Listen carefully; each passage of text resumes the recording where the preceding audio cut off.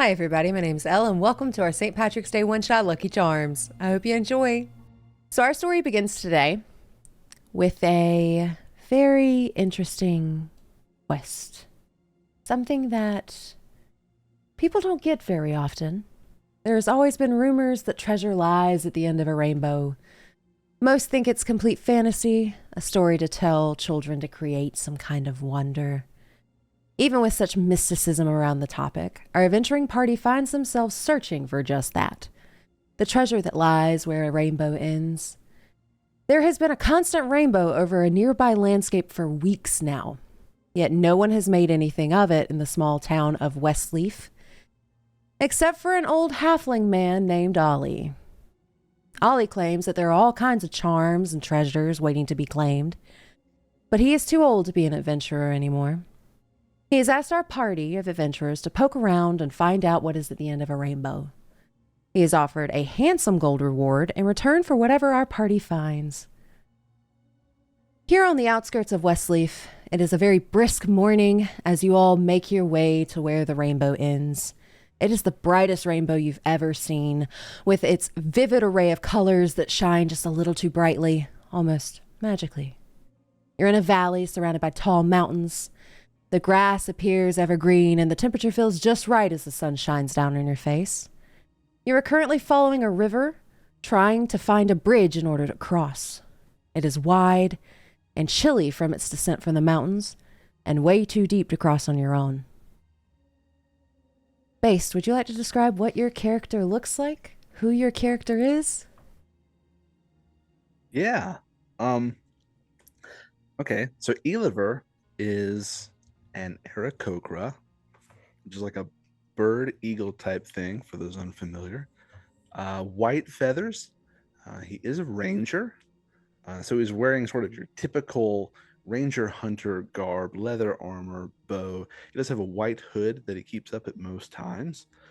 Not really a loner, but definitely sort of keeps to himself among the party. And you know that regardless of whatever we've been through, his main objective, which I don't believe we've achieved yet, is to hunt and exterminate a green dragon. So that's Eliver. Forrest, would you like to describe your character? Walking very confidently at the front of the group, swinging her little arms and moving her little legs as fast as she can, is a small dwarf woman.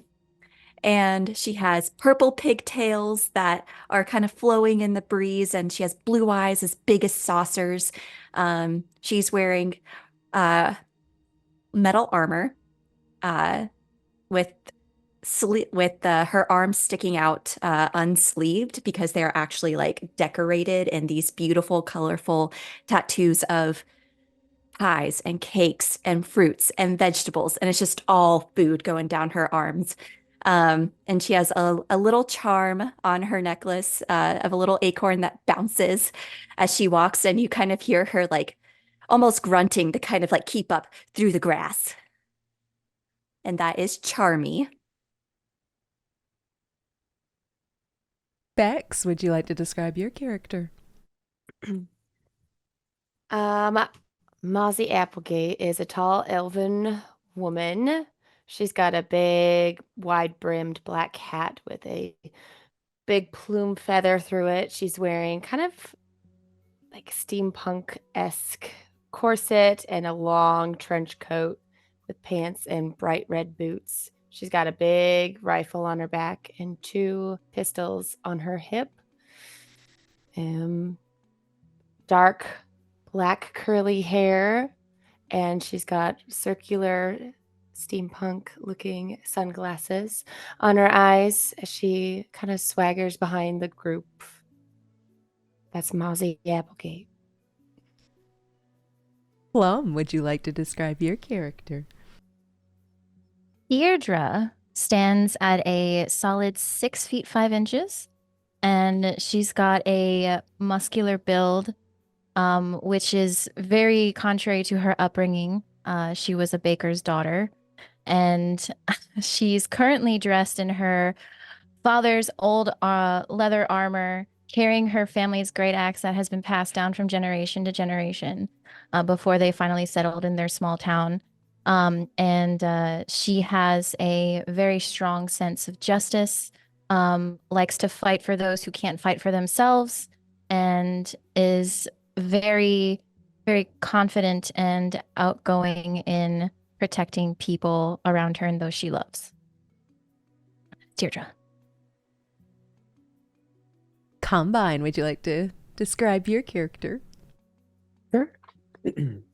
So Pot is I would say not the like biggest, beefiest kind of like paladin you'd imagine, but more of like a toned and muscular dragonborn with golden scales. He's got green glowing eyes, and wears a full golden plate armor. So it's just regular plate, but it's tinted gold, just like his scales, so it blends in. And he wears a green cloak with that like billows behind him, and a green tabard over the top of his golden plate armor. He walks with like a kind of like a pep in his step. You know, he's having a good day. He's always having a good day. And that is and he has a little hilt at his side, but there's no blade. It's just a hilt, and it's a curiosity to most people when he's walking around. They wonder what that is, and a shield on his back that he almost never uses. And that is Pot. And that guy, would you like to describe your character?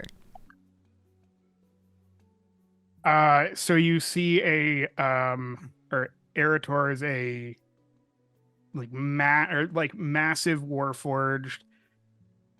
He's a keg, like a walking keg. Got a little slit for the mouth. Carries around a beer that really doesn't seem to do anything because he's a warforged, but he like empties it and then refills it from like the tap that's on the side of him. And carries around or walks with a staff and is like really just kind of meh about being out doing whatever it is that we're supposed to be doing. And you all are making your way past this river, and it is a roaring river. It sounds like it is very fast moving. You wouldn't want to fall into this river, even though it looks like it's very brisk and very clear and something you would just want to drink from. You definitely do not want to fall in it. As you all are making your way, trying to find a bridge, is there anything you would like to be doing?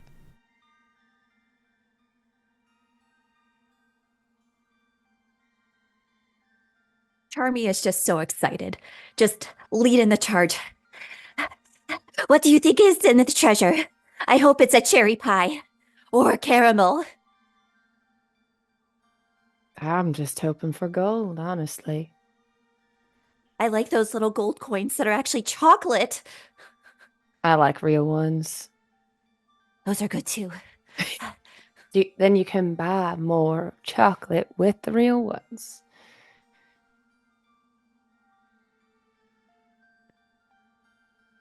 I haven't figured out Eliver's accent yet, or if he's going to have one, but he would be sort of hanging back a little bit, not mopey, but way too serious. He's like leaned down, like lifting up grass and watching it fall, trying to get the wind direction, and just thinking it could be a trap. And you're the reason why we're all still alive. Deirdre, overhearing the conversation about the caramels and pies, she'll probably chime in and say, I don't know what's going to be at the end of this rainbow. I just hope that it's going to be a life-changing experience.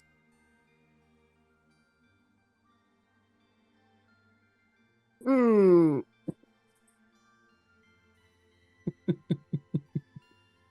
Oh. This is off to a great start. Amazing. I feel like Erator's sitting back there, like towards the back of the party, not as far back as Iliver, but is just like counting on his fingers how many times Deirdre has made bread puns today, and he's run out of fingers. It's going to be a lot of fun. Mozzy pulls out a whiskey flask and just takes a chug. Aw. Come on, you guys. Can I get a sense for the depth and the width of the river? Give me a nature check. Are we in a forest? You're not in a very dense forest, but we can say it's like forest-y. Favorite terrain? Basically, he's saying, "Are we in his favorite terrain?" Are we in that favorite? Is it my favorite? Yeah, you're in a valley of like 2 mountain ranges almost. Pretty. Sorry, I just read this. Okay. And I think while everyone's like talking about what they think's at the end of the rainbow, Pot's just kind of looking around, kind of quizzically. He's like, I think it's pretty obvious. I was at the end of the rainbow, so it's probably a friend or a family member. I hope I get to meet someone I know.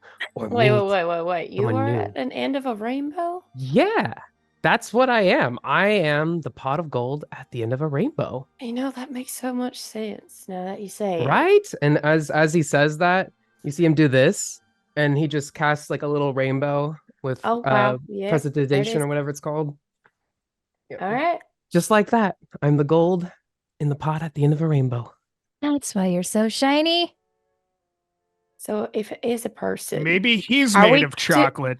are we kidnapping someone? I'm if not we made out of chocolate. There's only one way to find out. I'm just worried if it is a person at the end of a rainbow, would it be considered kidnapping what we're supposed to be doing?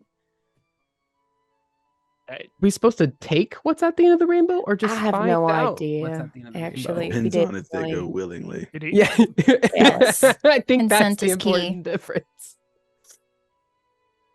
Eh? Hey, what was that nature check? I got a 19. 19. What were you Ooh. going to say, Erator?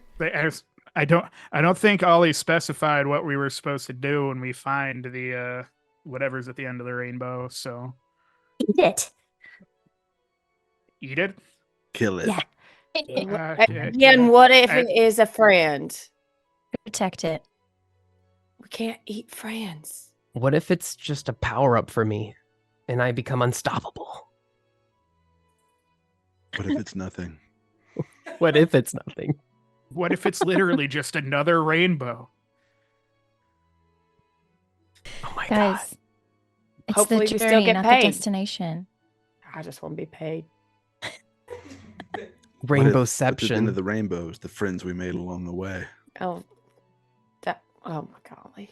That's surprisingly deep for you there, Illiver. You Are won't you hear it talking to the again. grass again back there, or what? Just then his head like perks up and looks around, like head on a swivel. It's nothing. So with the 19, this river is about 60 feet wide, and you get the idea it's probably 20 to 30 feet deep. It's a deep river, and it's very cold. And we're walking alongside it. Mm-hmm. Trying to find a bridge to get to the other side. And as you all continue your conversations and continue your travels down this river, what is everybody's passive perception? 13. 13. 11. Also 13. 13. 17. Ooh. Ranger. Somebody's got to be perceptive. He sees all. So with that 17 as a passive perception, you do start to hear these grunts and howls and just very grunty conversation almost. Very guttural. Can't quite make out what they're saying or if this is even a language that you understand. I'm going to alert the group to that. Just sort of raise my hand just to get their attention. Like, does anyone hear that? Hear what? There's talking, communication. Of Yeah, some that's sort? what we're doing. Well, That's what's been other going on than right now. us. I mean, most of us are. You've been talking to grass and looking out at a really, really wide river. You would think after however long we've been together, I would be used to this type of literal banter. But no, there is talking down the river. Down the river. All right. Are you saying one of us is a ventriloquist? I haven't determined that yet. Some of you are I wearing mean, a lot of you clothing, know, and you may have something hidden under it. I am a keg, so I could be anything. Can I ask out of Solid character, logic.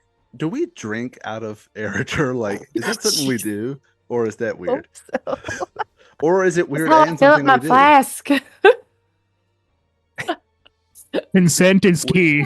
We need to establish that lore. You said he's like infinitely full of beer. Do we like regularly just like top off, or You can't say Is that it out sort of- loud. He might figure out the extra spigot we put on the back of him when he wasn't looking. I just feel like this is something we would know if we've been traveling together. I didn't know if it was established or not.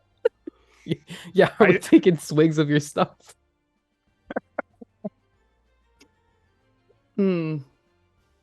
Erator, it's up to you. That is a great question. I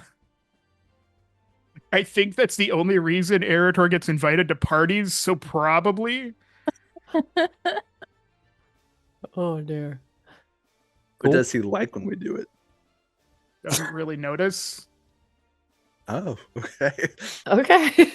He's a walking keg. It's there. I mean, Just a magical endless font of beer.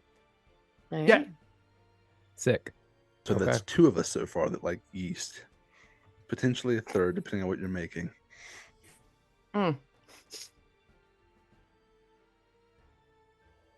And since hearing these voices, what all would you like to do? So do we actually hear the voices now, not just us yelling back or talking back and forth? If you Okay. are actually trying to hear what Eliver has pointed out, then I would say yes. But if y'all are just, we're having a conversation, it's us, that's where the noise is coming from, then no, you would not hear it. How dense is the forest? At this point, it's not super dense because you are getting close to the river, and like you still have trees and everything, but it's not like extremely dense. But you have evergreens and pine trees and things of that nature in this area. Do we see anything once the sound has drawn our attention? Give me a perception check. Okay. Yeah, Charmie's Also- also trying to jump and look, and then just putting her arms up, like, I cannot see. Would you like me to lift With- you up? Yes, 8. yes. So Deirdre's gonna go over to Charmie and just hoist her up and put her on her shoulders. I Perfect. You're always so gentle. try to be. And since you I are got a now 17. 17, since Charmie is now, how tall is Charmie? Like pushing 3 feet. Okay, 3 feet, but Oh you're my still God. 6.5 feet She's off the itty ground. bitty. But and then adding another 3.5 feet. Roll your perception at advantage. 12. 12. Okay, so we have a 12, a 17. Anybody else want to try and see if they see anything? I got an So 8. let's try. She's looking at her nails. So An got an 8. yeah. An 8. I'm trying to make sure that Charmie doesn't fall off my shoulders. She's That's a squiggly. long way down. And what about Pot and Eliver? I'm rolling for perception. Mm-hmm. Yeah, I'll roll for perception. I hadn't rolled, sorry. Ugh, not bad. 14 on the I got die. 7. 21. 7 meets it, beats it. So you all are able to see down the way these 3 hulking frames. They have thick, coarse, greenish skin, large and warty features, and sometimes very sharp teeth. One of them even has 3 heads. Ooh. Two of them are gathered around a campfire, and the one with 3 heads is in front of a bridge that you all need to cross. Ayo. One of the beings, these greenish hulking beings, next to the campfire, is sitting with 4 different barrels, and he's really excited. You can't quite understand what he's saying, but he's really excited, and you see him going for a mug of something, taking it out, and like jumping up and down like to his neighbor really excitedly. What would y'all like to do?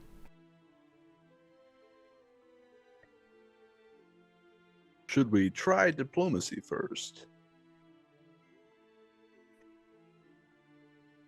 It's a resounding nothing. Well. Sure. I Who's mean, I don't this? think we're very sneaky. So, we just walk up, and if it doesn't work out, then, it doesn't work out. Fair enough.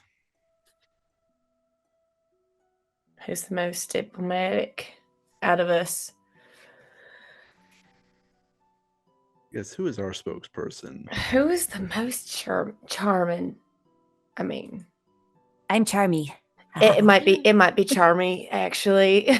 Whoever puts a finger on his nose. I or mean, his I'm beak. pretty upbeat, but like to the point where like it's almost taunting. So I don't think so. Okay. Deirdre is nice. She Mhm. pats your head. Well, thank you, Charmie. What if You you good two up lead there? the charge then? All right. Would you like to stay on my shoulders, Charmie? I don't know. Am I very intimidating up here? I think so. We're all 3 Yeah. feet taller. Yeah. All right, you Forward. ready for this? Get your bread puns ready. Oh, they're ready. So then, They're ready. So Deirdre and Charmie, I guess, are going to start walking towards the 3 hulking figures. I'm gonna follow behind. Yeah, same. And when you all start making your way to these 3 hulking figures, the one in front of the bridge with the 3 heads grunts. And you just hear this guttural "Woo," as it puts its feet on this. This is about a 15-foot wide bridge, and it's going to spread its legs and cover the entire entrance. It is very large. Even with your new 9.5 feet in the air, he still towers over you, Charmie. He's big, very large, very warty looking with his 3 heads. And he just stares down at the 3 of you, or not the 3 of you, the 6 of you with his 3 heads. And the other 2 next to the campfire, the one who was not talking excitedly, his head snaps over to you, and you see these yellow, gnarly teeth as it just growls. And the one that was excited, you see his hands start doing like the happy dance. Oh, we have friends. There's friends. Hello. What are you doing here? What can I help you with? Y'all are very tiny. Hi. Oh, it's so sweet to meet you. We want to go across that bridge. Can we be your friends? Oh, well, my brother over there doesn't really like anyone to cross the bridge. It's not, we were told to guard it. We guard the bridge, but you mentioned friendship. Would you like to drink together? Apparently, and he's gonna, like, his big fingers are gonna grab a tiny little book, and he's gonna, like, flip through it. Apparently, friends like to drink together. So if we're to be friends, do you want to drink together? Maybe even make it a contest. Well, that What do sounds you- fun. Yeah. Oh, yay! I'm very excited. And if the rest of you are trying not to be seen, roll me a stealth check. But if y'all are kind of following behind, I'll be right there. I would try to blend in like it's in my nature. Oof! That's a natural 1. That's 5. I'm not gonna try to blend in. I think I'm going to try to hide just on the grounds that they're drinking out of, or it looks like they're kegs, and I don't want to already be attempted to be drank out of, but I failed miserably, so I'm just a walking keg. Oh, I see you all travel with a keg. I only have 4. Does your keg talk? Yes, our keg does talk. Your keg Does talks? your keg talk? No, mine aren't smart enough for that. But Mr. Keg, Erator doesn't say anything, just to prove Pot wrong, and just like looks around. I swear, he talks. I promise. Well, if Mr. Keg, sir, would like to have a drink too, he's going to kind of rummage around in a little bag that he has, and he's also going to pull out 4 oil cans.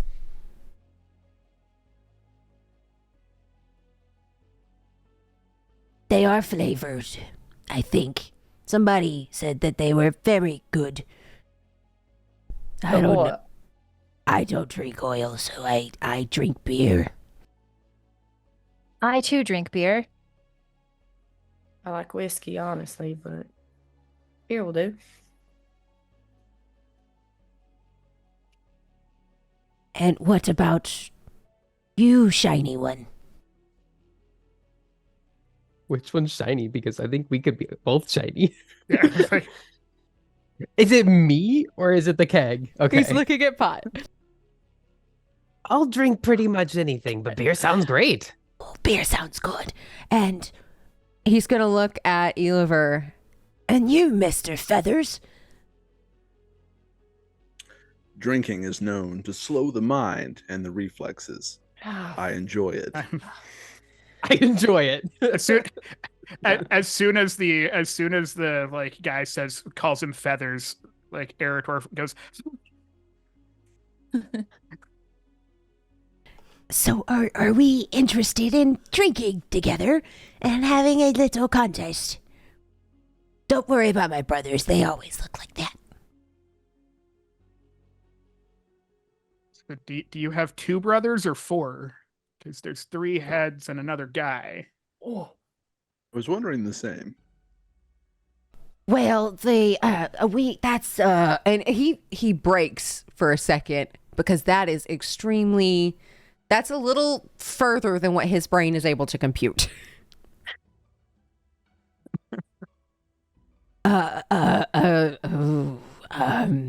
And he's going to look at his brother, and you're going to hear like this grunting language as he speaks to the 3-headed one. And you hear like even deeper guttural come from like the one with 3 heads. And you're going to see the one you're talking to.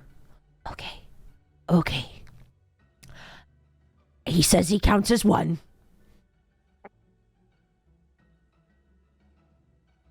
All right. But that is weird because my name is 1. Does that mean he counts as me? What is his Making you name? 2. 3. Should have known. And is that 2? His name is Steve. Okay. Well, that's me, all right. And I'm a pot of gold. Oh, there's stories of pots of gold. Are you the legends? Some say that I am. Well, I am honored to drink with a legend. Cheers. Cheers. And he's going to go look in his little bag again. That's way too small for him.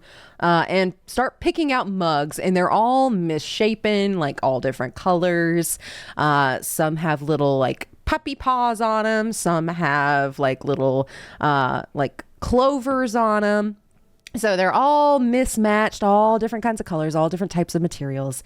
And he's going to very gently, with his very large hands, put a mug in your hands and like hold it out to you. And then he's going to go to his first barrel and he's going to grab a pitcher and dip his pitcher into that and come to each of you and pour you a drink or an ale, except for Erator. He's going to give you something out of an oil can.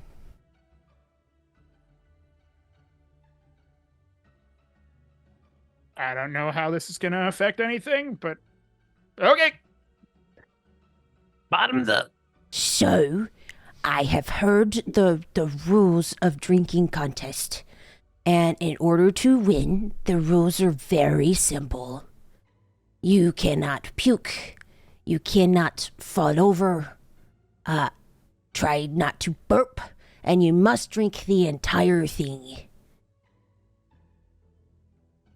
And if whoever doesn't do any of those wins. I've never done this before, but I'm very excited to play with friends. Can I just do a check just to see if it is potentially poisoned of any, or my oil like is sniffing poisoned it in any over way? here, like Yeah, Charmie's like, Yeah. Can I accepting drinks from 'Cause- ogres in the forest? because I know a thing or two about beer being a keg. Give me that at advantage. If you're looking for poisons, give me a medicine check. If you are looking for anything out of the ordinary in terms of smell, what it looks like, give me a perception check. But if you're specifically looking for poison, give me a medicine check. And that includes for anybody who is looking. 17 for perception. 19 for medicine. you rolled a 21 for perception. I got an 18 perception. 12 12 for medicine. either one. It doesn't really matter. Smells like beer. Yeah, with the 12s, you're not 100% certain if it's poisoned or not. With you said 17, Eliver, for medicine? 19 for 19 medicine? for medicine. 19 for medicine. This is not poisoned. You'd get the sense, and for everybody else who did perception checks, this is a pale yellow ale that has hints of citrus. That's the kind of scent you get. And specifically for Erator, you have it's also citrusy and is black as night. It's thick. Yuck. But he has his extremely large mug that he has filled to the brim. And he's kind of like doing the happy dance back and forth, shuffling between his feet. So I think we count it down and chug. I think is what the fancy people call it. Sounds good. And Deirdre. if we, go ahead. Oh, no, you're good.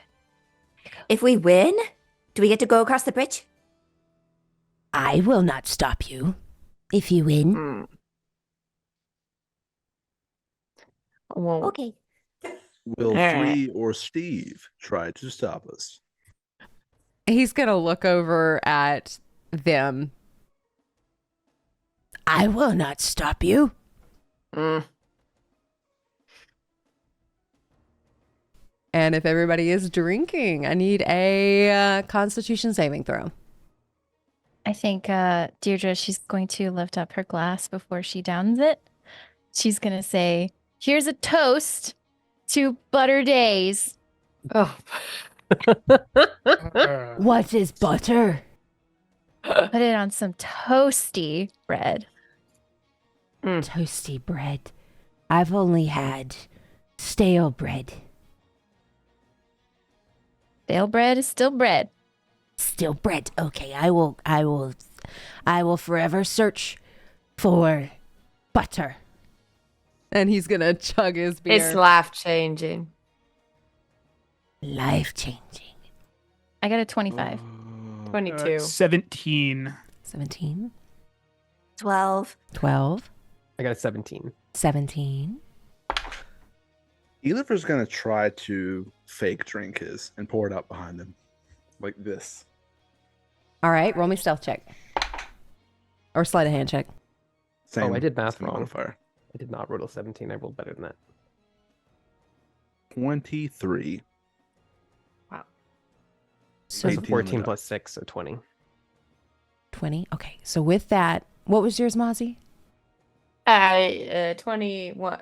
1. Okay, 21. So everybody passes. Everybody chugs this beer, including one as well.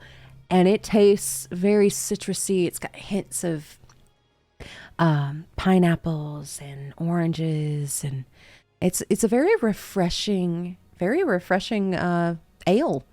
And everybody is And oil. wonderful. And oil. But specifically with yours, you get a little bit of like an apricot to it as well. Everybody is good on the first one. Tasty. One's going to get so excited. More? Another. You enjoyed? Okay. And very excitedly starts like scurrying off and, for a troll to go get you your second one. And he's going to dip another pitcher and pour you all a glass, except for Erator. He's going to give you another pitch black oil. And this one, for anybody who is having the ale, gives you a banana and caramel scent. And for the oil, you get banana and ginger. I'm going to inspect it again, as it's different, and I'm just curious. Roll me either a medicine check or a perception check. And others as well. Of course. 9 medicine. Sticking with perception, I got an 18. 14. 17 on perception this time around. 13 medicine. What was yours, Plum? 17 for perception. 17. So you all are not certain if this is poisoned or not. But with those perception checks, this is a darker ale. It's a brown ale. And again, has that banana and caramel scent, almost like a creme brulee with that caramel that like comes through. But other than that, you don't get anything from this one. One is going to very excitedly chuckle. This is called Lucky Libations. I What was think the first one called? Gold Brew. Did he dip it out of the same vat? He did not. He went to a different one. He's got 4. I Where chug does this it. even come from? Some little man gave it to me. A leprechaun? What is that? They're always after my Lucky Charms. Oh, he did mention Lucky Charms. How long ago was this? You This have Lucky Charm. What? Yeah, I feel like Erator's looking over at Mozzy being like, Lucky, has he talked about Lucky Charms before? I don't I think so. And a leprechaun. I'm so Probably. confused. And this is I don't know if I don't really care. She just chugs her beer. She's like, all right, whatever.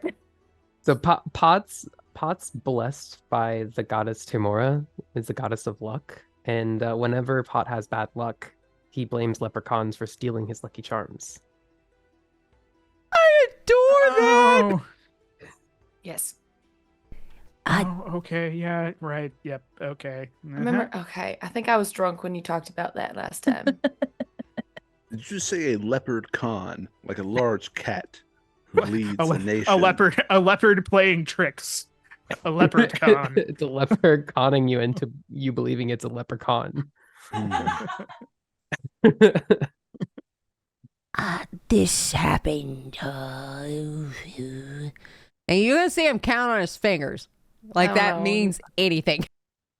How many fingers does he have on each hand? 5. I think it was before sunrise. It was also before sunset, so I think yester. Is it yesteryear? Or is it yesterday? Gonna go with yesterday, probably. If this was recent. Yesterday sounds right. And you will all notice that your ale is actually cold, almost like it's been charmed to be like an ice cold beer. Except for the oil. It is warm. Except for the oil. It's oil. Pot's ready to down this next glass. Same. All right, for anybody drinking, give me a Constitution saving throw for Lucky Libations. I'm actually going to drink this one. I like banana. 21. I got an 20. 8. 23. I'm gonna use a luck point. I'm gonna use a luck point already. Did you say 8 or 28? 8. 8, okay. Yep. Yeah, that's better than that's a lot better than a natural one. That's still only a 12, but 17. 11.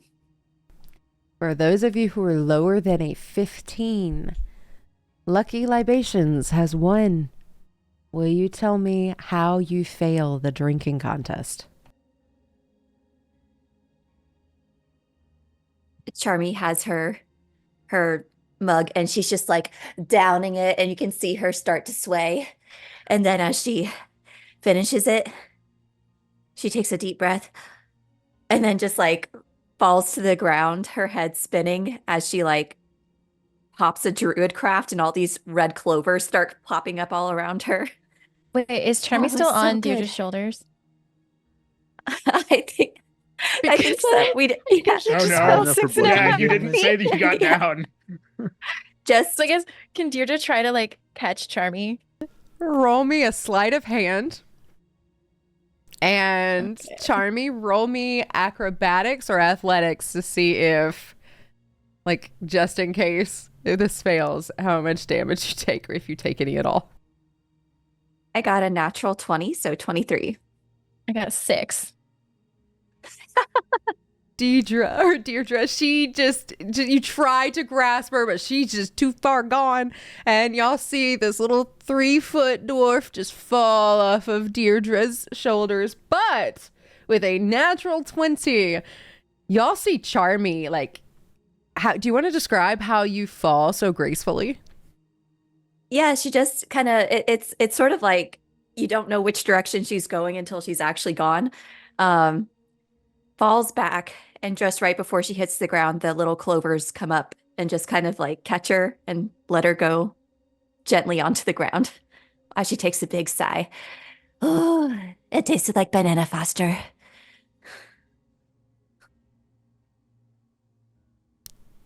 And Pot. So Pot, let's just say his stomach was not ready for 2 beers in a row, like not enough space. He was quite full on the first one, and the second one going down, he got it all the way down. So he tilts back, downs the whole thing, and then he kind of stands there for a second, looks around, and then turns away from everyone and goes and just pukes the entire beer right back into the cup, and then just chucks it out to the side, and he goes, "It's great."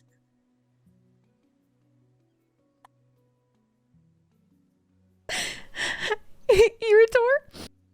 I feel like Erator does that like drinks and then falls backwards, but since he's kind of like a keg, just kind of like rolls and is standing back up because I'm a drunken master. but he's definitely like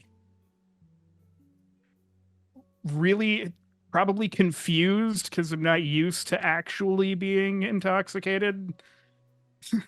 Oh, and y'all will notice that one, as soon as he chugs this big, giant container, his eyes just go cross. And his butt hits the ground. Hey. And you get this big, like the ground shakes as he hits. And he's just holding his container, his big mug. This is fun. I think I lost. But you three are still in the going. Do you want to continue? I have other two really good tasting other ones if you would still like to try. Well, what do the other ones taste like? I haven't tried them yet. I was going to try them with you. Ah, I've heard you don't want to drink alone. So I was waiting for friends. drinking alone's not all bad. I do it every day. But you have friends with you. Yeah, when we're together, yeah, I do. I don't drink alone, but yeah. But I have lost. But would you like to taste it? I would. Might as well. Sure. Yay! He's gonna he's stumbling very badly. As he goes and gets another pitcher and then pours you all another drink. He spills most of it, but you have a little bit in your containers as he's just kind of sloshing everywhere. And then, of course, for Erator, an oil. But y'all will notice this one's green. Oh, we're still allowed to drink even though we're out of the. Oh, he's drinking too. I think Erator is going to just like. I think I'm good. Are we Hot not just friends pukes. anymore? Pot wants to know if he on. can have Still- just a little bit since he's already lost the competition. He just wants to taste it. Can we just can I go with less than a full mug of oil? Can I not chug it? Because you might see more people like me come by and they might want to share. That is a good point. And he's brought another cup or mug for Pot. And he's kind of sloshing all over the place, so everybody kind of has like a little bit in their container. He pours out most of it on accident. But you all will notice that this is a dark green. It's a little thicker, but you get the scent of clover and vanilla. Can I do another medicine check? Of course. What's think- this one called? Oh, this is green velvet. I guess I'll do nope. Deirdre is just gonna go for it. Yeah, She's same. not even gonna check it. Pot's not really worried Gotta about risk it to get that poison biscuit. or anything. He just wants to look like he knows what he's talking about. It's like he's just, perceiving what he can about the beer before he tastes it. Ooh. It's a 19 plus 20. Okay. 8 medicine. With an 8, you don't think it's poison. And one's already drinking some of his. He went before everybody, so He was real excited about the green one. It is the same color as me. Where are And these? me. Yes! Where are the kegs in relation to the bridge? Is he still blocking the bridge? The 3 is still blocking the bridge. The one you are talking to, one is over with y'all, and there's another one next to the campfire that's just.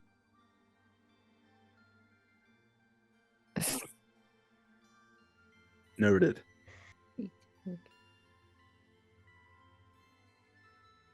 I'll drink it. Cool. If you're drinking it, I too drink. Yep. make a Constitution saving throw. Cack. Do I need to make one? I took a small sip of mine. If you're taking small sips, nah. Okay. 19. Lots being 18. precautious here. 18. Lower than a 20. Do you want to describe how you fail? Deirdre's she's going to just like go for it, and then she chokes, and she has to spit it out, and she might even get some on some of the people that are around her. She go, well, oh, I'm sorry. Is it raining? I don't mean to grain on your parade. Oh my gosh. Oh. Pot's gonna like shoot a rainbow over and be like, "Dear Mist Rainbow." Yeah, Mozzy just probably doesn't like the clover taste. Probably tastes a lot like grass and it just spits that out as well. Not over anybody. She's able to turn and just like spit it out. And then she takes a swig of her own whiskey to get that taste out. I don't want to get too granular, but since I threw the first one over my shoulder, does that change the DC for Eliver? Or is it tied to the drink itself? It's tied to the drink itself. Well, in that case, as he's drinking it, it starts to sort of foam up around the edges of his mouth, and it just spills out down everything, and he falls flat on his back. And y'all will notice one just falls over, face plants into the dirt. Cup held out like this. That one wasn't as good as I was hoping it was going to be.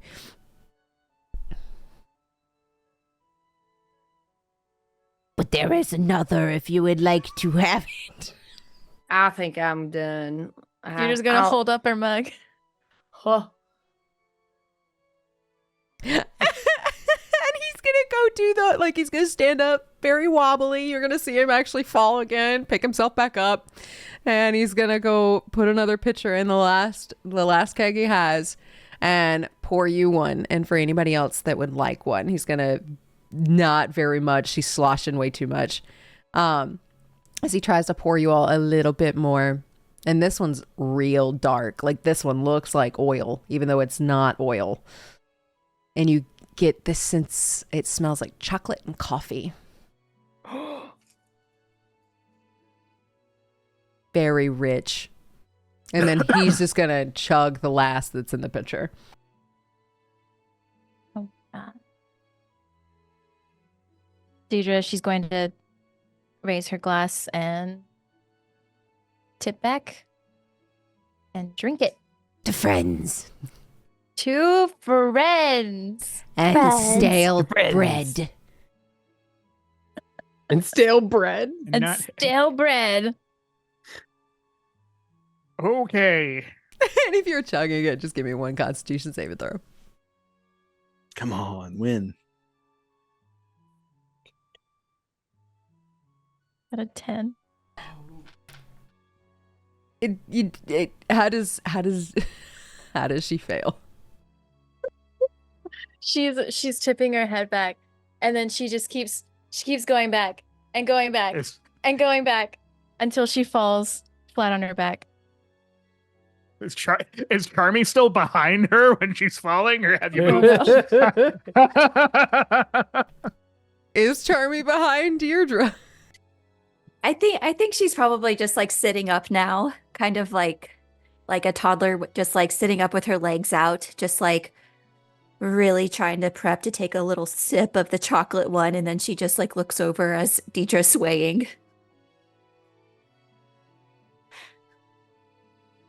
So Deirdre just falls next to Charmie, not on Charmie. Oh, gotta sacrifice for that slice, huh? Yeah, but I can't. Yep. Yeah. Stale bread. Stale bread. Stale bread, as he just falls over and starts to snore. Well, I think this went better than the last time we got drunk with strangers in the woods.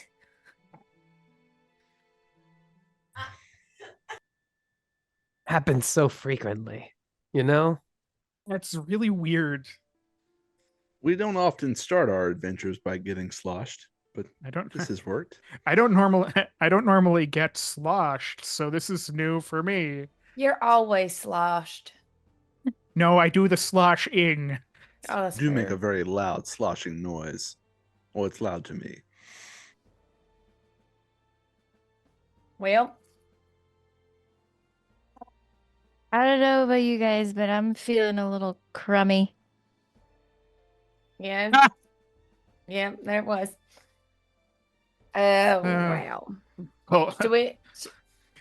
pulls out a notepad, is marking like, I'm running out of paper. And as one is now snoring, you hear the like deep guttural like snores, and like just the little happy like snort of friends as he Aw. just continues kind of like rolling and tossing and turning as he is passed the fuck out. But you still have the two trolls, one standing in front of the bridge and the other one sitting very grumpily by the campfire. And we're all in tip-top fighting shape. Yeah. Steve, is it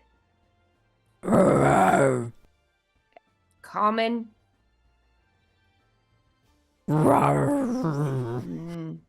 This is gonna be great. Deirdre from the English, floor, no from the speak. ground, is gonna go. Man. Do you Deirdre, don't try to guys- talk to him. You might offend him. Do you You guys don't know think, what you're talking about. do you guys think when they count down, they go like 5, 4, 3, Steve, 1? Probably. I mean, It would make I mean, sense. it could be Steve 4, 3, 2, 1. I We don't really know where Steve fits into the order. yeah, like 2 might be at home. look over, look We're over just at having Steve this and be like, conversation in front of them. look over at Steve and be like, do you feel like you don't fit in? Are you a middle child? I'm gonna go over and take one's tankard and fill it up with the chocolate and coffee one, and then just hold it up to Steve. Friends. He takes it very gingerly from you and holds it as he's just very awkwardly grunting. And you can just see drink. like the teary eyes start to form as Steve has been offered a drink too. Oh. And then she'll take out her little whiskey flask and clink it. Bottoms up. he's gonna take some of the chocolate and coffee one. That's cocked. As you see him like slowly start to sit down, and he just kind of like falls over, All right. and starts friends. snoring. And all that is left is the three-headed one. So do we give him 3 drinks or 1? I'll like look up at him and be like, do you guys share a drink or? He just glares at you and he stomps his feet even further into the ground as he blockades this bridge. Do you speak common? He just glares. That's not very nice. And you know, if you can speak common, you can it's like I'm talking to a wall. And he seems to really like that comment because that is what he's supposed to be. So he crosses his arms and shoves his feet out a little further. So does it look like he understands common then? Looks like he understands it.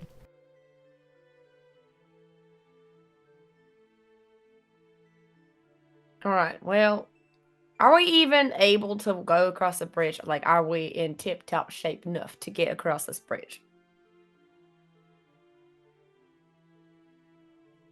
I mean, Don't I'm everyone fine. speak at once. Pot's doing good because he puked up most of the alcohol. So Deirdre's still on the ground. Yeah, I only got Yeah. hit by one of them, and I don't. I'm all right, but we do have a Deirdre that we'd be dragging along. So So Pot is paladin and has the ability to summon a steed. Hmm? So can I summon my horse? Yeah. to Would you help carry some describe people? what that looks Yes. like? How you cast it? So hold on, I'm just gonna read this real fast. Oh, looks like it's pretty much up to me to kind of describe it. Cool.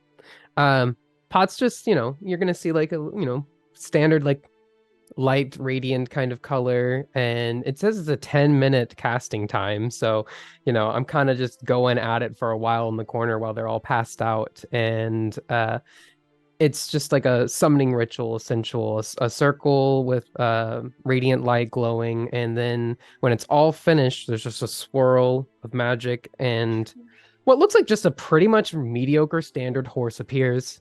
However, on the horse's head is a strap with a golden horn.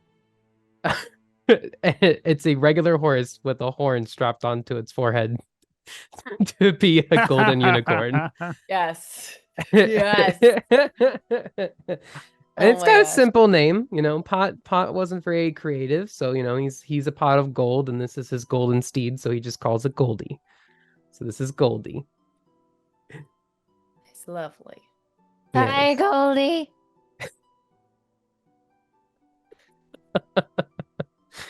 So I can place or help them, Charmie and Deirdre, up to the back of Goldie, and they can ride Goldie across, or if we're going anywhere.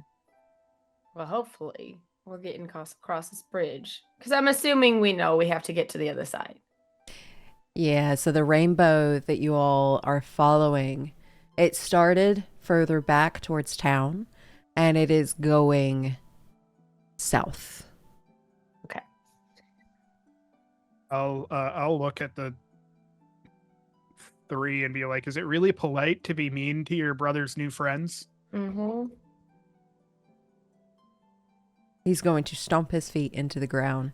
Like, what is the point of this? Like, are you just like territorial? Are you protecting something? Are you just being a dick? He's going to slowly pull something out of like one of his pockets that he has like around a belt. He's going to unfurl it and shove it out. And it says, by royal decree, you are to protect this bridge and allow no one to cross. Does it have a name on the royal decree? Is it signed? It is signed. And it is signed by Lucky. By two. Lucky? Do we know of royalty? Y'all would not know of royalty in this area. That doesn't apply to us, because that ain't our thing. How tall it, like, how, if he's standing blocking the bridge, is he standing like straight up blocking the bridge, or is he like, He has moved his legs to kind of like spread out a little bit. And he's huge. Like his brothers were large. He is huge.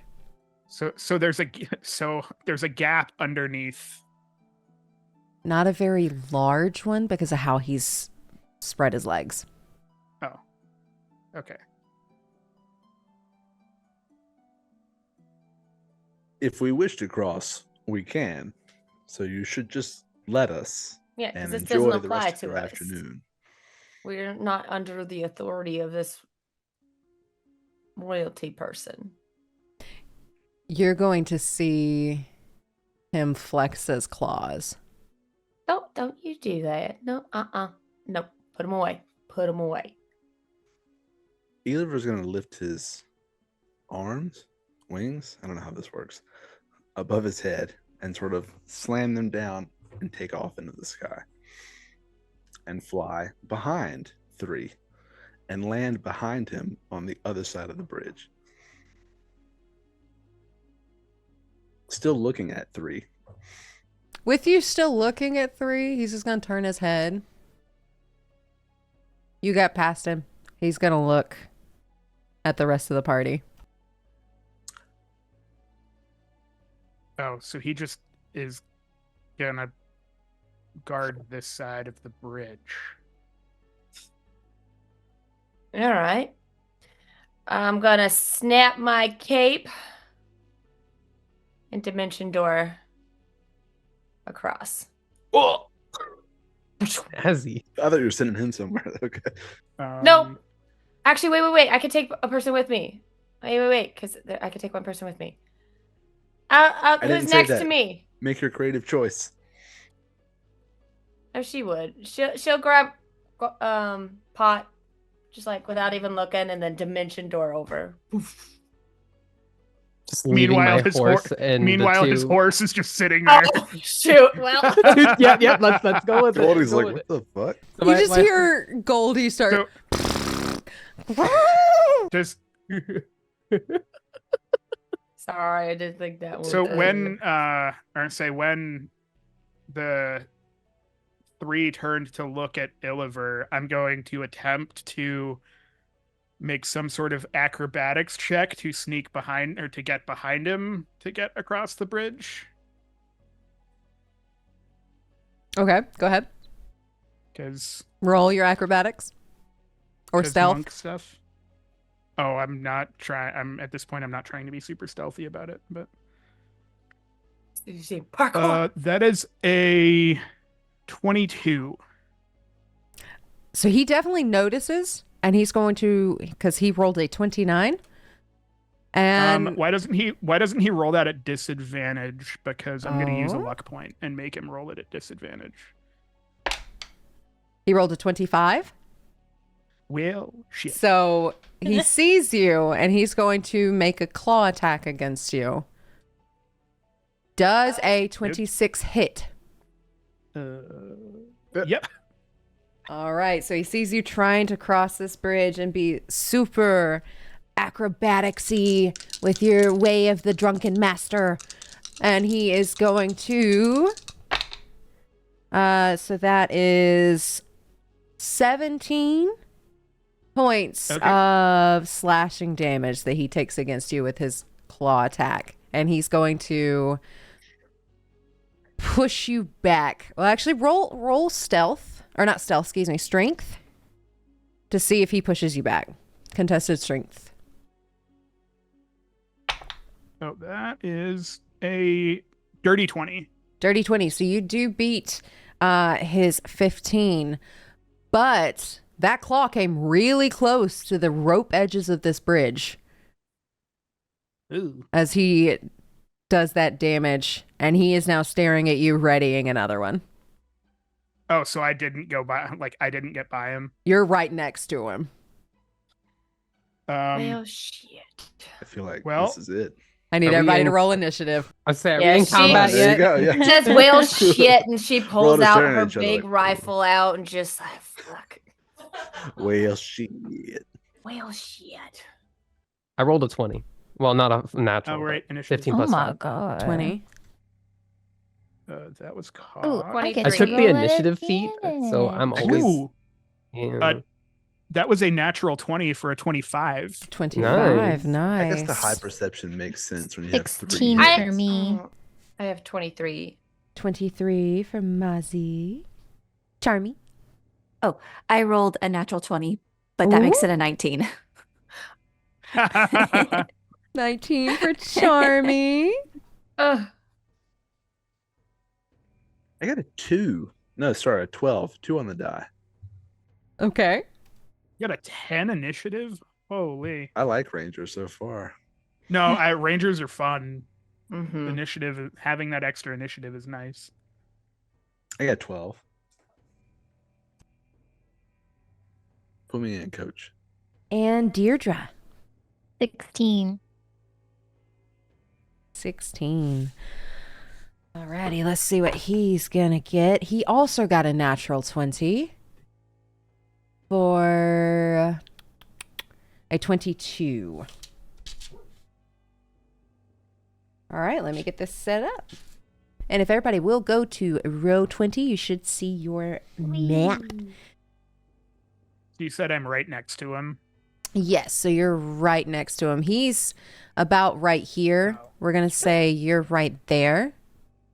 Let's see. Y'all are over here. So everybody who is across the bridge, you are about 60 feet away right now. Perfect. Cool. And where did Charmie go? Okay, there's Charmie. All right, y'all are closer over here. Are we saying that I did put them up on the horse before this happened? So they're just sitting on my horse over there drunk? Sure. Okay. If that is okay with them.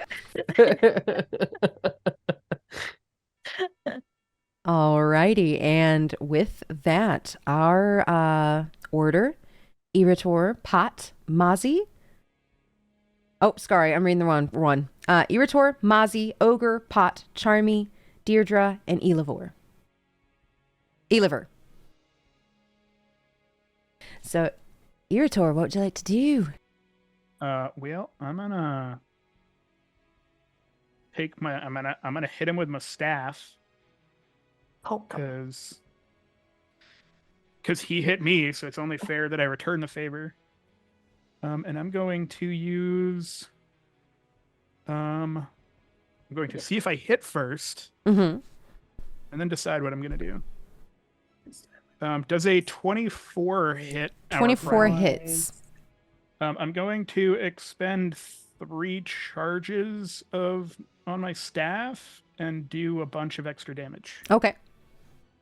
It does an extra d6 of damage per charge that I. Ooh. So extra 3d6. And then the d8 on top of it because I'm using it with 2 hands. Nice.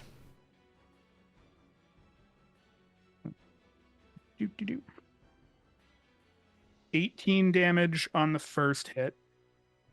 Okay. And I'm gonna use a stunning strike whenever I hit, or is that?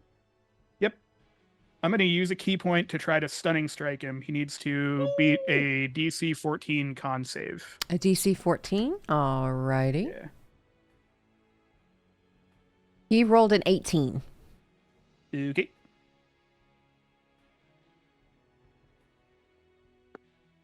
Does a if a 24 hit, then that's definitely gonna hit. Mm-hmm. And I'm gonna do it. I'm gonna use 3 more charges and hit him hard or hit him again. Okay.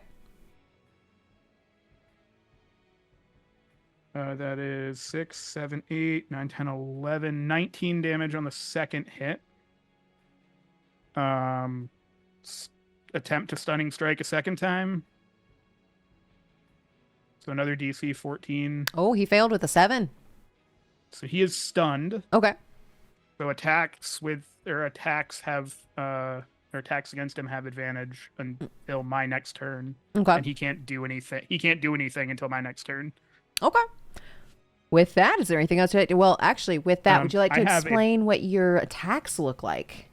So as Erator hits with a staff, it like the first 2 hits has like there's like a almost arcane like pop as it hits him, and it just seems to hit quite a bit harder. And then I'm going to attack with my bonus action because I have one of those, and I attack at advantage. And that's a natural 20. Ooh, are these attacks magical or not? Yes. Okay. Yep, my monk attacks are magical in nature.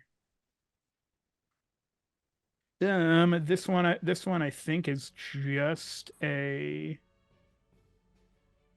unarmed strike, so it's a D6, so that's 6, 12,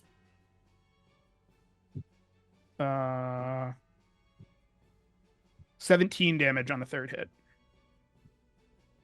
Nice. All right. So yeah, you hit him very hard, and you just hear these guttural as like you hit him.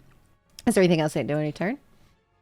I feel like the stunning strike, like jumped up and hit one of his heads, and they like clunked together like the little yeah. So his eyes have gone crossed as he is also stunned. Mozzy, you are up. Okay, so she takes out the big old rifle. She kneels down and then she aims up. And she will. Did she hit with advantage? Yep. Okay. First shot.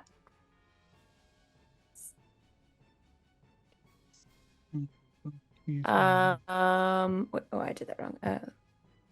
16 to hit. Just hits. Ooh, okay.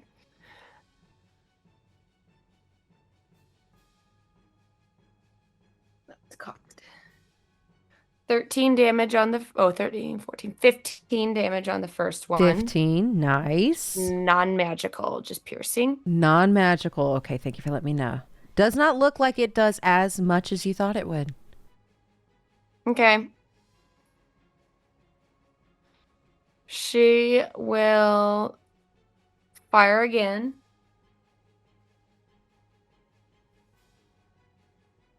A dirty 20. Nice, that hits.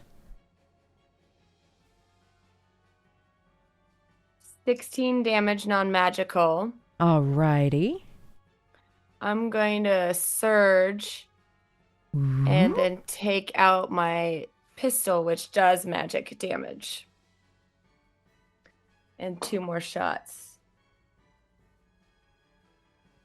24 to hit. 24 hits.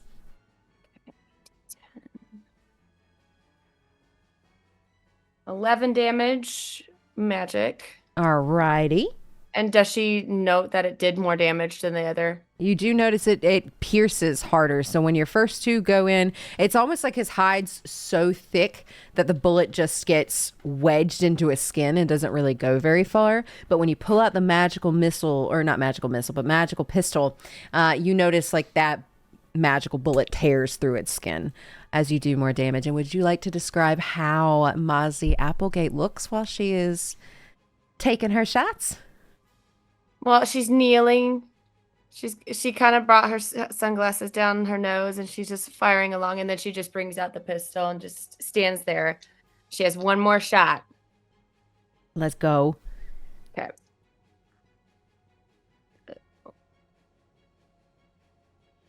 24 to hit. That hits. And so 10, 15 more. 15 more. Alrighty.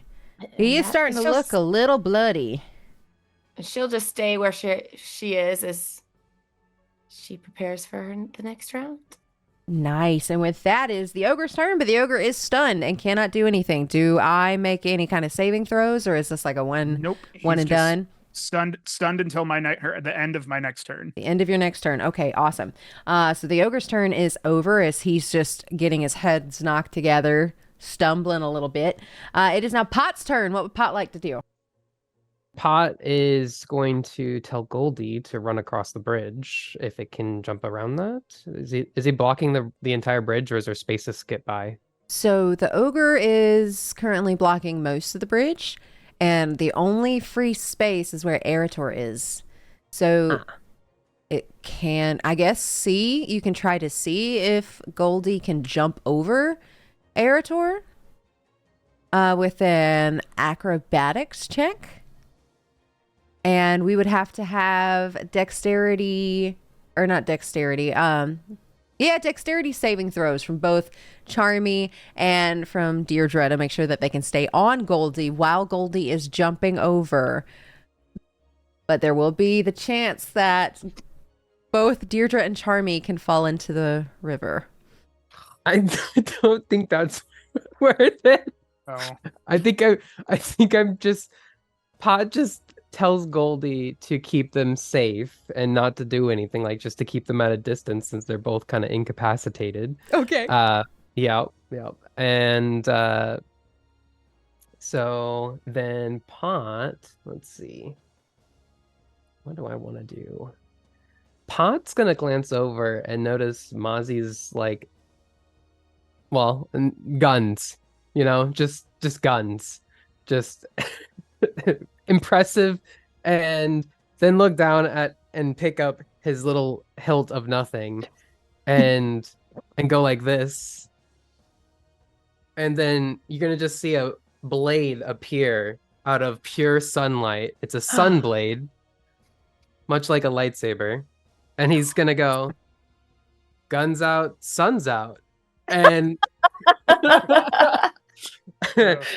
and Pot's going to run up and go swing at the troll here.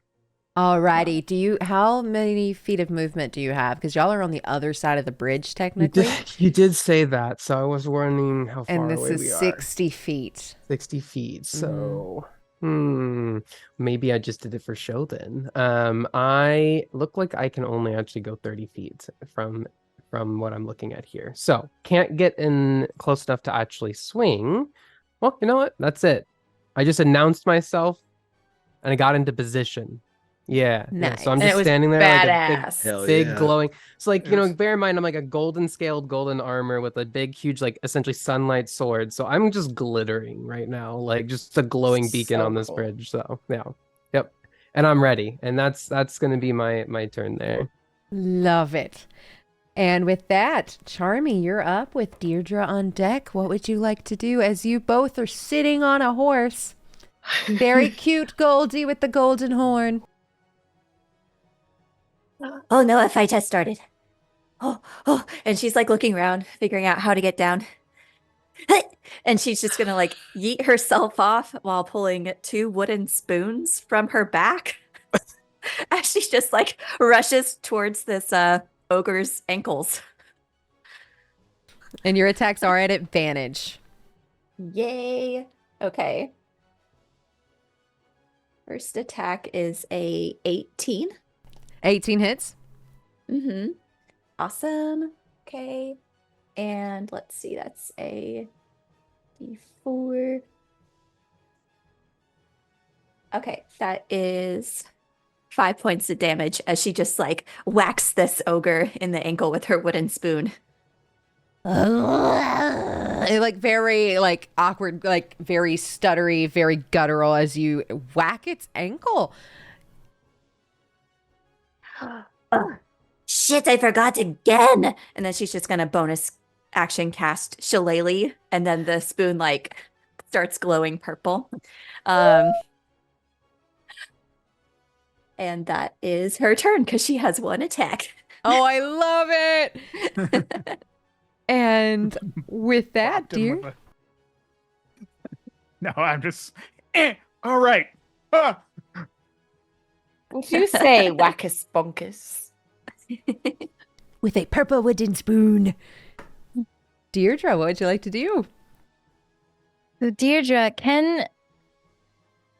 she's sitting on the horse. She's going to try to like make the horse go towards the ogre while she's on it. And Pot, would Goldie listen to Deirdre? I feel like we're like established friends and they would know my horse. So like I feel like yes, like in a combat situation that would make sense. So Okay. And I didn't actually do anything during my turn, so yeah. all right, so she's going to charge forward on Goldie and she's going to scream, "I'm going to mop the flour with you," as she goes into a rage. Nice. And she's going to ride right up to the ogre and she's going to make a swing of her great axe. At advantage. Go for it. Advantage. Okie dokie. At advantage because So monk that's stuff. 21 to hit. That hits. Sick. Alrighty, so that is 1d12. 6. So 13 points of piercing damage or slashing damage. Alrighty, and is your great axe No. magical? I don't believe so. Okay. And how many points was that? 13. 13. Okay. So with that, you will notice that your great axe doesn't do quite as much as you thought it would. Same with the spoon without shillelagh. I keep wanting to call it shillelagh. Is it shillelagh? Shillelagh. Okay. It looks like it doesn't quite do as much as it's got really thick skin. But do you also get a plus from raging? Oh, +2 damage. Oh yeah, that's right.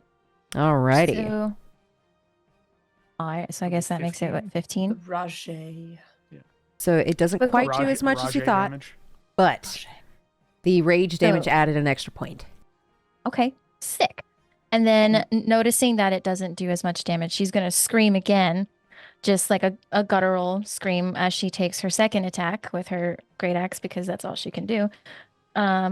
Oops, hold on, that one's cocked. Oh, sick. So that's 29 to hit. Yeah, 29 hits. All right. And Dan, that is 9, 10, 12, 16, 18 total of slashing. Alrighty. And again, doesn't look like it does quite as much as you thought it would, but that still hit pretty deep as you are able to slash across its like thighs since you were taller. Is there anything else you'd like to do on your turn? Thanks, Goldie. And that'll be her turn. Nice. And with that, it is now Eliver's turn. What would Eliver like to do? Okay, Eliver's gonna pull out his bow. He's across the bridge. You see a little flash in his eye as he marks 3 with Hunter's Mark. And then I'm gonna start firing them off Legolas style. 2 hits. While surfing down the stairs. Style. Yeah, Wait. that too. If we had stairs. First one's a 21. That hits. Okay, does he he's missing HP, right? He's been hit before? He has. Okay, so I have, what's it called? Colossus Slayer. I add an extra D8 to this. So it's a total of 5 plus 7 plus 5. 12. No, 17 piercing damage. And is your bow magical? The bow is magical, but I don't think the attacks are. They're just arrows. Okay. If it's Unless if it's a from the magic weapon, bow, I feel everything's like it counts. magical. I don't feel know how like it that counts works. as a magic weapon. I think I don't so. know. I mean, that's that, but that's DM's call, not my call. It requires attunement. I'll put it that way. I think that that's magical. How many points did you do? 17. All right. As you see this arrow pierce this really thick hide, what else would you like to do? I want to do it again. To hit. Oh, not as well. 12. That does not hit as that arrow goes wide. Are you rolling at advantage, by the way? Oh. No, how does that work? You should roll 2d20s and take the higher one. Well, I He's know how that stunned. works, but what? He's stunned. Oh, okay. He's stunned, so you just Should I all reroll the attacks first one to have- see if I get a nat 20? Yeah. See if you get a nat 20. First one again, didn't get it. Okay. Second one to see if I hit. That one is a nat 20. Okay, so I roll a d8. Mm-hmm. Said that so calmly. Like I'd be freaking. I got It's a it. nat freaking 20. Hey, thanks so much. 12. So 4 plus 8 would be 12. And then add my hunter's mark. 3, 15. 15. So you took your max on the first d20 and then rolled again? Or not d20, excuse me. I rolled an 8 and then added 8 to it like it was a max. Okay, cool. Alrighty, so yeah, you did 17 and 15 points of damage as you pierce this hideous looking number 3.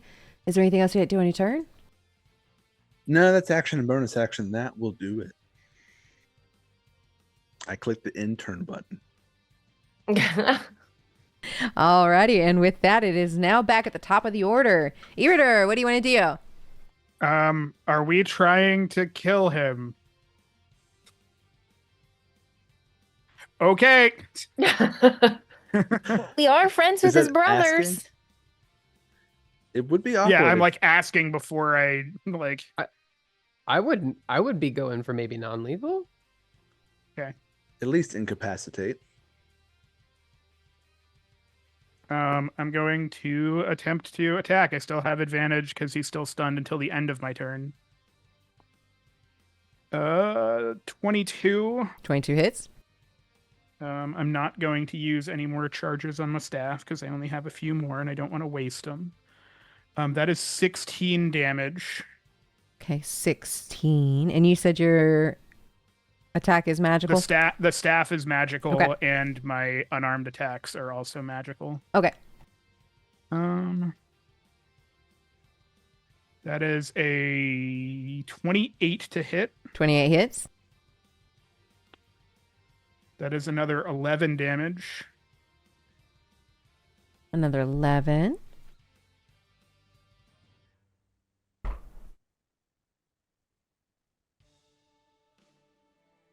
And I'm going to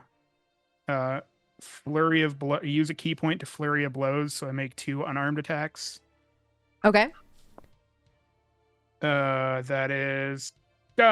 would have been a 19 that would have been a crit for ruin, but I'm not ruin right now. That's another 13 damage. 13. And then last attack,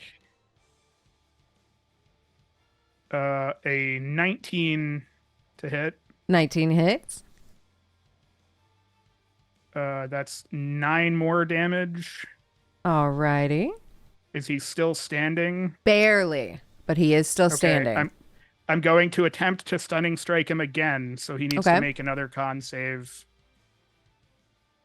to see if he actually becomes unstunned. 20. Okay, he is unstunned. And I'm going to, since he's still stunned, I'm going to move 55 feet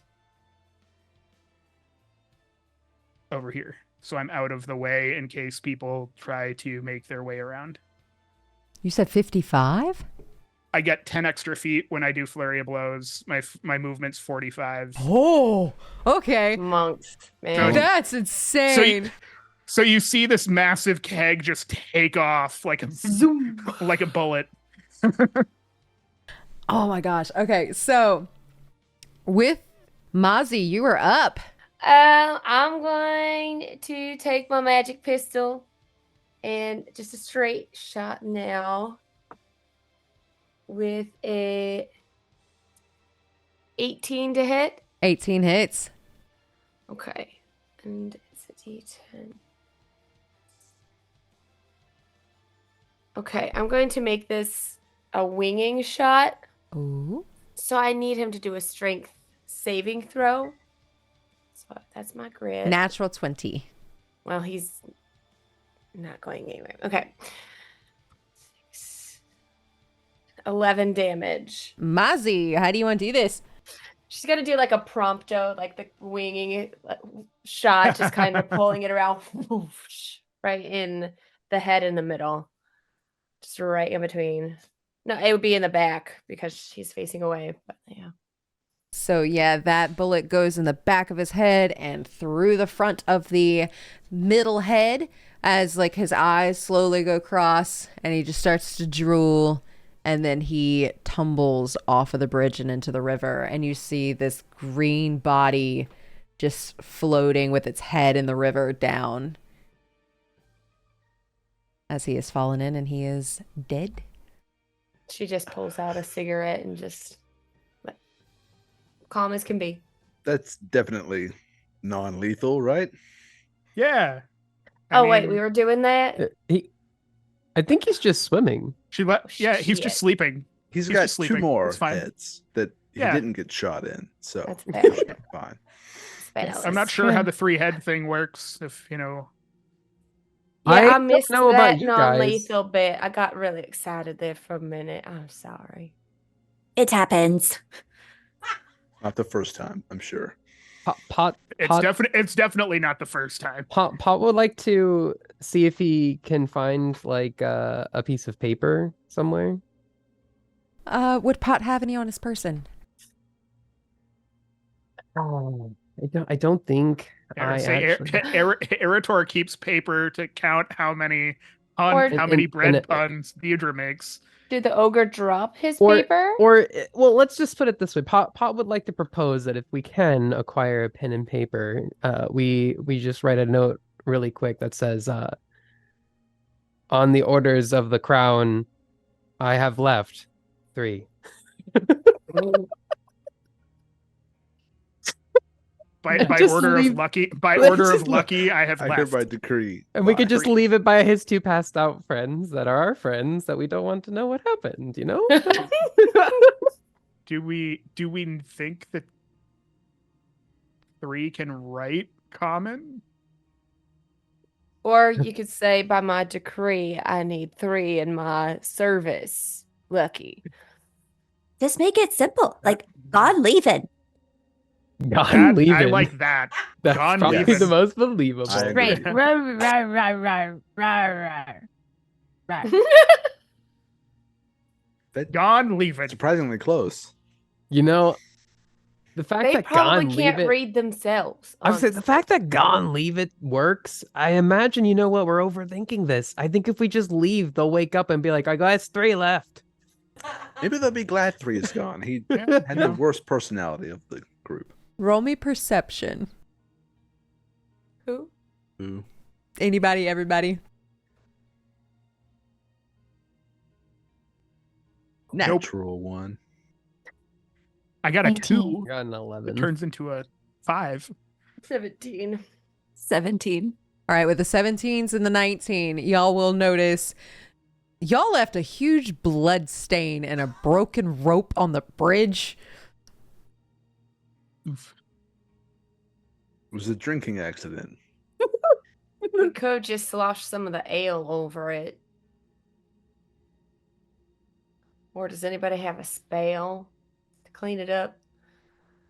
Or capture summon a fiend. Does anybody have a spell of cleaning? I can make a bunch of plants grow on top. That sounds like a great idea. Okay. Let's do a big bed of fresh rosemary. That'll smell good too. Yeah.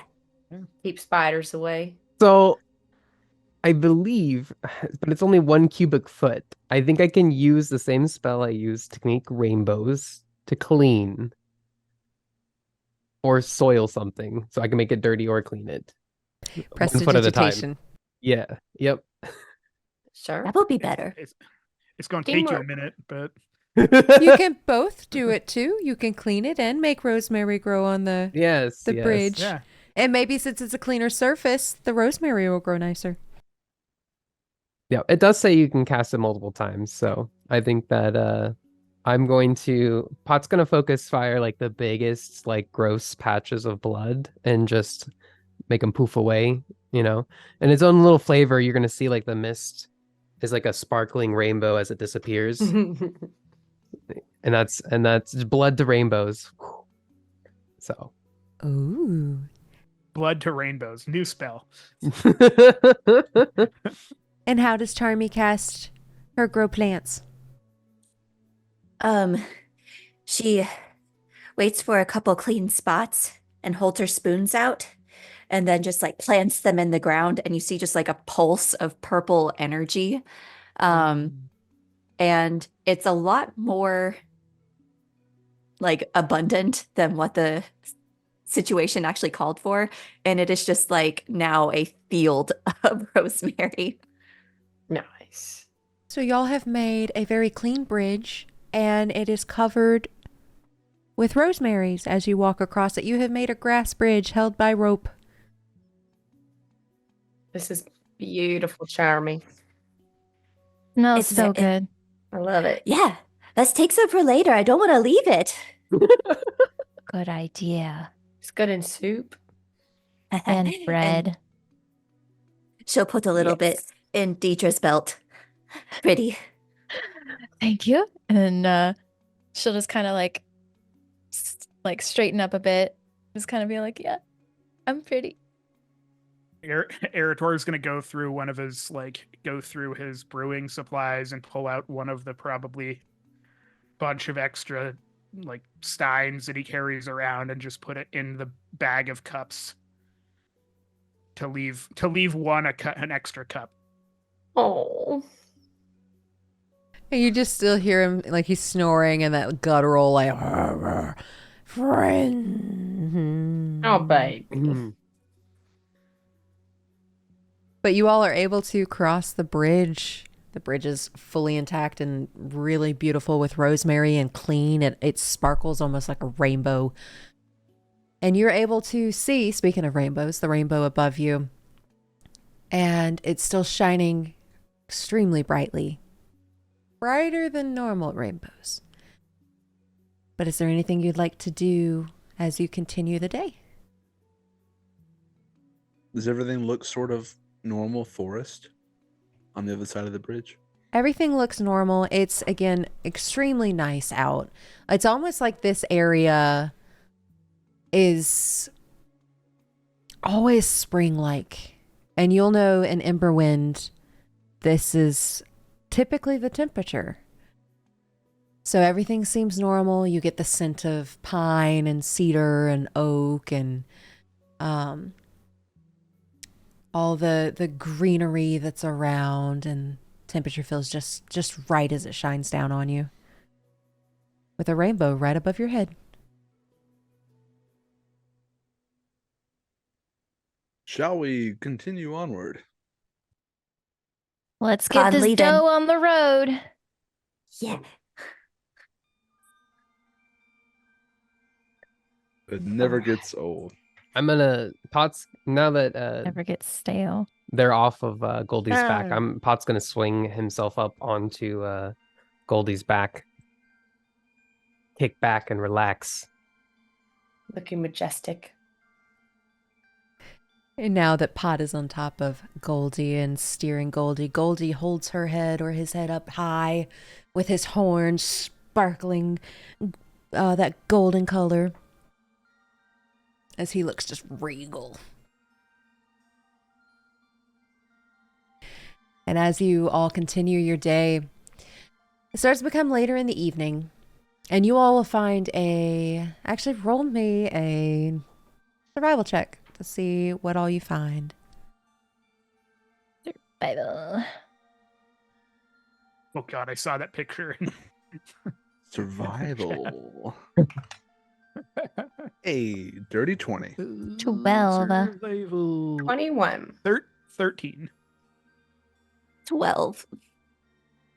All right, anyone higher than an 18? You notice that there is this extremely nice little spot that's still right under the rainbow. It is you've managed to completely leave the river behind, and you've managed to make way to a lakeside, and you just hear the lapping of the water coming up to the edge. And it sparkles a bright blue, and everything looks peaceful here. It looks like this would be a great place to spend the night. As looking at the rainbow ahead, you probably have a half of a day's journey tomorrow to get to where you need to go. Yes, You said it's getting later in the day. it is. Does the rainbow intensity change as the sun goes down? It stays the same, which is very awkward because there's no sun and it still shines extremely bright.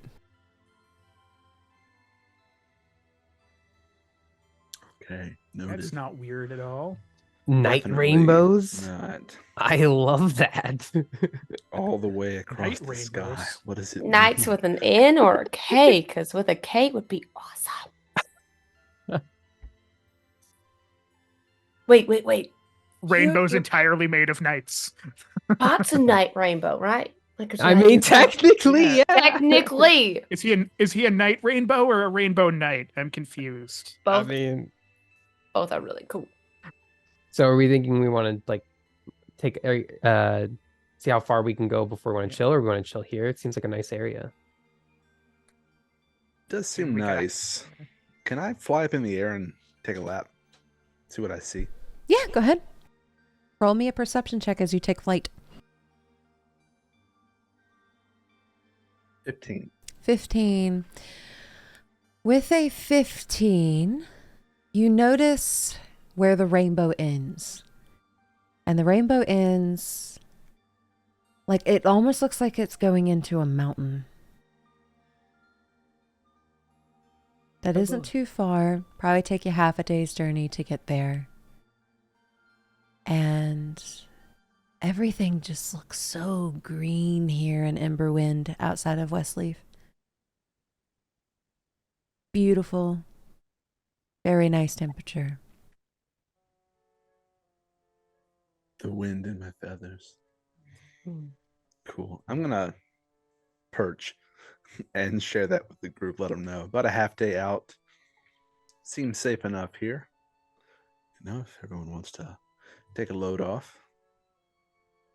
And as you perch, you catch a glimpse of red, like red hair.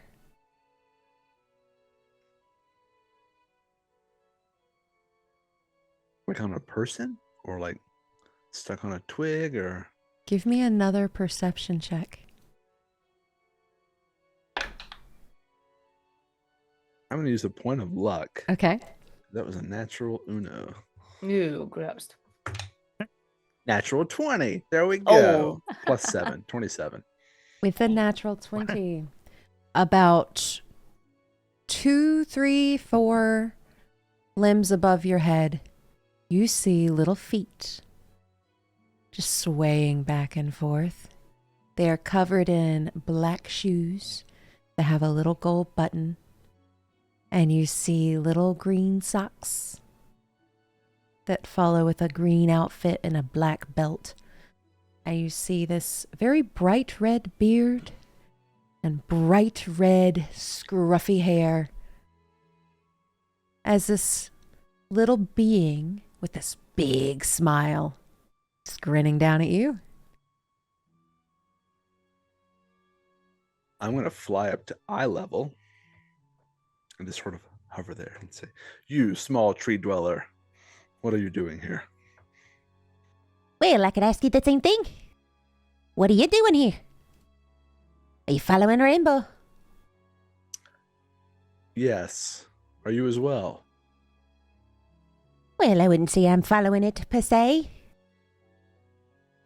And What would everybody you say? hears this conversation too. And since Eliver's on eye level, you see this tiny little, it's like a tiny, tiny person shuffling their feet back and forth. Well, why would you follow the Rainbow? They're myths after all. Look up at the rainbow and say, "It doesn't look like a myth right now."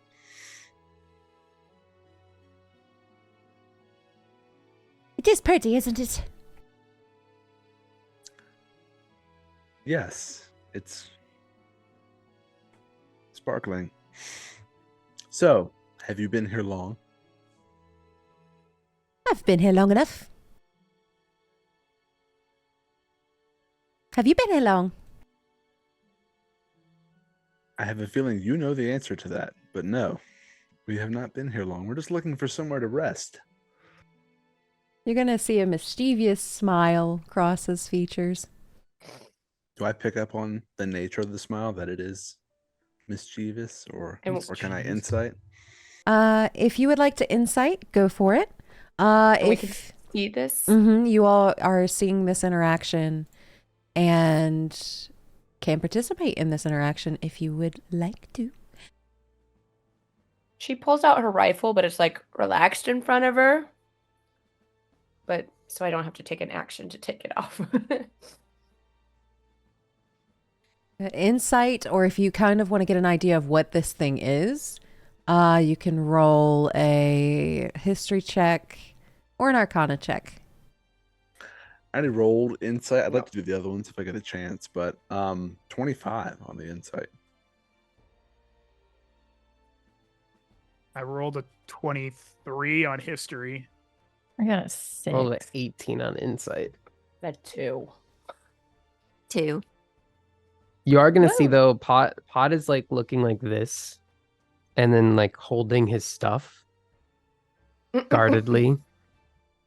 If you rolled higher than a 19 for insight, you know that this is a mischievous little creature. If you rolled a 20 or higher on Arcana or History, you've heard myths about these beings. They are called leprechauns, and they are known to be spry little people. They are magical. They can cast all kinds of things, and they like to cause trouble. But a lot of them are very interested in shiny things.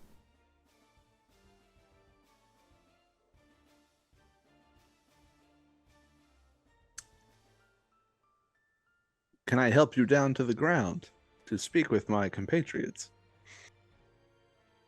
I believe that they can talk to me from here.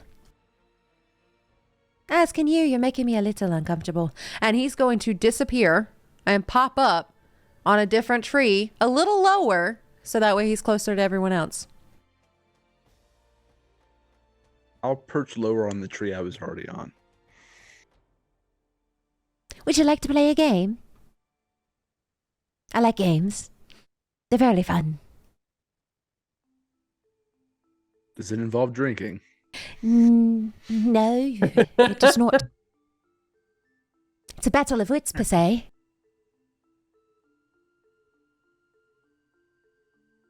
But I can also provide you with a prize if you do win my little game. What are the terms? Oh, you just answer my witty questions. And if you get them all right, I'll give you something. It's worth a lot. And if we say no, will you just leave us alone and let us sleep? Something like that.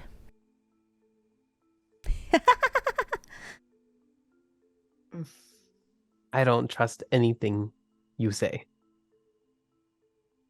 You are very shiny. I have a friend that's like you. A dragon born? Or gold? Something like that. Yeah.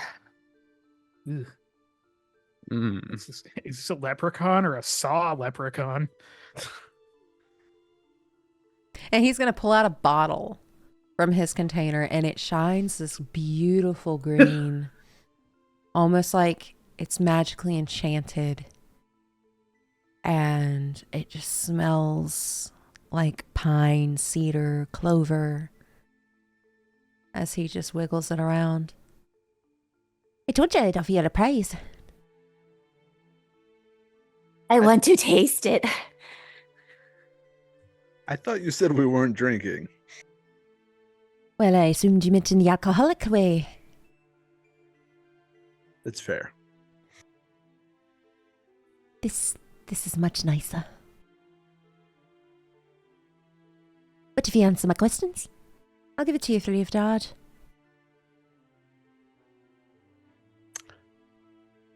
I just want to play a game. What if we lose? Then you just don't get it. Hmm. Do you get anything? I get the enjoyment of playing the game. Insight check. Okay. Yeah.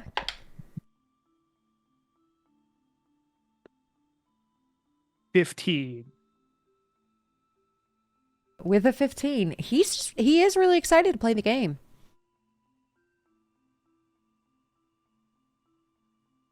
I mean, if there's no downside, I feel like we're not going to be able to sleep if there is a little man in a tree constantly. Not little. Do not call me little. Then don't piss us off. Oh, you don't want to piss me off, lassie. What does your special concoction do? Well, that's a surprise.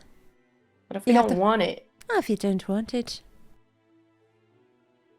I still would like to play the game, though.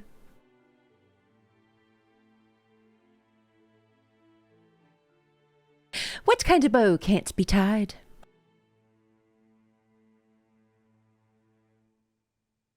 Bow.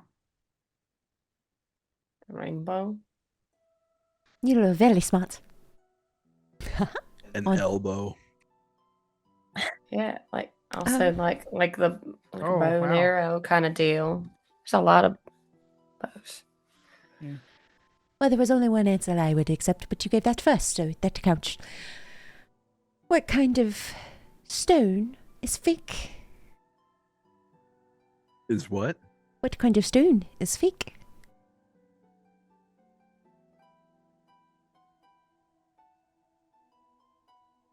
They fake. What kind Fake? of stone is fake? A fake stone. Well, the answer that comes to mind without thinking too much is fool's gold. But it's still a real stone. It's just fake gold.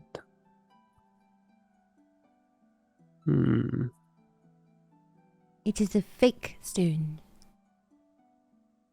What kind of stone is fake? I'm gonna fly down to the ground with the party and just sort of try to huddle up and be like, okay, what do we think? I don't know. I feel like he goes with the first thing we say.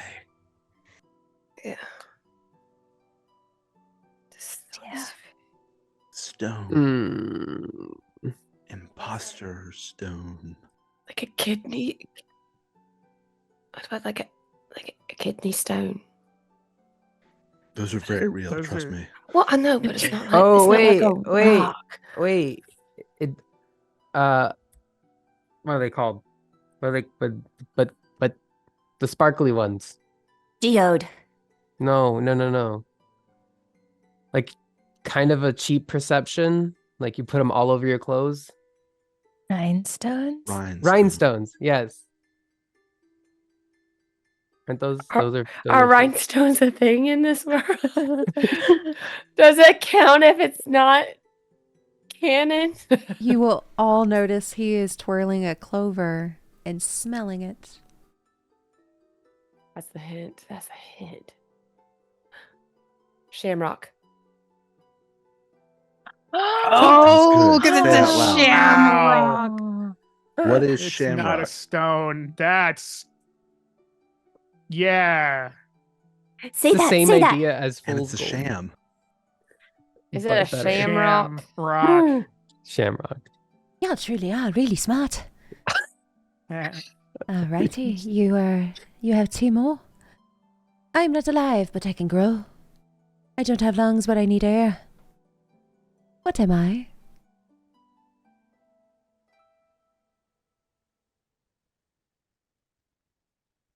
We huddle up again. Oh, wait. Okay. Is it a balloon? Do balloons exist? Okay. I don't need lungs, but what was the first part? I can not grow. alive, but I can grow. I don't need lungs, but I need air. What am I? Balloon's not a bad answer though. But I Just- it feel just like it popped up there. thematically must be something else. I don't think Wait. balloons exist in. The- I don't know. Balloons mean, do cloud- exist in this clouds? Is world, rubber a thing? but they're not the kind of balloons that you would know of. What Like it's about, more like just, hot air balloon type thing. What about also just feel like- clouds? Would it be a fire maybe? Oh, 'Cause fires can fire yeah, needs fire's a good air answer too. to- Yep. They can grow. Yeah, And it's it can true. grow. I think it's fire. That's a good answer. I mean, what happens if we're wrong? You just don't get a don't- prize. we don't Hopefully get- that's Anyone all. doesn't look being physically better than fire? threatening. We don't feel get like- a mysterious potion that may kill us. So yay. I mean, we also drank beer from. Doing a lot of You accepting. You know, odd I drinks in the trusted woods those today. trolls more than this little The twerp. trolls. So, you know, That's fair. So fire. Is Fire. it fire? Y'all really are smart. Yes, you have 3 out of the 4. And the last one. The person who makes it sells it. But the person who buys it never uses it. What is it?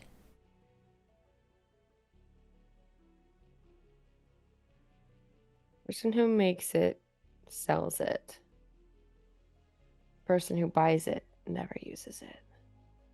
Oh, I think I know. Oh, wait. Never uses it. Yeah, I think I know. Is it a casket? That's what I Oh. was thinking. I guess that makes the most sense. But the person No, but who you buys still get it, used. when you're The person when you're that dead, you buys it- can't buy it. But somebody people else can buys buy. it for Doesn't the use person it. that you Yeah. get People put do into. pre-buy their own caskets too. Right. Oh yeah, that's. I haven't bought mine. I haven't planned that far ahead. I don't mean, think that was it's a- that that- though. We're that was gonna a live solid forever. answer. Yeah. Exactly. Yes. Has Friedrich bought his yet? Sorry. A long time ago. I was saying, Borrowed time. Friedrich was probably one that would preemptively buy a casket. Like he probably bought it right after he got Well, right after wait. he got into teaching. It was a Black Friday deal. The person Tangent. that There's no graveyards though. Anyway, the person that makes it sells it. The person that buys it never uses never it. uses it. Most people that make things sell them if they're in commerce. But I guess that means they don't use it.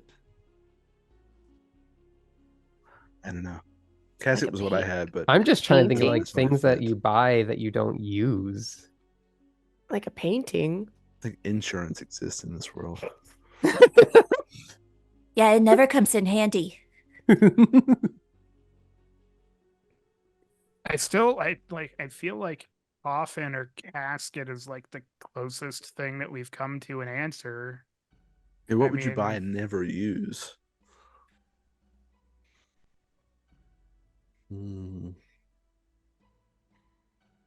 But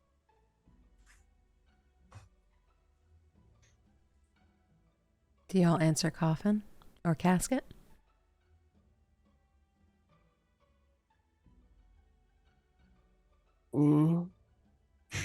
I feel like there's another answer, but I don't know what else we can But say. nothing's coming to mind. Yeah. No, Yeah. yeah. worst I'm thing drawing that a blank. happens is we're wrong, I guess.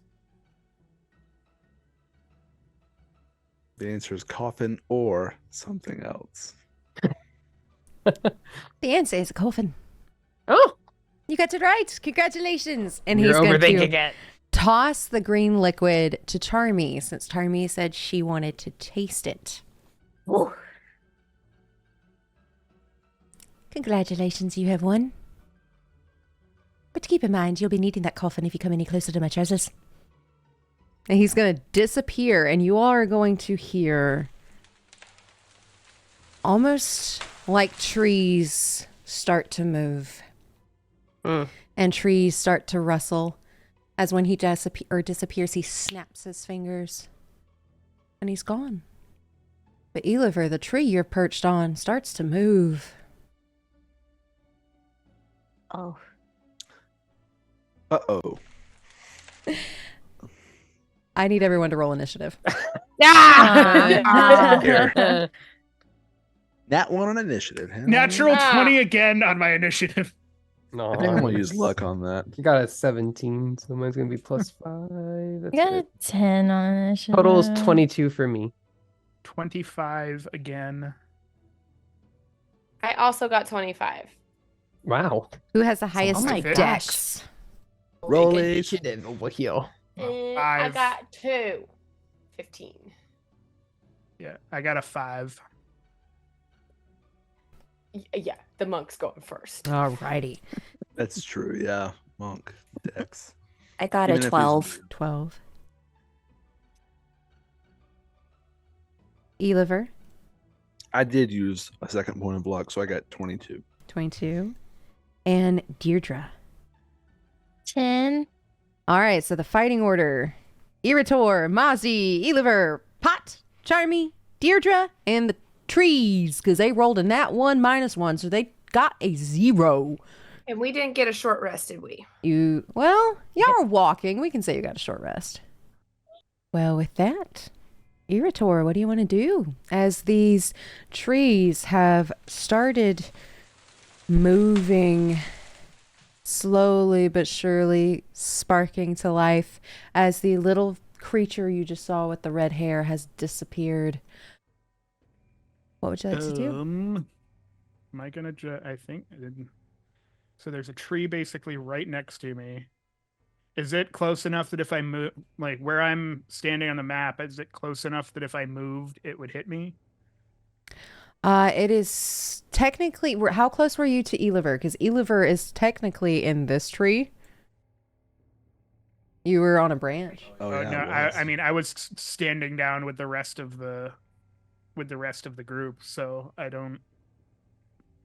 I will say, like, if you try to leave that 5-foot range, you're. Yeah. Okay. So I'm in the threatened tree area. Yeah. Statements that you make in D&D. I guess then I'm gonna just take a step down here closer to the tree, and I'm gonna hit a tree with a stick. Let's go. It's his brother. That is a 18. 18 to hit. That 18, hits. Yep, 18 for tree punching. Is this considered bludgeoning damage?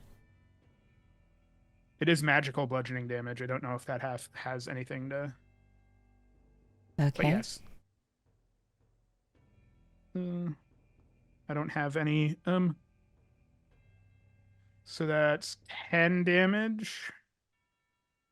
10 damage. You will notice when you hit it, even though your staff is magical, doesn't do quite as much as you thought it was going to. I'm on I'm gonna see if I can stun a tree. All right. So a DC 14 con save. It made a 24. Okay. I'm probably not going to waste all of my. I'm gonna attack again, and that is a 21 to hit. 21 hits. So I'm assuming that hits. I'm going. That's another 10 damage. And then I'm gonna flurry of blows. Okay. So two unarmed attacks. I'm gonna. Does a 15 hit? 15 does not hit. Okay, and I'm going to use my last luck point of the day because I don't want to punch somebody else right now because that was a natural 1. Okay. Does an 18 hit? 18 does hit. I might as well try this one more time. That's 7 points of bludgeoning damage. Bludgeoning damage? Nope, 9. 9 points of bludgeoning damage. Alrighty. And I'm gonna attempt to stun the tree again. Okay. And it rolled a 19. Yep. That's 3. And then I'm going to move because I get the benefit of a disengage because I used Flurry of Blows. I'm going to move 5, 10, 15, 20, 25, 30, 39, 40. Whee! Alrighty. And with that, you all see Erator hitting this giant moving tree with his staff and then trying to punch the tree, but it doesn't look like it does any, no, I shouldn't say any damage, but it doesn't look like it does as much as Erator was pumping out earlier as it creaks as it's getting up. And Mozzy, you're up. All right. Bludgeoning damage don't do as much. Bludgeoning? No. I don't think I have any bludgeoning. So that works. Okay. Since she has bad news out, She's gonna kneel and aim at. Let's do red. Is that the name of her rifle? Yeah, the name That's of her badass. rifle. Bad That's news. I think Matt Mercer's thing. Gunslinger. Yeah. Yeah. And she's gonna fire off first shot. Cocked. Okay. 24 to hit. 24 hits. Sweet.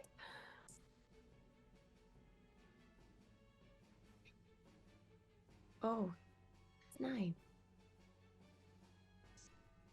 18 non-magic piercing. Alrighty, and you will notice that piercing damage does not do as much as you thought it was going to, as you shoot at a tree branch and a chunk of it just splinters off.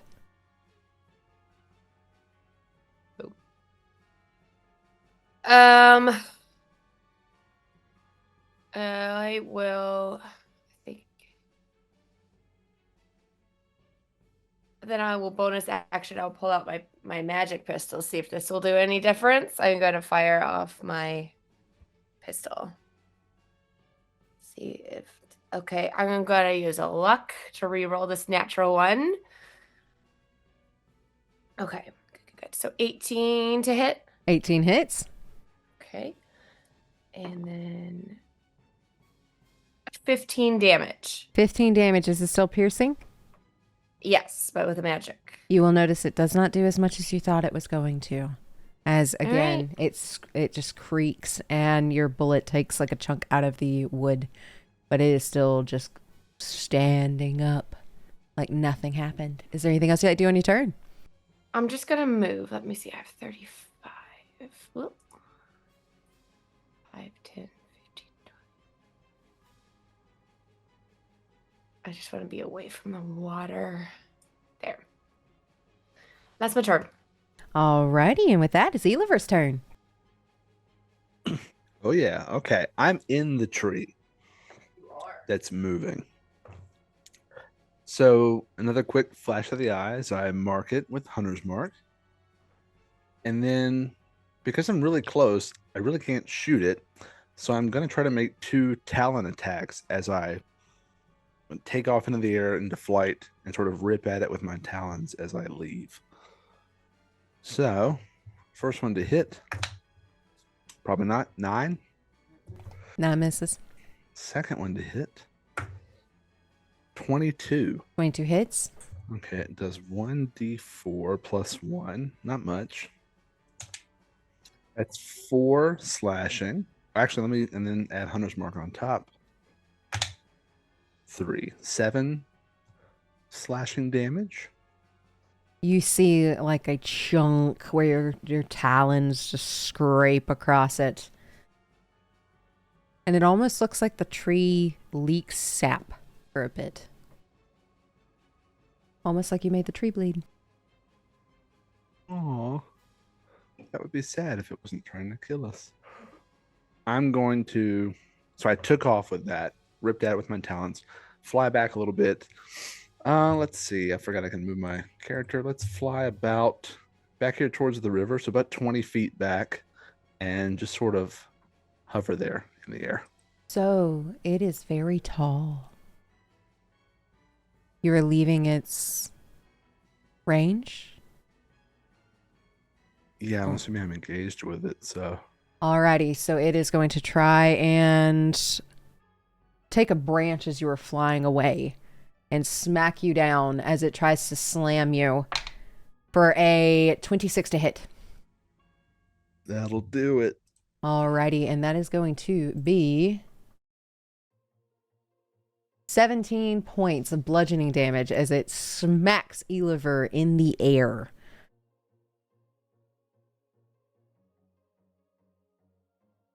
And is there anything else you'd like to do on your turn? No. No, that's it. I'll stay hovering. Let me ask, how high above the ground am I? There's only 50 feet of movement when flying. So you were on a lower branch. So with a lower branch, let's say you're 10 feet off the ground. Okay, so I'll fly 20 feet to the east like I did. and hold sort of a hover there. Alrighty. And with that, it is Pot's turn. It's my turn.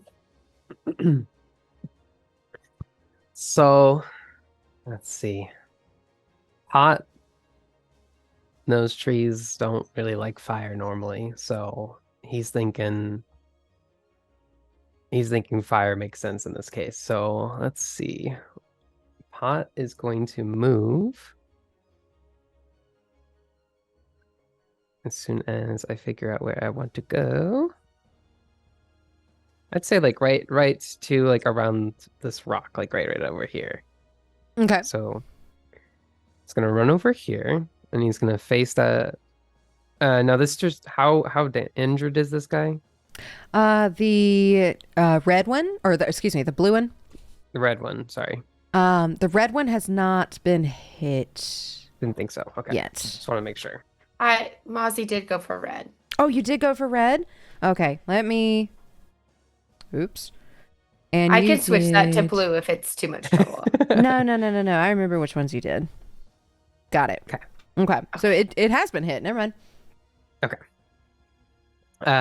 And I am, as soon as I see where I've got it, I'm going to use my breath weapon.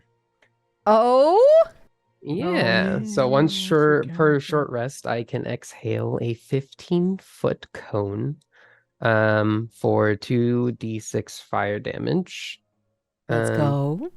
And they have to, this is a Dex DC 14 half damage on success for the treants. So I'm gonna roll that. It rolled an 11. I'm not doing a whole lot of damage here. Okay, so I rolled a 1 twice. It says 2d6, but I actually think at this level it's 3d6, so I can roll 1 more dice. Ooh. So maybe there will be a little bit more damage in here. Oh, 4. Okay, so 6. total. So total of 6 damage. Okay. 6 damage. You notice as you breathe this fire breath weapon, what color is your fire?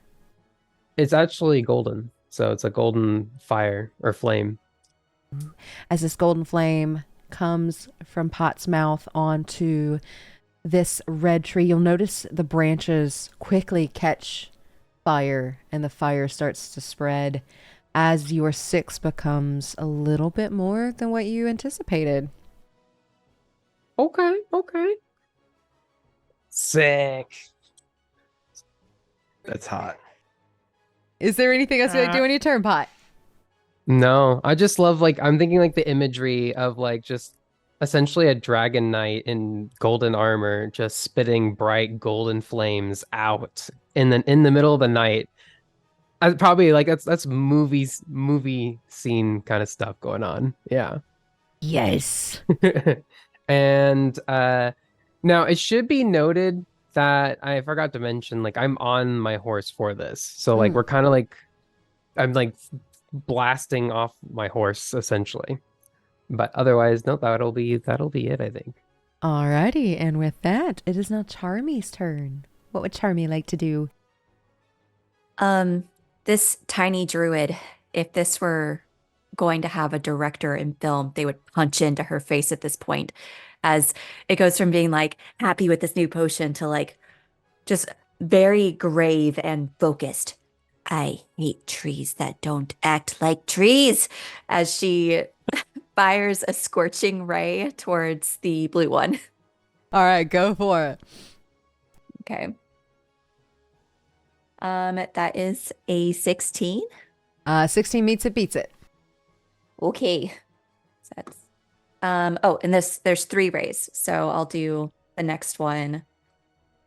That is an 18. 18 hits. So 2 hit. And the last one's a natural 15, so 18. Or 20. Yes. So Awesome. all of them hit, and you're going for blue or red? Blue. Blue, okay. Alrighty. I'm ready for math. Okay. Awesome. So create 3 rays of fire and hurl them at a target. You can hurl them at 1 target. Okay. Make a ranged spell attack for each ray. On a hit, that target takes 2d6. Okay. Is it 2d6 for all of the 3 or for 2d6 each? per ray. Whoa, I should have brought more dice. Okay. Scorching ray is First, also first ray is 8 points of damage. Alrighty. Ooh. Second is 11. The third one is 10. Alrighty. And as these 3 scorching rays hit this tree, what color is your scorching rays? What does scorching ray look like? This is from a circlet of blasting, which being a small person, she wears around her waist like a belt. And it's sort of just like a very concentrated, like sparkly red laser that just like goes right into the tree into like a fiery explosion. And when that explosion goes off, the leaves start to catch on fire and start to spread, as now it looks like this tree is quite literally on fire. That's right. As it's slowly getting up, and you're going to see it slowly turn towards Charmie. She just looks up in defiance. With that, Deirdre, you're up.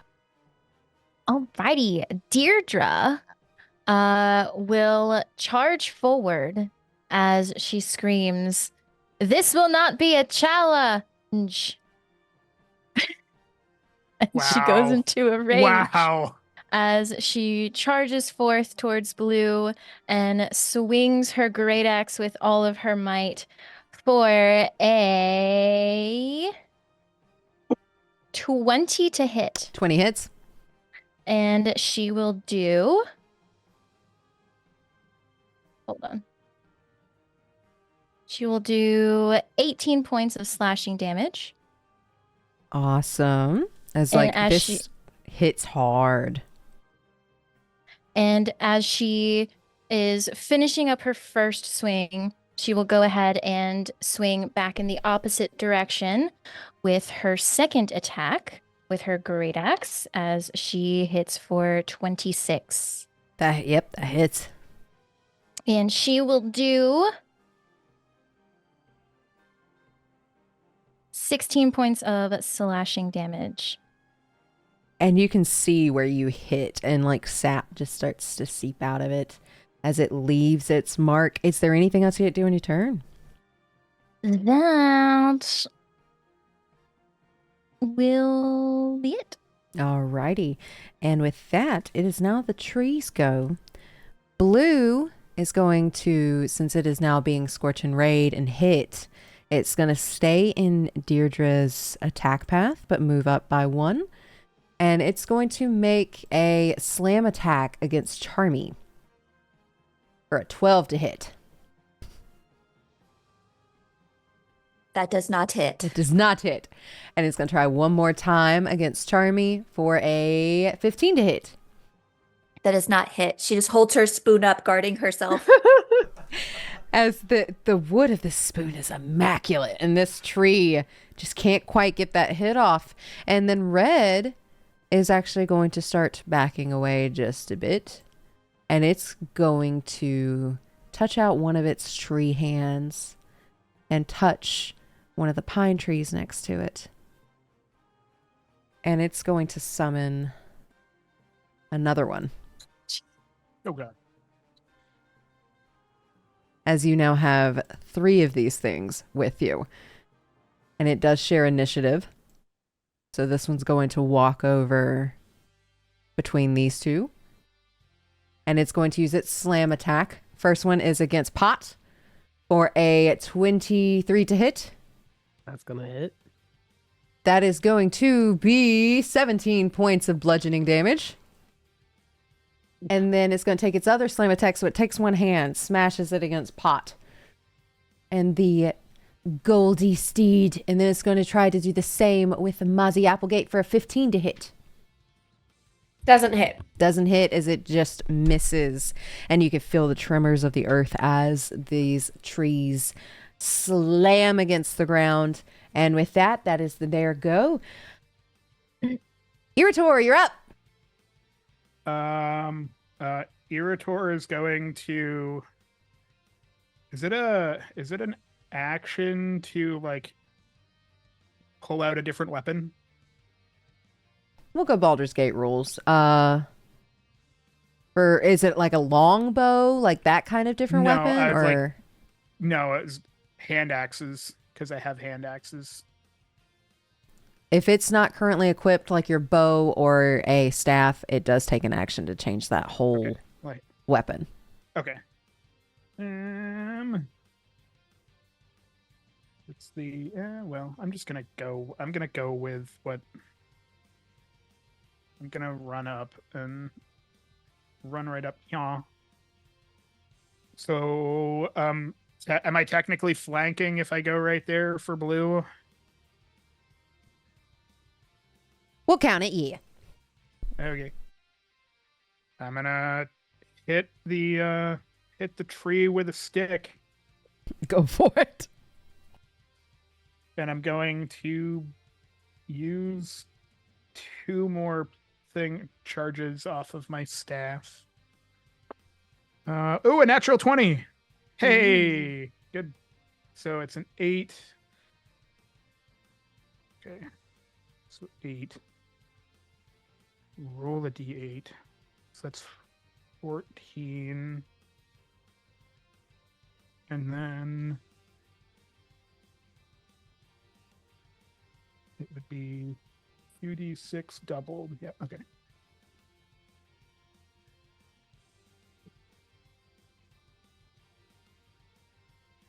14, 12 is 26.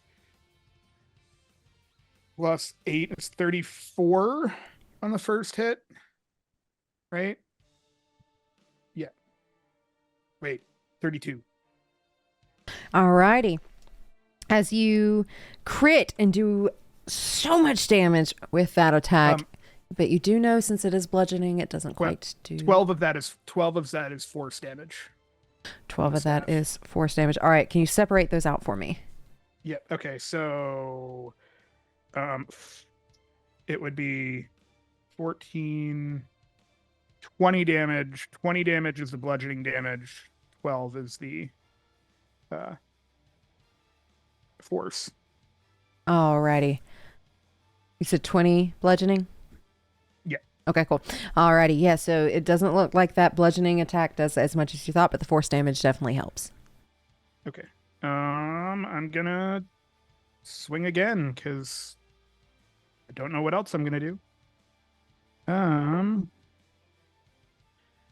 17 hit? Just barely, but it hits. Okay. This is just regular damage, regular bludgeoning damage. So that's 9, 17. Alrighty. And I'm gonna attempt.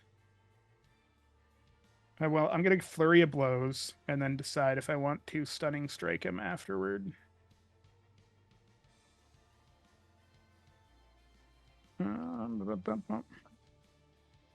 That is a 22. 22 hits. Would be 14 bludgeoning damage, and I'm gonna attempt to stunning strike him. Alrighty. And with that stunning strike, they rolled a 17. Okay, stays on. The tree is not stunned. I'm gonna go again with my other, because I get 2 hits with my flurry of blows. And I'm gonna attempt another stunning strike. Alrighty.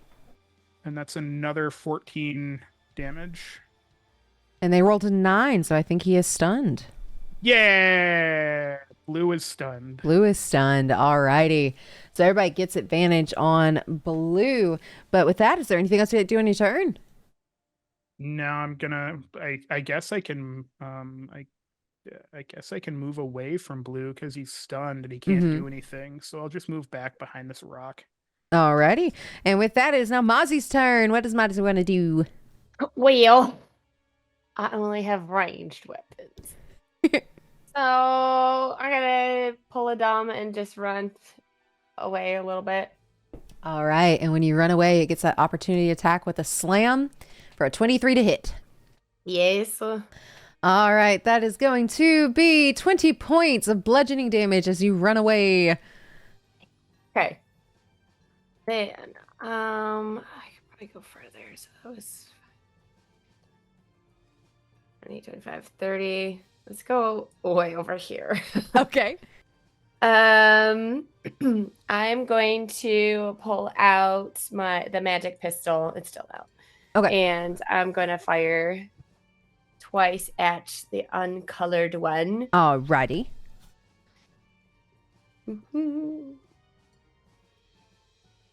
Gotta re-roll that natty 1. Ooh. Okay, that's not much better, but it's not that one. So 13. 13 does not hit. Okay. As that bullet just goes stray. But not into a friend. But not into a friend. Okay. Next shot. Ooh. 22 to hit. 22 hits. Okay. And then this is piercing, non-magic. 21. Already. And then I'm going to do a surge for my bonus action and 2 more shots. Alrighty. Dirty 20. Dirty 20 hits. Ooh. 14 damage on the first one. Alrighty. 19 to hit. 19 hits. And then 5, 6, 7, 8 more damage. And then I'm using a grit point. Let's do...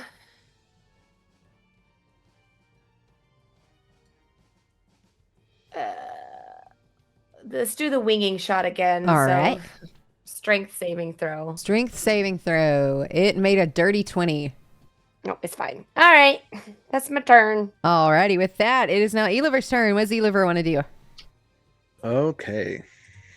Eliver's going to slowly land on the ground very gracefully and pull out his bow and knock an arrow, and the bow will whisper in Elvish, "Swift defeat to my enemies." As Eliver responds, "Swift death to those who have wronged me." And he's looking down the line of sight at Blue. Blue is now his sworn enemy. And he's going to start laying them out Legolas style. So it's advantage. It was advantage anyway, but because of what I just did, it's also advantage. You do not get double advantage. I know. You don't get super advantage. Super mega double advantage. Okay. Does a 19 hit? 19 hits. Okay, that's going to be... Blue has been hurt before or no? Actually, I hurt Blue, so yeah. So the first one, not great. Let me add all this up. 5 points. I use Colossus Slayer to add a D8. 5 plus 5 is 10. Hunter's Mark is an additional 6. That's 1. So 11. And then because of what I've done, mark him as my sworn enemy, I add an additional 3d6. 11, 17, 21, 24 points of damage. And it's piercing. Alrighty. It doesn't look like it does as much as just a little, like your arrowhead gets stuck between its bark. What else do you want to do? I'm going to do it again. Does a 26 hit? Yes. Okay, it's 1d8, which is an 8. I don't get Colossus Slayer, I only get that once per turn. So 8 plus Hunter's Mark, 5, 13, plus Sworn Enemy, 13, 17, 21, 24 points of piercing. Alrighty. It is still standing, but it is looking very burnt, very crispy, and very sappy.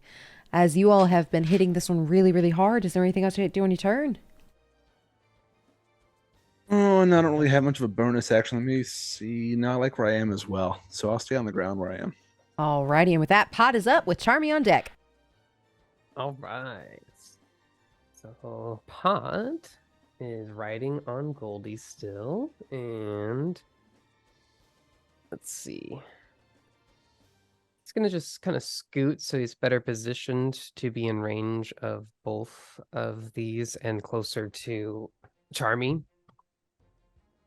And then I think you're gonna see him pull his little hilt of a weapon out, and he's gonna use his bonus action to open up the blade. So the light's just gonna shine through, and he's light up his sword. And he is gonna go to take a swing at, I guess it's the new one, the copy. All right. And the center there with his sunblade. And that is... What is that? That is a 6 plus... An 18 hit? 18 hits. All right. And that is going to do... He's wielding this two-handed, so Okay. it's a 1d10. I'll use one of my lucky feats to re-roll the attack roll. So Okay. I'm gonna re-roll that one. Well, at least it went up. I got a 3 on that one, so it's 1. So 3 plus... It looks like plus 9. All right, 3 plus 9, so that is 12. Is this radiant damage? It is indeed. All right, you will notice with that 12 points of damage, that radiant doesn't quite do as much as you thought it was going to do. No. Even though this is a sunblade. It heals the tree through photosynthesis. Trees do like sun, so it doesn't quite It's do like as it's much. like cauterizing it as I go, and so it's like, oh, actually, I kind of like that. It feels good. You get the scent of like caramel as like your sunblade like kind of just cauterizes it and helps it, and it burns this sap that you've been seeing come from these trees. I feel like that'd be such a weird thing to smell in the middle of the battle. You're like, yeah, oh wow, that could go good on a latte. Oh, yeah. I could go for a latte right now. Now, I can actually attack a second time. So I'm imagining in my head that it should be possible for me to essentially kind of just have done a somersault, or not a somersault, like a swing around. So like my horse is doing like a 360, and I sliced this tree, and now I'm going to take a swing at the other one. Sounds good. Okay. Blue? Yes. Okay. I rolled a 1. All right. All right. Are you rolling those with advantage? What was that? Oh, yeah, it is stunned. Are you rolling those with advantage? He's stunned. That's right. Okay, you're never gonna believe that, but I rolled a 1 again. So. Oh no. Okay. All right. Yeah. Do you have any points of luck that you would like to use to get rid of this one? I feel like I should just accept it. All right. I rolled a 1 twice. What is your range for that sunblade? It has I think I have an extra reach on top. It says 5 feet, but I'm fairly sure it's a little bit longer on horseback. But we'll go with 5 feet for now. Okay, we'll go with 5 feet. All right, so you're the only person that you can hit. I need you to roll another d20. Okay. Well, actually, all right. Roll me a d4 first to see if you hit yourself or if you hit your horse. Oh, okay. Oh, no. Oh, no. Goldie. Don't worry, guys. Goldie can be resummoned. That's the only reason I'm mentioning that, because Goldie can be resummoned. So We're killing pets in the one shot. So my D4 rolled a 3. All right, evens were you. Oh. Odds were Goldie. And now I'm rolling what? You're rolling a D20. a D20. A D20. A D20 plus your 2-hit modifier to see if you hit Goldie. So I rolled. No, Goldie's not stunned. Sorry. I rolled a 11 plus 2. Then you said so that would be I think that would hit because Goldie's AC is 11. So yeah. So That does hit Goldie. As you try to swing at it, you just go a little too far, and you use your sunblade against Goldie. Roll your damage. So I rolled a 9, and that's 9 damage plus 9. That's 18 damage. God. Is Goldie still standing? Goldie has 1 hit point. How do you want to do this? Goldie had 19 hit points to start with. All right. All right. Well, geez. Goldie is still standing with their beautiful little horde, but the sparkle is starting to dim just a little bit as you have hit Goldie with that natural one. Oh no. Is there anything else you'd like to do on your turn? I used my bonus. Nope, can't do anything. I used my bonus action already to open my sword. I'm done. I'm done for the round. Alrighty, and Yeah. with Pot's really hard hit on that first one, but just the blade slips on the second. It is now Charmie's go. What would Charmie like to do? For a split second, she stops. I smell caramel. And then she'll point her spoon behind, like over towards Red and Newbie. And she's just gonna like draw a line, like almost with a wand, and a huge pile or wall of purple flames begin to come up from the earth as she casts Wall of Fire. Just directly right behind them, just like scorching their little tree butts. All right, scorching a tree butt. Do I need to make a save? Yes. All right. What do I roll? That's a good question. I was like, I don't know I guess a D20. You roll a D20, right? All right, I roll a D20. Let's see. This is a dexterity saving throw. Dexterity. Ooh, they're really bad at dex. Yeah. But they roll a 13. That does not make it. It's not make I still it. say it's a All right. 14. Nice. Hey. Okay. So they each take, I guess I roll 5d8 and it would apply to both. Yep. Okay. So that's 5, 5. That's 2, 12, 16, and 18 points of damage apiece. 18 points of damage apiece. That goes up to 36. Yep, 36. If you're doubling it, yep. Alrighty, as their butts catch on fire and they are not going out as you see these little tree tushies just catch on fire. They've got gas. But you get a very like burnt caramel smell as you do that. And is there anything else you'd like to do on your turn? That's it. Alrighty, and Deirdre, you're up with the trees on deck. All right. So Deirdre, noticing that all 3 trees are now on fire, she's going to look at Blue and say, "Looks like you and your friends are getting toasted." As she takes her great axe and tries to hit in the same spot that she hit Blue before.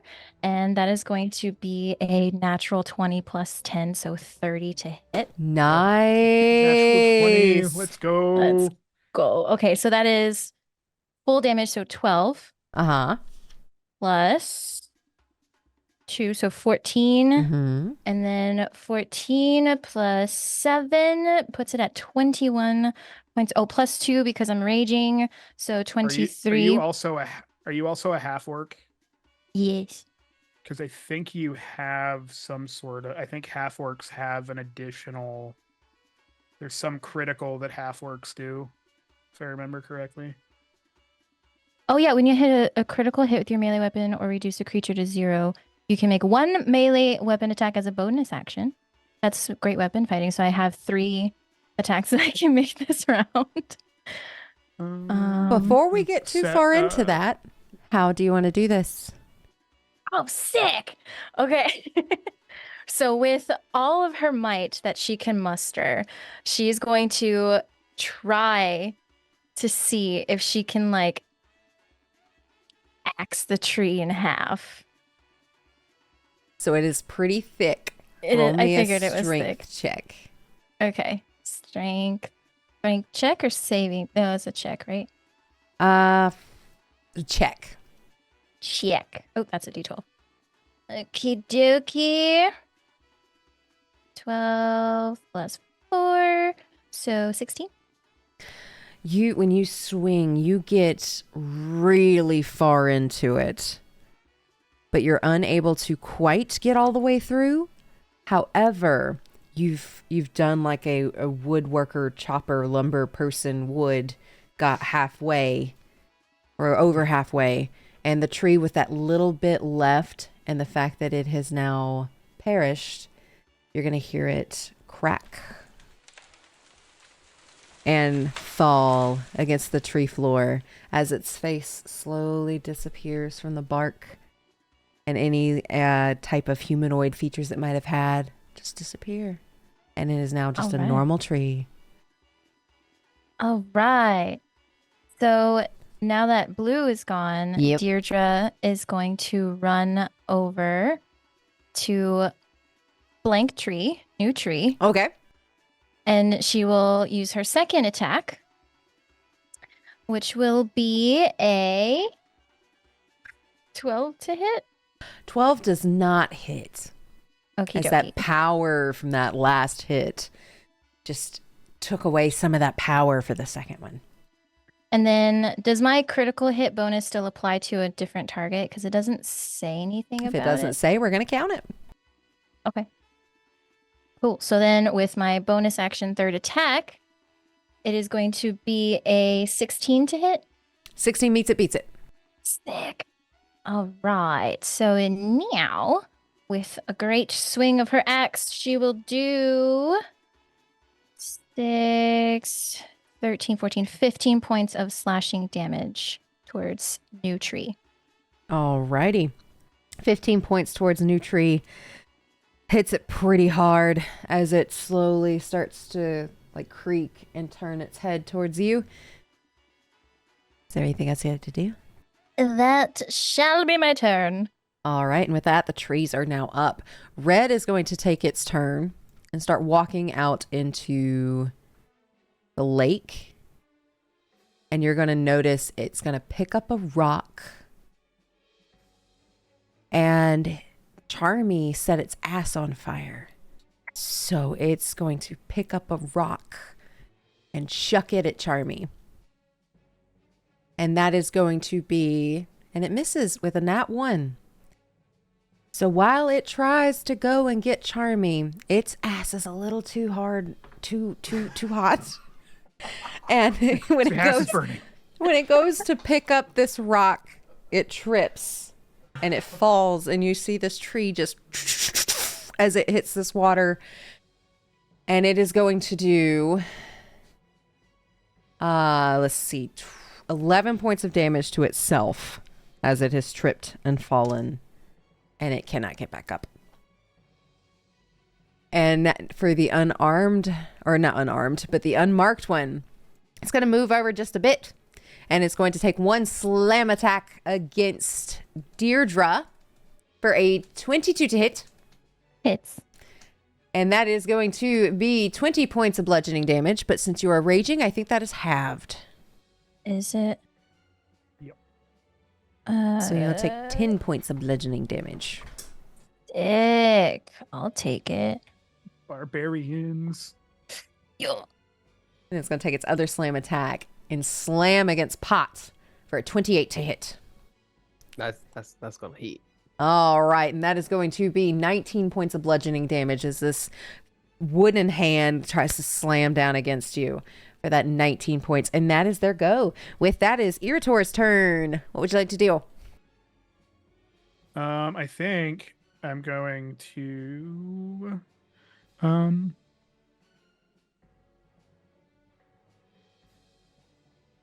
no. I don't know. I think I'm going to run up. Nope, that's the wrong thing. I don't know why that let me click on anything other than my... Okay, there we go. I guess I'm just going to run up and try to punch a tree. Go for it. I'm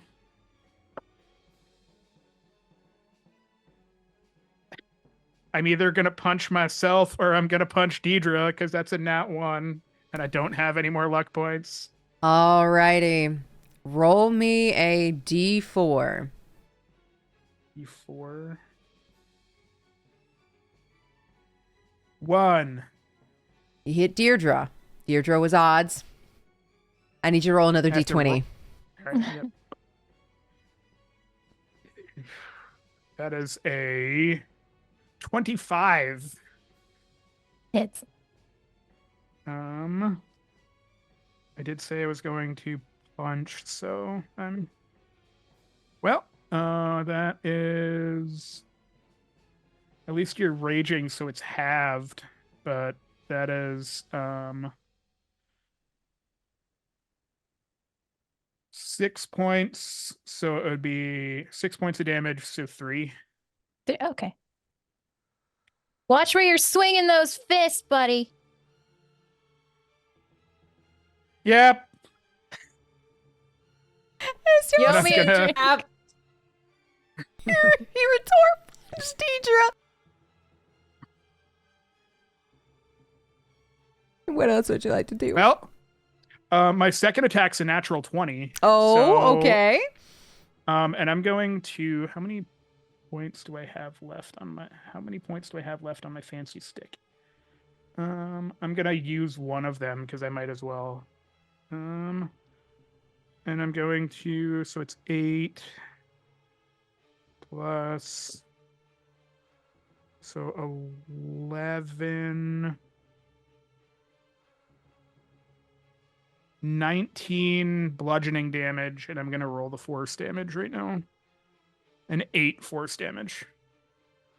Alrighty.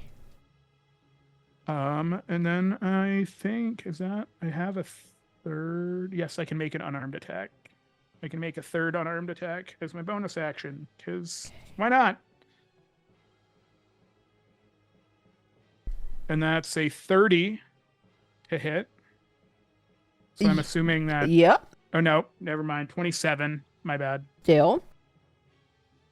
8 more bludgeoning damage. Alrighty. And with that, is there anything else I do on your turn? Nope, I'm gonna stay right here. All right, Mozzy, it's your turn. Let's go. All right. I still have my bad news out. Let me pull it up. There we go. And we'll just take 2 shots. I should tell you which one. Let me take a peek. Let's do the unmarked one. All right, let's go.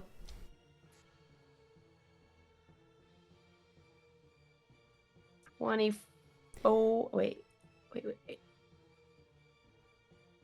24. That hits. Okay.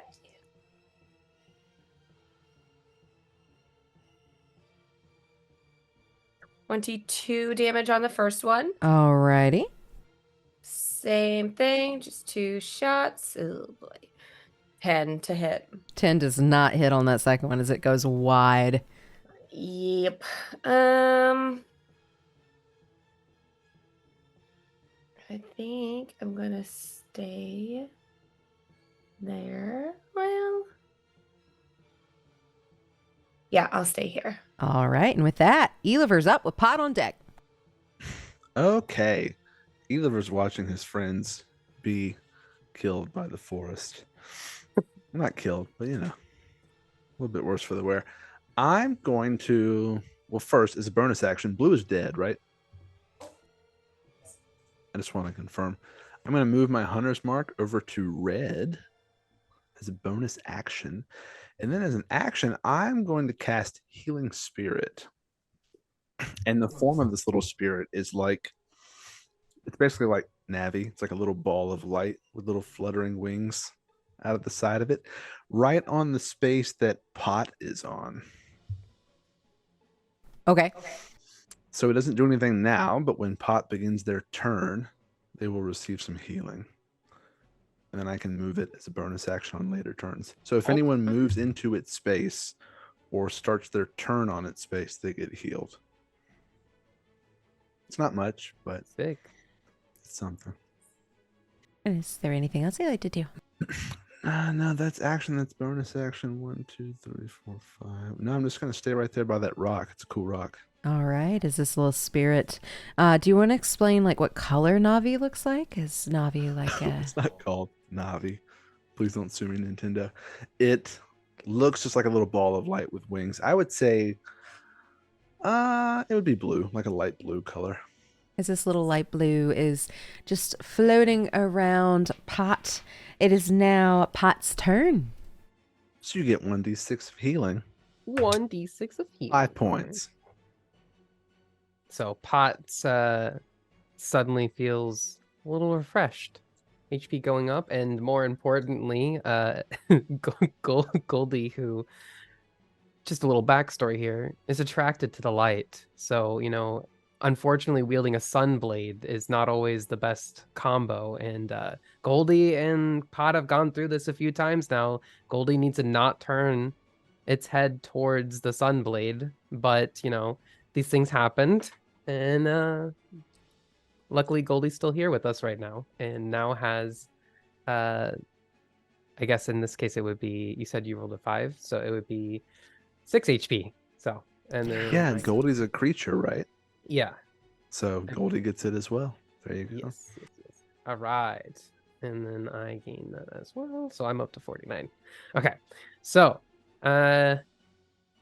Pot had been planning on trying to heal, but since we're not about to just die instantaneously now from any hit, we've been refreshed a little bit. We're going to take a swing as well at this tree. So we're going to just take 2. We will do it better this time. Goldie and me reel around and charge to attack the treant here with our sunblade again. Go for it. Okay. And that's a 21. 21 hits. Okay. So, and we are going to then do, I want to do it's the 1d10 plus 9. Okay. Let's do it here. And that's going to be 16. But I know that you said light damage does a little bit less. Mm-hmm. But as I swing on the back of Goldie, Pot's going to yell, "Photosynthesize this!" You just hear it creak. And is there anything else to do on your turn? Because you get another attack, don't you? Yeah, I can swing another. So I'm gonna roll again to do a second swing. Get it. After being so successful on the first one, we know the second one's the one that's dangerous, though. So we're gonna roll that again. Let's see here. Okay, so that is going to be a 23 to That hit. hits. And damage. D10.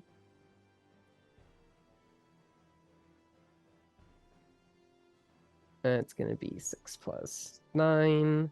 So we are looking at 15 points of damage. Well, minus whatever. Alrighty. So a nice follow-up slash. This time Goldie does not get attracted by the light, and it's a nice two slash motion, and we're good. Nice. And with those attacks, you definitely start getting the caramel scent from them, as well as they're looking pretty bloody.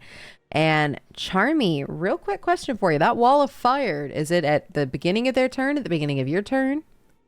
If they end their turn, so I missed it last time. Okay, so Yeah. what damage, because I forgot to move him, what damage does he take from the end of his turn? Another 5d8. Nice. Yeah. Do I need to make a save? Let me double check that. No, you just take it. Just take it. All right. All right, so it's a 3 and an 8. 11, 13. Ooh. 20. 24 points of damage. So he's still standing, but that fire is starting to spread as this animated tree, the face is starting to char and burn with that extra damage. And what would you like to do for your turn? I'm going to, let's see. Just need to check the range on this one. 15 feet. Trying to see if I can get to that one out in the water. Okay, yeah, I'm gonna move over to the very edge here. Let's see. Is that close enough to where I would be able to hit him with a thunder wave? I think it's 15, right? 15. Okay. Oh, I realized I muted myself. Yeah, you can hit it. Awesome. Yeah, she's just gonna turn on her heels and see that one in the water. Don't think you can get away. And she'll go and like just slam her spoon down into the ground again and just send like a thunder wave rippling across the water. Ooh, alrighty. Tell me what I need to do. Okay, let's see. Thunder wave. That is a Constitution saving throw. All right, with Constitution, he rolled a 24. He is has a lot more Constitution than I thought. They are very constitutional. Yeah. That's a save. Yeah. So he takes half damage and is not pushed. Okay. Okay, so the damage is. Oh, I rolled 2 ones. It takes 1 point of damage. All right, 1 point of damage as like this thunder wave. It looks so cool. Do you want to describe how your thunder wave looks though?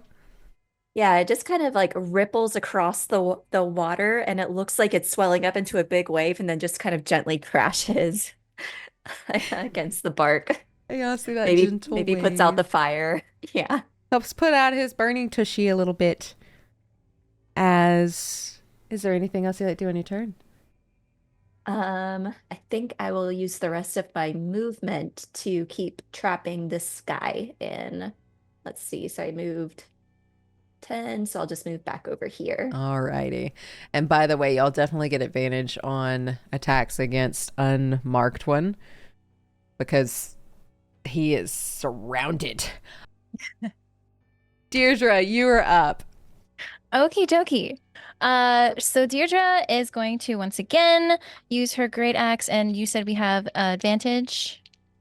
Yes. Okie dokie. So she's going to attack for a 25 That to hits. hit, and she is going to do She's going to do 15 plus 2. 17 points of slashing damage on her first strike. Nice. And her second strike, we get advantage on both? Yep. Okay. Her second is going to hit for 21. That hits.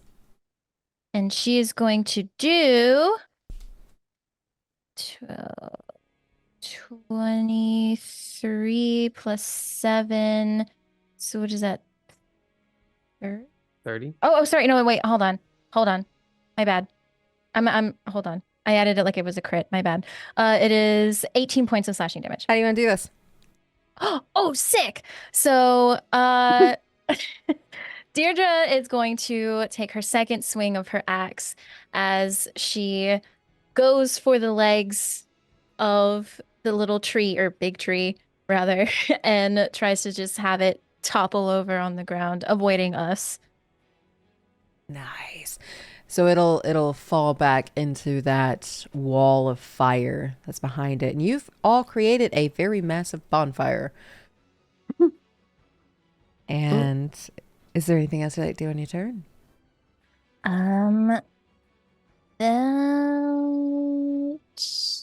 Wait a second. Well, actually, it probably doesn't matter. Yeah, that'll be it. Alrighty. And for red, you're going to see its face fade.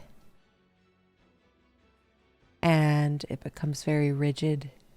And it looks like the roots have anchored itself in the lake. As it becomes a normal tree.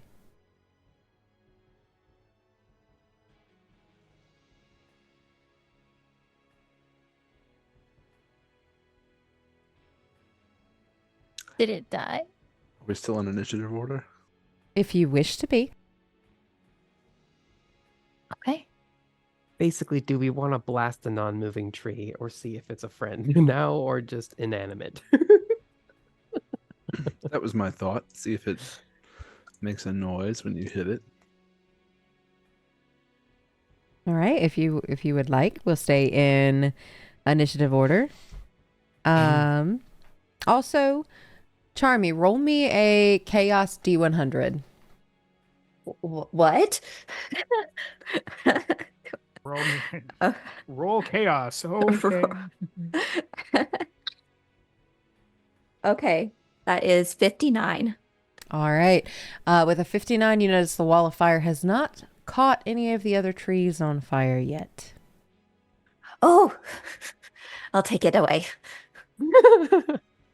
And y'all see that purple flame wall disappear. Erator, is there anything you like to do? I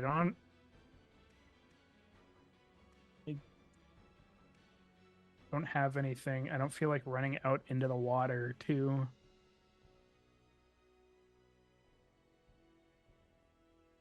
see about hitting a tree more, and all of my stuff deals bludgeoning damage, which means it's not going to do anything. Not going to do as much. 5, 10, 15, 20, 25, 30, 35, 40. I can't even get to it. I guess I'm gonna move up here, and I'm gonna throw a dart at a tree because I have them. Because that's the only ranged thing that I've got. Okay. Roll to See hit. if I hit a tree. That is a 23 to hit a tree. Hits a tree. That's 9 damage against a tree with a dart. What kind of damage is that? It's piercing damage? Piercing? Alrighty. Piercing. It looks like a dart hits a tree. I don't know if it's a tree or not. Oh, Looks- It looks tree-like. Very I've seen a few. stationary. I think it might be all bark and no bite. Hey.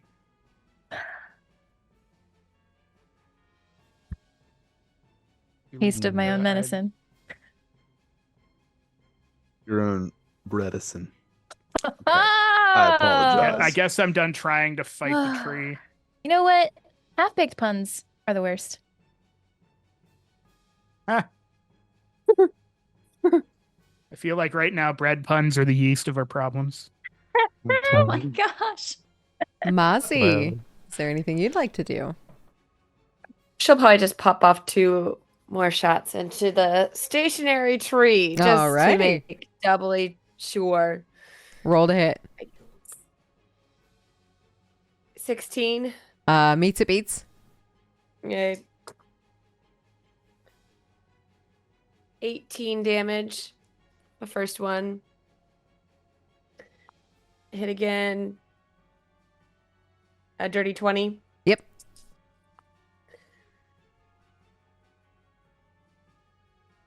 A 14 more damage.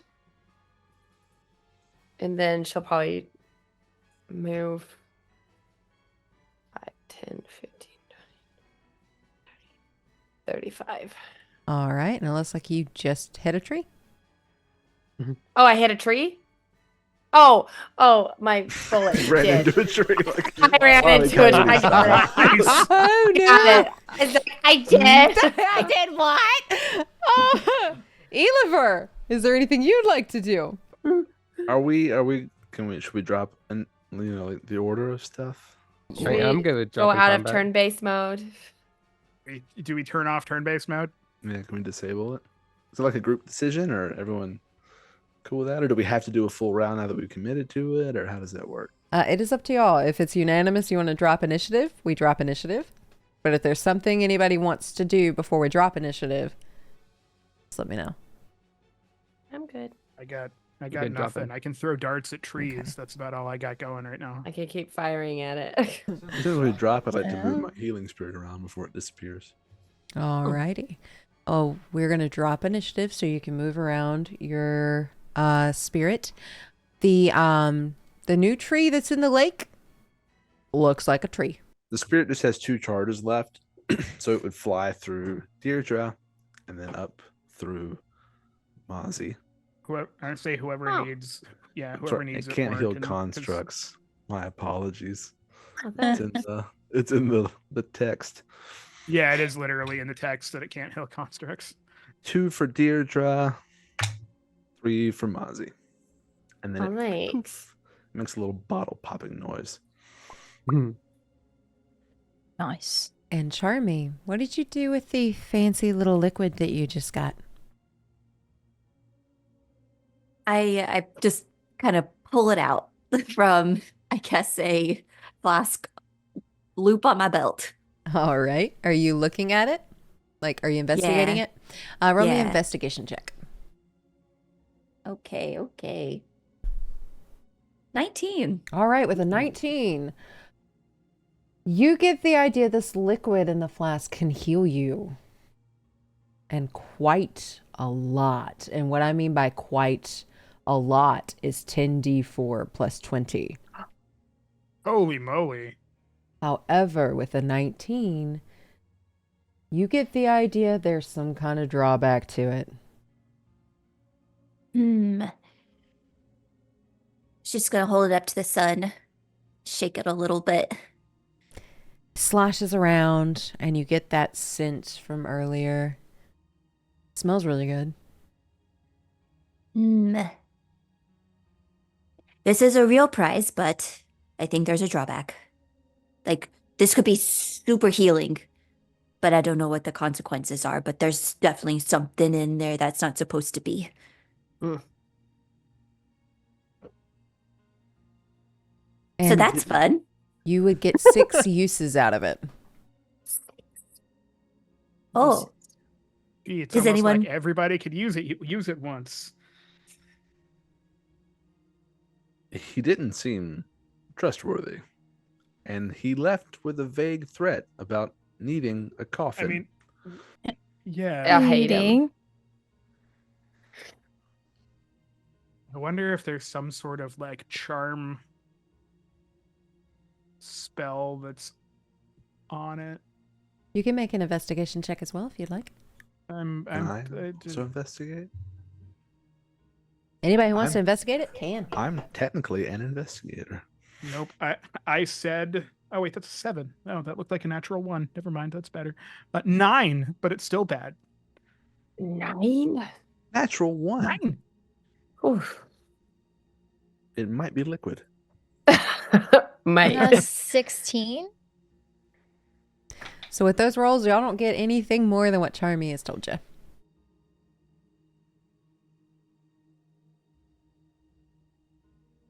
Well, Probably the first strange liquid we drank in the woods today. But that's a valid I'm in point, no but hurry. I mean, I If know it- I could use some healing, but I Well, don't aren't know we about about mystery. yeah, we're gonna bed down, aren't we? I mean, if it's Plum a tuckered out. if there's some sort of charm effect, I can, like, or if there is a charm effect attached to it, then I can get rid of it off of myself. So if we need a guinea pig for, even though I don't really need much healing. You need me to shoot you or something? No. I'm just, I mean, no, I don't need to be shot, All right. but I was just but saying I if can it I can drink it and test it so y'all don't have to. Maybe Take it's a sip of the mystery juice. a game time decision. Like because I don't know. Are we even fine to stay where we are, or do we think? Yeah, do we want to really want to take Trees a might- little camp down here where the trees just tried to kill us? Where there's more trees that have yet to Well, do I that? feel But like we the killed trees them, trying to and kill there's- us. I feel like the trees trying to kill us was the that had something to question? do with question, little green though. guy. Were they trying to kill us, or did we just jump the gun on that one? I don't remember them going in for a first swipe. I just remember shooting because I saw something move it. Be that they're slow. Right. I anticipated it. Yeah. But like, I just assumed trees coming to life out of nowhere was probably it's weird. violence. Yeah. So I don't fault us for doing that, but now I'm kind of thinking, well, shit.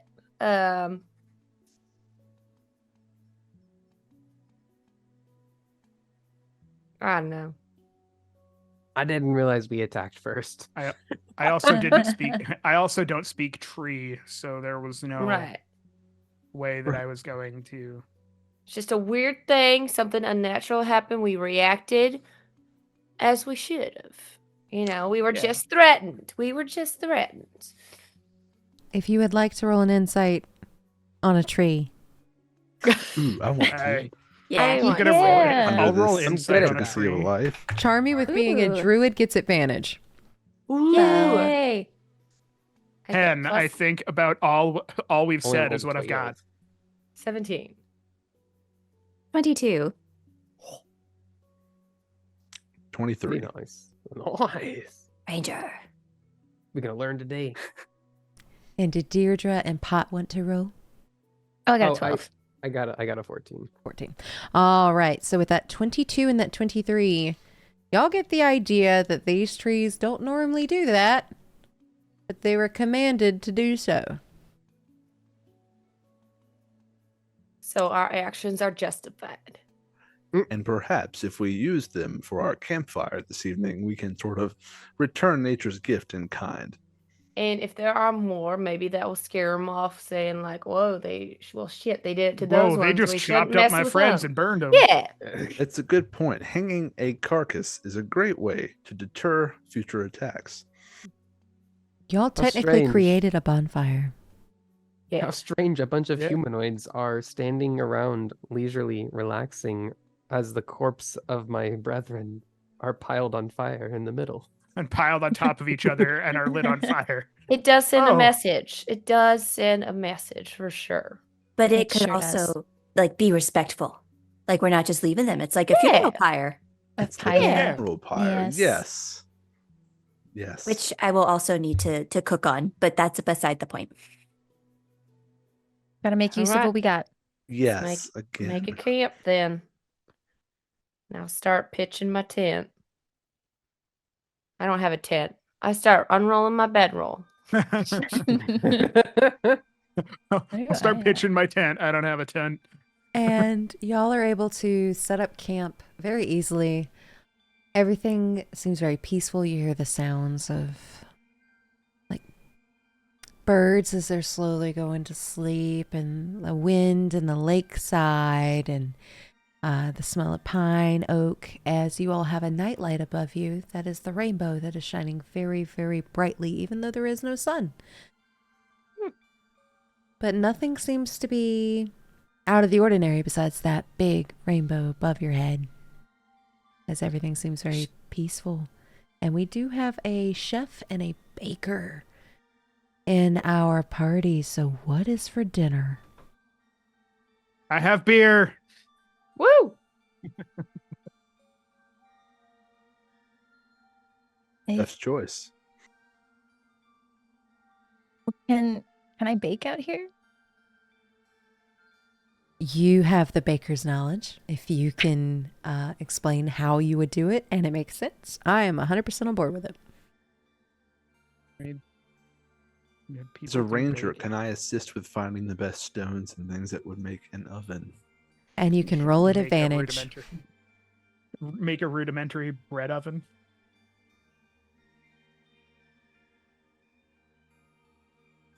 You do like the Irish fried bread.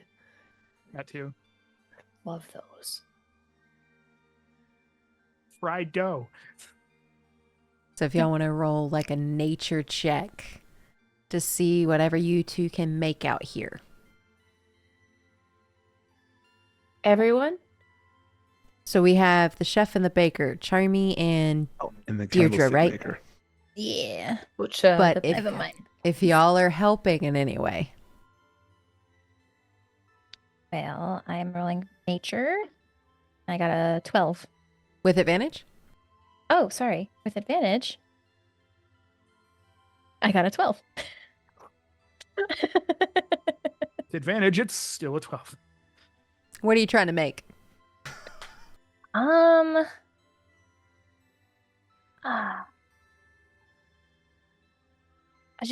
think I'm just trying to make some like quick, easy dinner rolls. You know, nothing too extravagant because she's not quite sure what kind of ingredients. Or actually, wait, rosemary infused dinner rolls because I have a sprig of rosemary in my belt. So they are not the best dinner rolls you've ever made, but that rosemary just... Nice. Baker's kiss. Perfect. And what about Charmie? What would Charmie try to make? She's running around and looking for mushrooms, and she's going to try to make a mushroom soup. Roll me nature at advantage. Okay. Ooh, a natural 20. So y'all have been traveling together for a while, but something about today, whether it is the luck of cooking underneath a rainbow or whatever is in the air tonight, that is the best damn mushroom soup y'all have ever had. This is they've had. delicious. Let's say that they've Ugh. had. I don't eat. Oh, But truffle oil. it's delicious. Truffle oil. We can scrape the grease trap for you.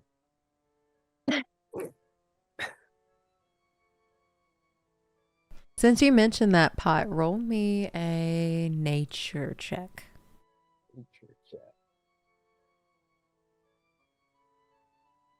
I can't see.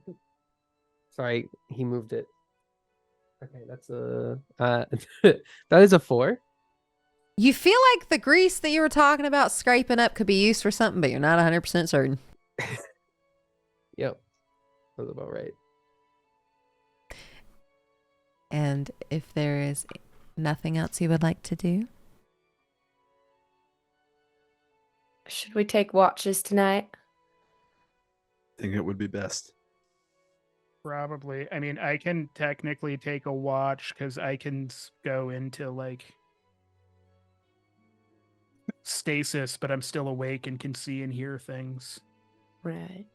I can also summon a friend, a little animal friend, to alert if anything's there. And I'd like to reach into, it's called my bag of tricks.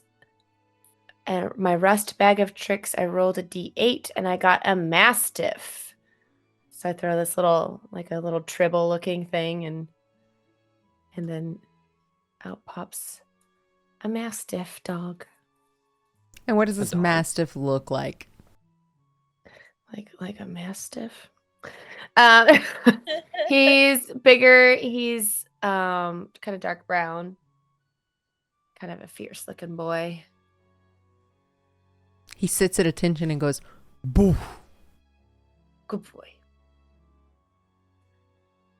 Deirdre is going to cast Speak with Animals on herself. And she's going to walk up to the Mastiff. She's going to say, "Hi, dear good boy." I am a good boy.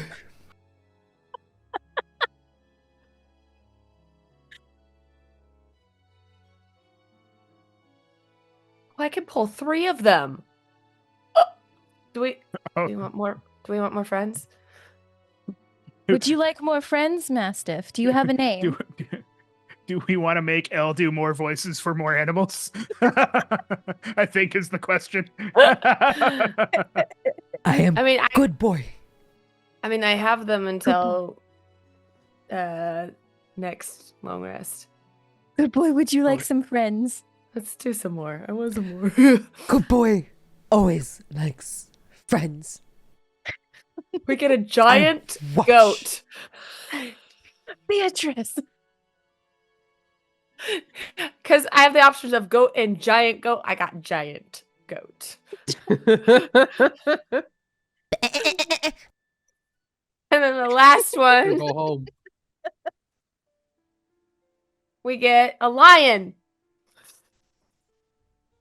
It's a menagerie. Mastiff, giant goat, and lion. Don't mess with this group. As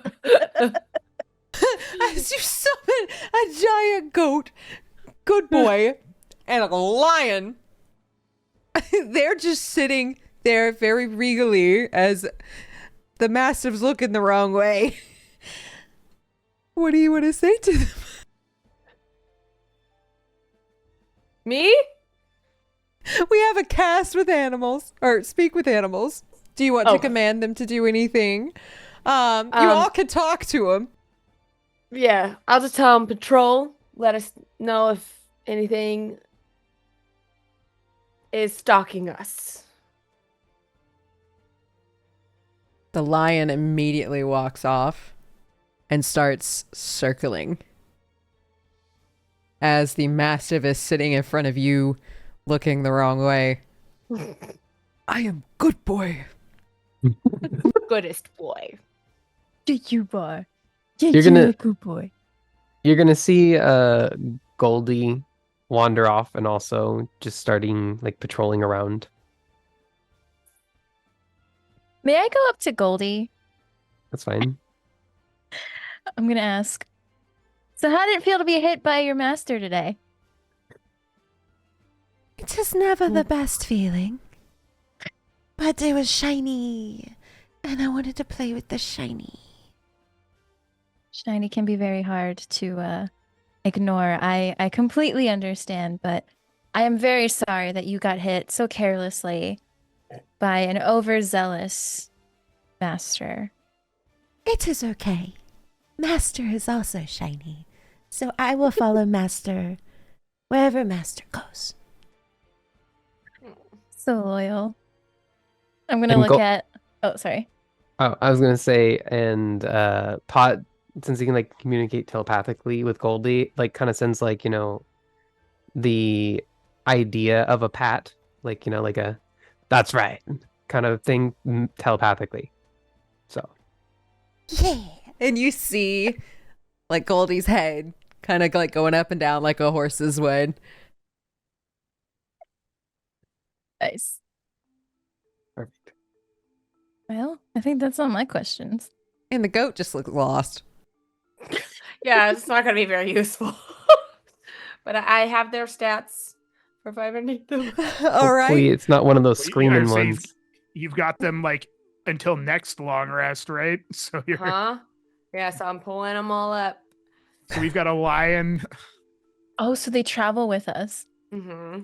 Oh boy, The giant that's awesome. goat has 19 hit A points. Beastmaster here. I need to go get more pictures. So the goat, roll perception for all of them as they are trying to keep a night's watch for you all. And you can roll one for Goldie as well. Pot can roll one for Goldie. Okay. Okay. So let me pull up. While this is all going on,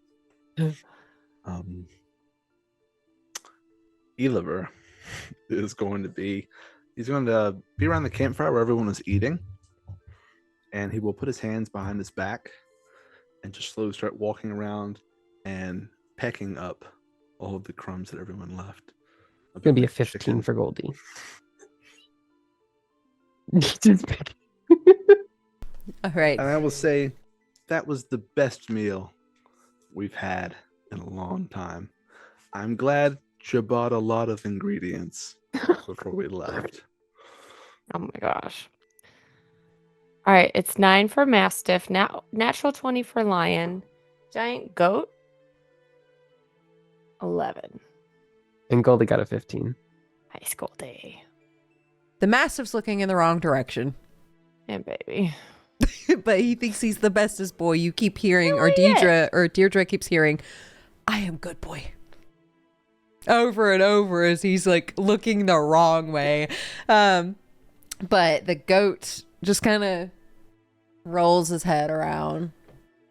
And then the lion, as it's circling, you don't hear anything from it, but you see it pass like every 10 minutes or so as it's patrolling, and it doesn't stop. And then Goldie, you just hear Goldie chuckle every once in a while as they are watching until you all fall asleep. And for anybody who might wake up in the middle of the night, you still see the lion doing the perimeter. But you all are able to get a long rest without any disturbances, as you all have these companions watching over you for the night. Doing all the work for us. Yay! And you all are able to wake up, and the sun is rising over this lake, and it is so pretty, so bright, so golden. But that rainbow above your head is still there, and it is shining extremely bright as it is heading south. Is it any brighter or the same? It's the same, but it is so bright. This is not a normal rainbow.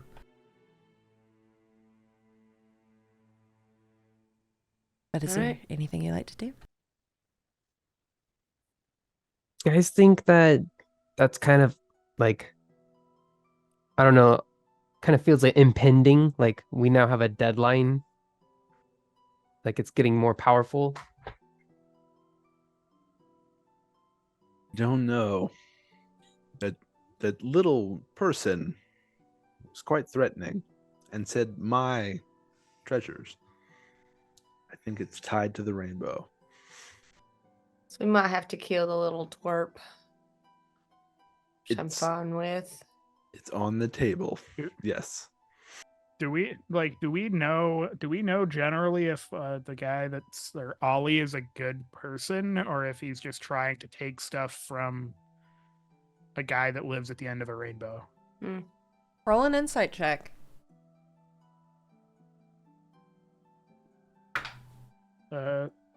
17? I also rolled a 17. Mine is only 14. It's better than mine. And this goes for anybody that wants to roll. So I'm also a 17 if I wasn't loud enough. Nat 20. Oh, wow. Hey! The barbarian is the most insightful out of all of us. Whee! And what about Charmie and Mozzy? 6. You're muted for us. I'm muted. 14. All right, 14. With that natural 20, the Ollie doesn't seem like he's trying to cause problems, but you get the sense that there is something different. Not necessarily in a malicious way, but the Ollie that you saw isn't necessarily what Ollie is. But you did not get anything malicious from Ollie. And you got the idea that Ollie does indeed plan to pay you what you are owed whenever you are done with your mission. Okay.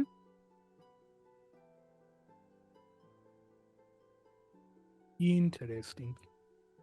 I'm kind of just in it for the adventure and wanting to see what else is at the end of the rainbow over there. So Yeah. I got enough dough. I'm just here Now, for did fun. Did he For say fun. Did he say specifically that we needed to bring stuff back, or just needed to know what was at the end of the rainbow? He said get to the end of the rainbow and find out what is in the, or at the end. He didn't necessarily say to come back with that information. He was very specific with his words. Find out what's at the end of the rainbow and you will be rewarded. Did he give us anything? You have felt extremely lucky since you all left Ollie. Have we ever Wait, worked with our Ollie in the feet. past? Y'all have never been to Westleaf. This is a very Yeah. small town in Emberwind.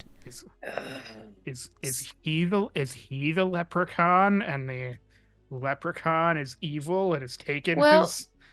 She didn't feel anything malicious from Ollie. No, the thing that we just, or that made the trees alive, did that take his, like, is he supposed to be the thing at the end of the rainbow? I don't know. Oh. With that nat 20 insight, you do not get the sense that that was the same person. Okay. But the deed that the troll had, Lucky. Could Lucky and Ollie be the same person? Or is Lucky the little gremlin? Well, because the trolls said that somebody came by earlier and left those 4 barrels for them. Right, so didn't they say it was like a little It guy? was a little guy. Little guy. Well, but we were all little guys to him anyway. That's fair. And those barrels were quite large. And they didn't. Yeah. That, and also not to like overlook the fact that that was the path to go to head towards the rainbow, and it was being blocked by like royal order. So like, what's going on? Who's that royalty? Order. Do-do-do-do-do. But it was also trolls and royal order. So Very Yeah. official. Since y'all are talking about leprechauns more, give me a history check. One more time. What is my hit? his Ooh, story 6. Gonna be a 10. 11. 18. Ooh, dirty 16. 20. With a dirty and Charmie, what'd you get? Oh, 16. 16. With a dirty 20, you recall stories that a little bit more than what you originally got. They like shoes.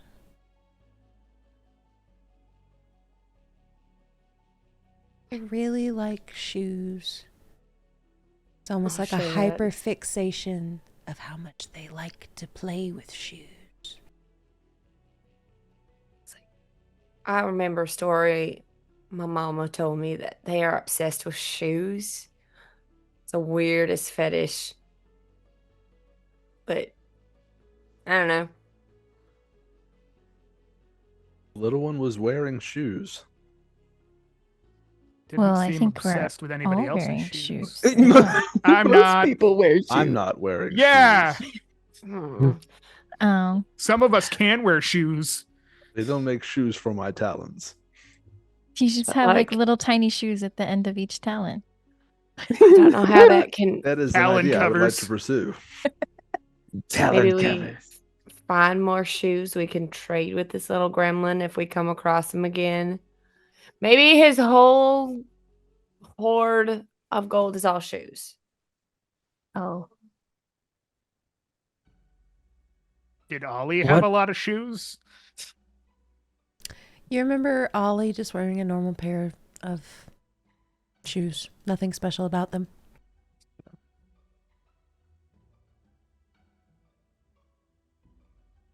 I still feel compelled when someone tells me I can't do something.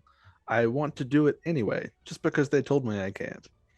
What if at the end of the rainbow there is a pair of fluffy, airy shoes crafted by, I don't know, some random crafter, maybe his name's Jordan or something, and they're rainbow patterned. So just rainbow patterned Air Jordans at the end of the rainbow? Made for talons. Made for talons. What an incredibly specific thing. Do you was a know very something we specific don't joke. know? Because I mean, you were at the. I mean, were there leprechauns shoes- love shoes. So what if Well, that's what's at the end Did of the... you have shoes when you were at the end of your rainbow? Yeah, Mr. Rainbow Boy. Do you wear shoes? Has anyone ever been to the end of a rainbow? You have. He's from the Hot? end of Yes, a rainbow. so- do they have shoes there? The end of the rainbow that you were from would not have had a lot of shoes. You were the pot of gold. I am the pot of gold, guys. So what if there's just another dragonborn there? Well, not just. I Also, don't mean to diminish you. I Yeah, will and say, What I'm right pretty- does this little gremlin have to whatever's at the end of the rainbow? Unless he's from the end of the rainbow, but I don't know if he is, because like, if he just said this is mine now, it's like no, the fuck, it's not. With a dirty 20 as Also well, you know leprechauns are obsessed with their treasures. And if somebody ever steals it, they know exactly where it is.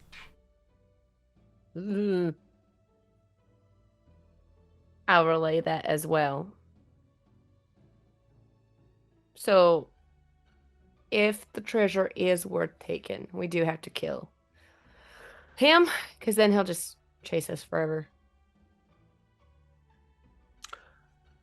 So if pot is a pot of gold at the end of the rainbow, at the end of a rainbow, where is Pot's leprechaun? Who's obsessed with you? I've never had a leprechaun. I despise leprechauns because they try to steal. Did they ever try to steal you? Not that I'm aware of. Or did Just, No. somebody just your else steal you? charms. Just my charms, yes, my luck. Whenever I have bad luck, it's because they've stolen my lucky charms. And when you mention Lucky Charms, they steal Lucky Charms. You have this like tingling in the back of your brain. And you recall that leprechauns, if they are ever caught, can grant you a wish. And that's the reason they steal everyone's luck. Yes, I am always afraid of the leprechauns because they want to steal my luck. But if you do ever capture a leprechaun, I'm told that they will grant you a wish.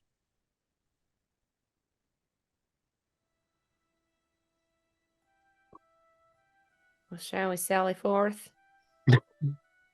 Yes, I like that Yes. expression. And as you sally forth, you follow the rainbow and you start to leave the lake and you start to make your way towards one of the mountains. And the rainbow starts to curve downward. And as it starts to curve downward, you notice the end of it leads to a cave entrance in one of the mountains. And as you start to get closer and closer, you see shiny sparkles, as it is littered with gold coins, random trinkets, and anything that shines.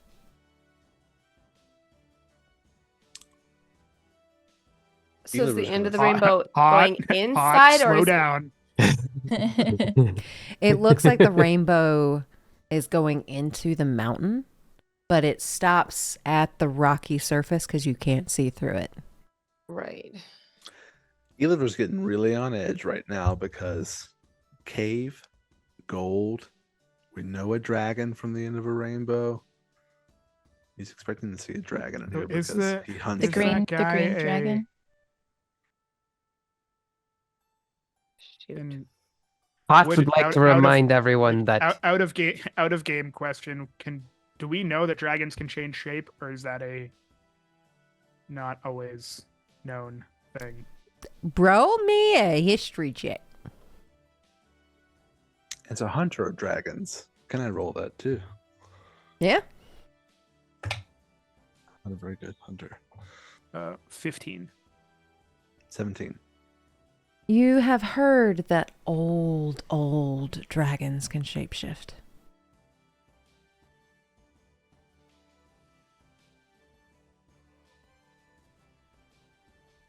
But old dragons are a lot harder to get to than this.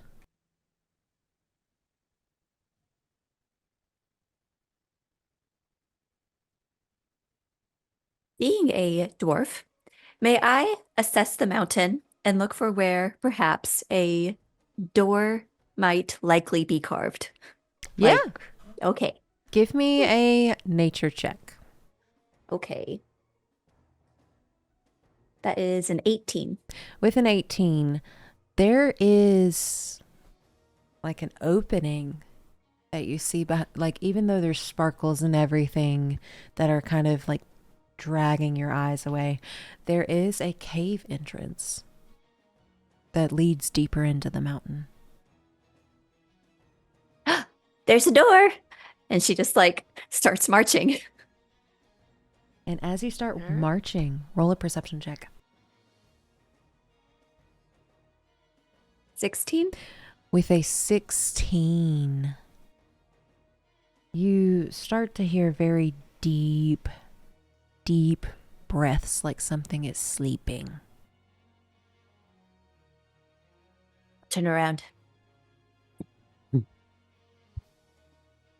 Come close. Huddle. We're gonna get close. Like we're gonna be sneaky about it. I think something is sleeping in there, and it sounds big. Pot would like to remind you guys that he is dragonborn, not a dragon.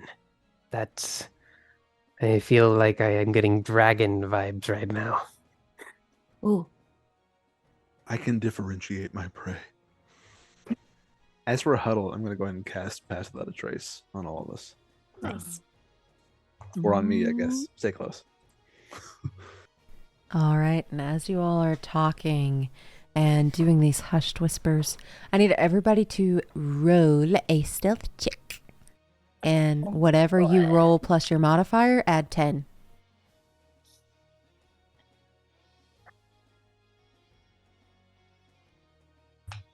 I'm going to use a luck point. Yes, same here. Luck I point. will as well. Get them all back with a long rest, right? Cool. Thanks to my cloak, I am not disadvantaged in my plate armor, so I rolled a 17 plus 10. Okay. So I got a think I'm- 14. Okay, plus 14 plus 15. It ends up being a 22 22. with the plus 10. Okay, I'm 27. 27. And what about Charmie? 21. 21. All right, so y'all's total is 126 divided by 6. I got a 24. I haven't told you mine yet. Oh, never mind. Okay, yeah. Whatever, you're good. He does whatever it is, does not hear you.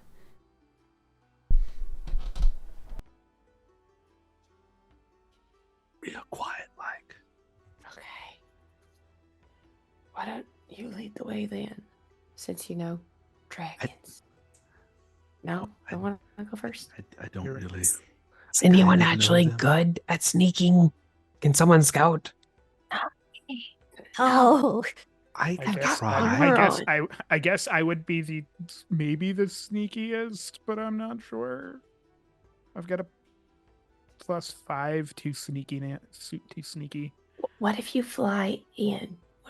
What if you fly in and like I don't know. Why don't we can just all go try. together? We're- Let's just yeah, all- we let's have just without all a go- trace. Let's go. Yeah, I let's feel just like all my go wings make more noise than my talons. Okay. All right. We're Together. going together. We'll lock arms and walk in a Okay. straight line. in a straight line. Walk directly in a straight line. I actually should have my arms free because I need my guns out. So Yeah, That's a and good point. I gotta hold my And I need guns. I need my arms free to punch things. That's fair. Okay. We'll mentally lock arms. Yeah, it was a good idea. It was a good idea.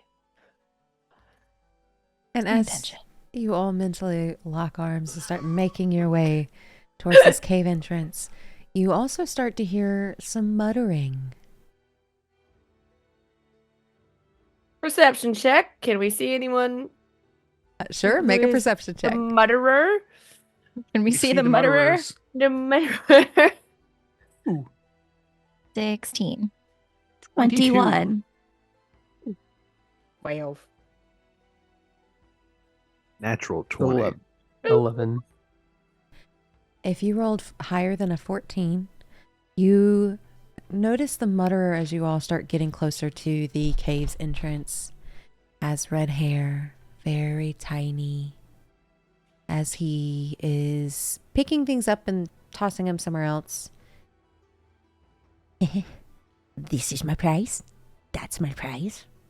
That's mine too. It is all mine. I really like this. And then, of course, Dragon is with me. Can I shoot him? If you would like to shoot him, I'm asking the party.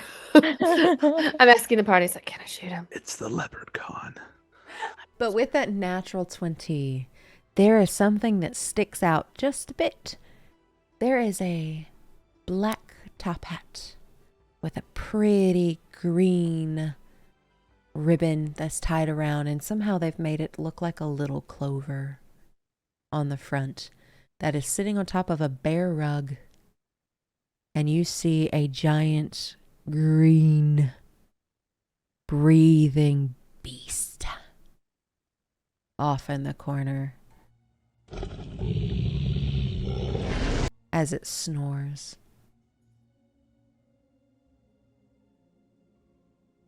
Mm-hmm.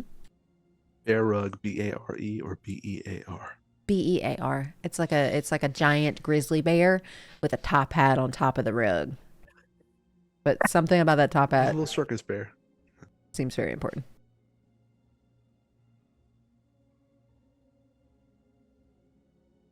Should we shoot the hat? Oh, sorry, I didn't see the hat. There's a hat on a bear rug and a big sleeping green beast. I'll relay it all. Let's shoot it. All the things in the room, you want to shoot the hat. You made very descriptive notes about it. It seems important. Or you could fly over and get it. Perhaps if I fail, I could be caught out of position. Okay, then we don't do that. Do you want What to if shoot I it? go with you? That sounds like an excellent idea. Or I could send the goat in. I mean, What happens to the goat in an unfortunate turn of events? I mean, it And will in the just. Mastiff. I mean, we've seen it before in And our the many lion. adventures that it just poofs and then it just goes back into my bag. Perhaps we could trade the goat for something. You sure the bear you didn't summon that thing too? I didn't summon that one. No, that's not in my bag.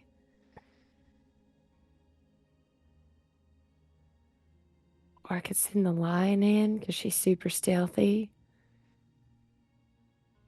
Well, Pot's Last gonna time- dismiss Goldie, so you're gonna see like Goldie kind of like just fade away because Goldie doesn't want to go Aw. into the cave. That was super sad.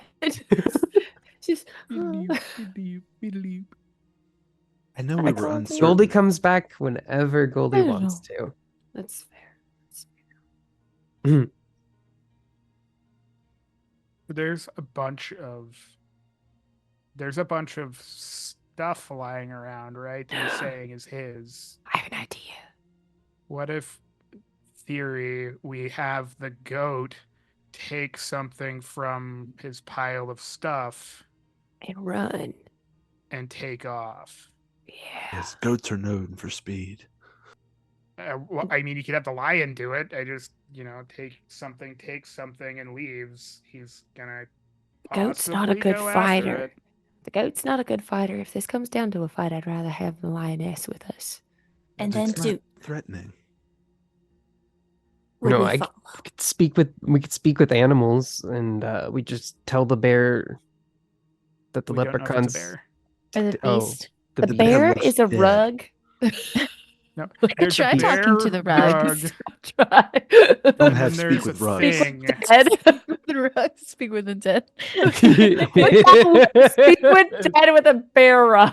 Oh my But gosh. technically, if it has a Dad. mouth, the spell would work. So you'd have to do Speak with- both. So that would be impossible. Speak with because you'd have animals to do and speak with the dead. dead. Somebody'd have to cast Speak with Animals on you while you cast Speak with Dead. It's possible. I want to do it. Can you Oh. be? Can you imagine how confused you'd have to be if like you're like the bear rug you're like I don't Yeah. know wearing on your head starts talking? Another Mm. idea. I don't know why the hat seems important. It just seems pretty damn important. What if we tie a rope to one of your arrows? You shoot it, and then we just pull it back, and then we send a goat in. I don't know. I I don't like the plan. idea. It may damage the hat. So I have an interesting skill that could be useful if we don't immediately enter combat that I would like to Yeah. bring up. I have a zone of truth, Okay. which creates a magical zone that guards against deception in a 15-foot radius centered on wherever I put it. Yeah, we used it in our therapy session a couple months back. We used it in our group therapy session. D&D. We're building more. Yes, for sure. That's great. Yeah, we did that. But I think it basically just makes them tell the truth for the most part. But they can still be deceptive. They just can't tell a deliberate lie, essentially. Right. That could help us while talking to the leprechaun if we try to talk to him. Yeah, because he seems like a little shit. The only other option is trying to like sneak up on the leprechaun and grab him, because if you catch him, he has to give you a wish.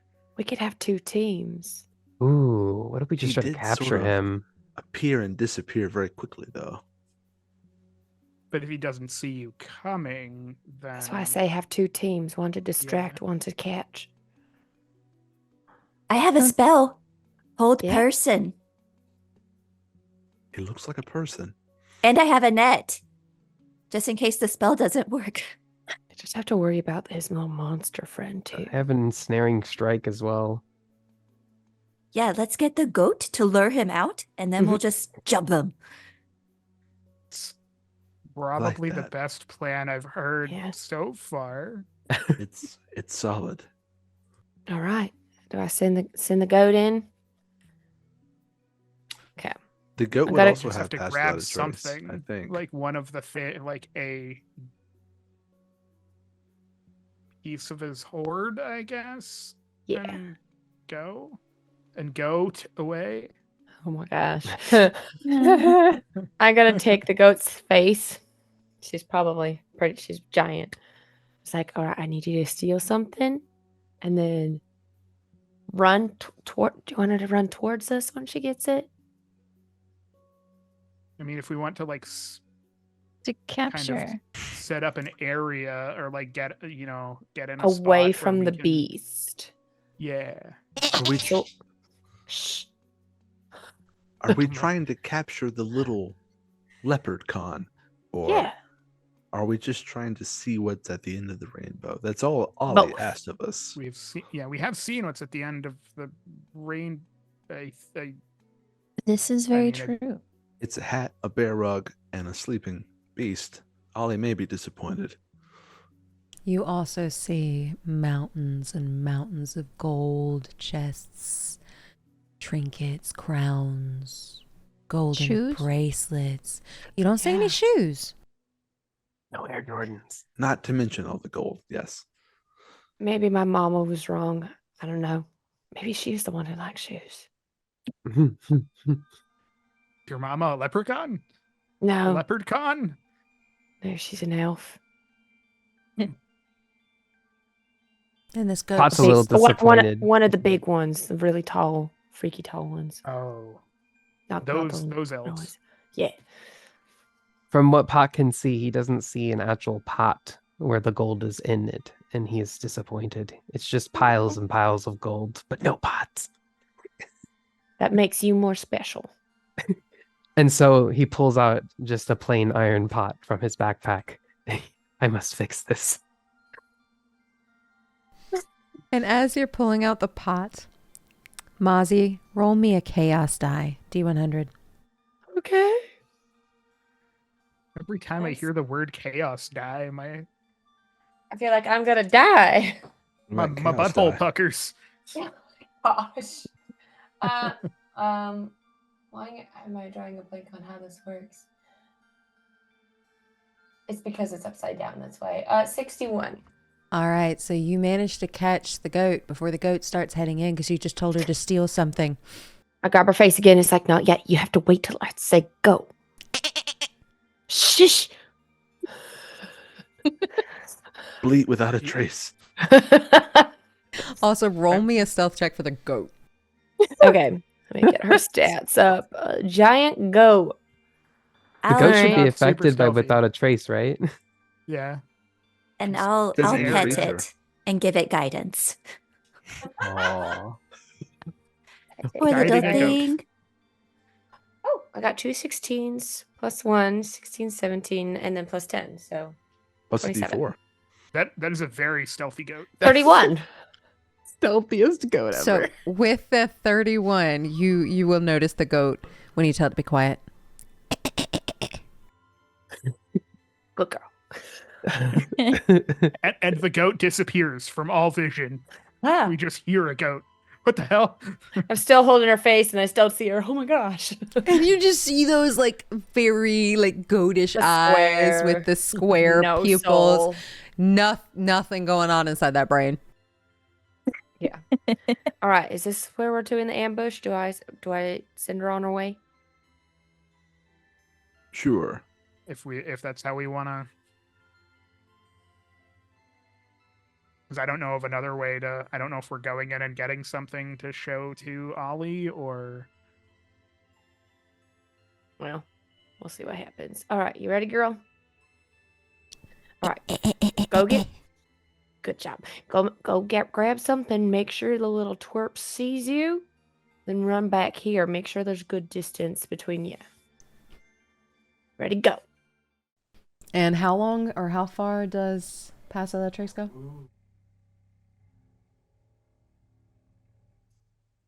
Only within 30 feet of me?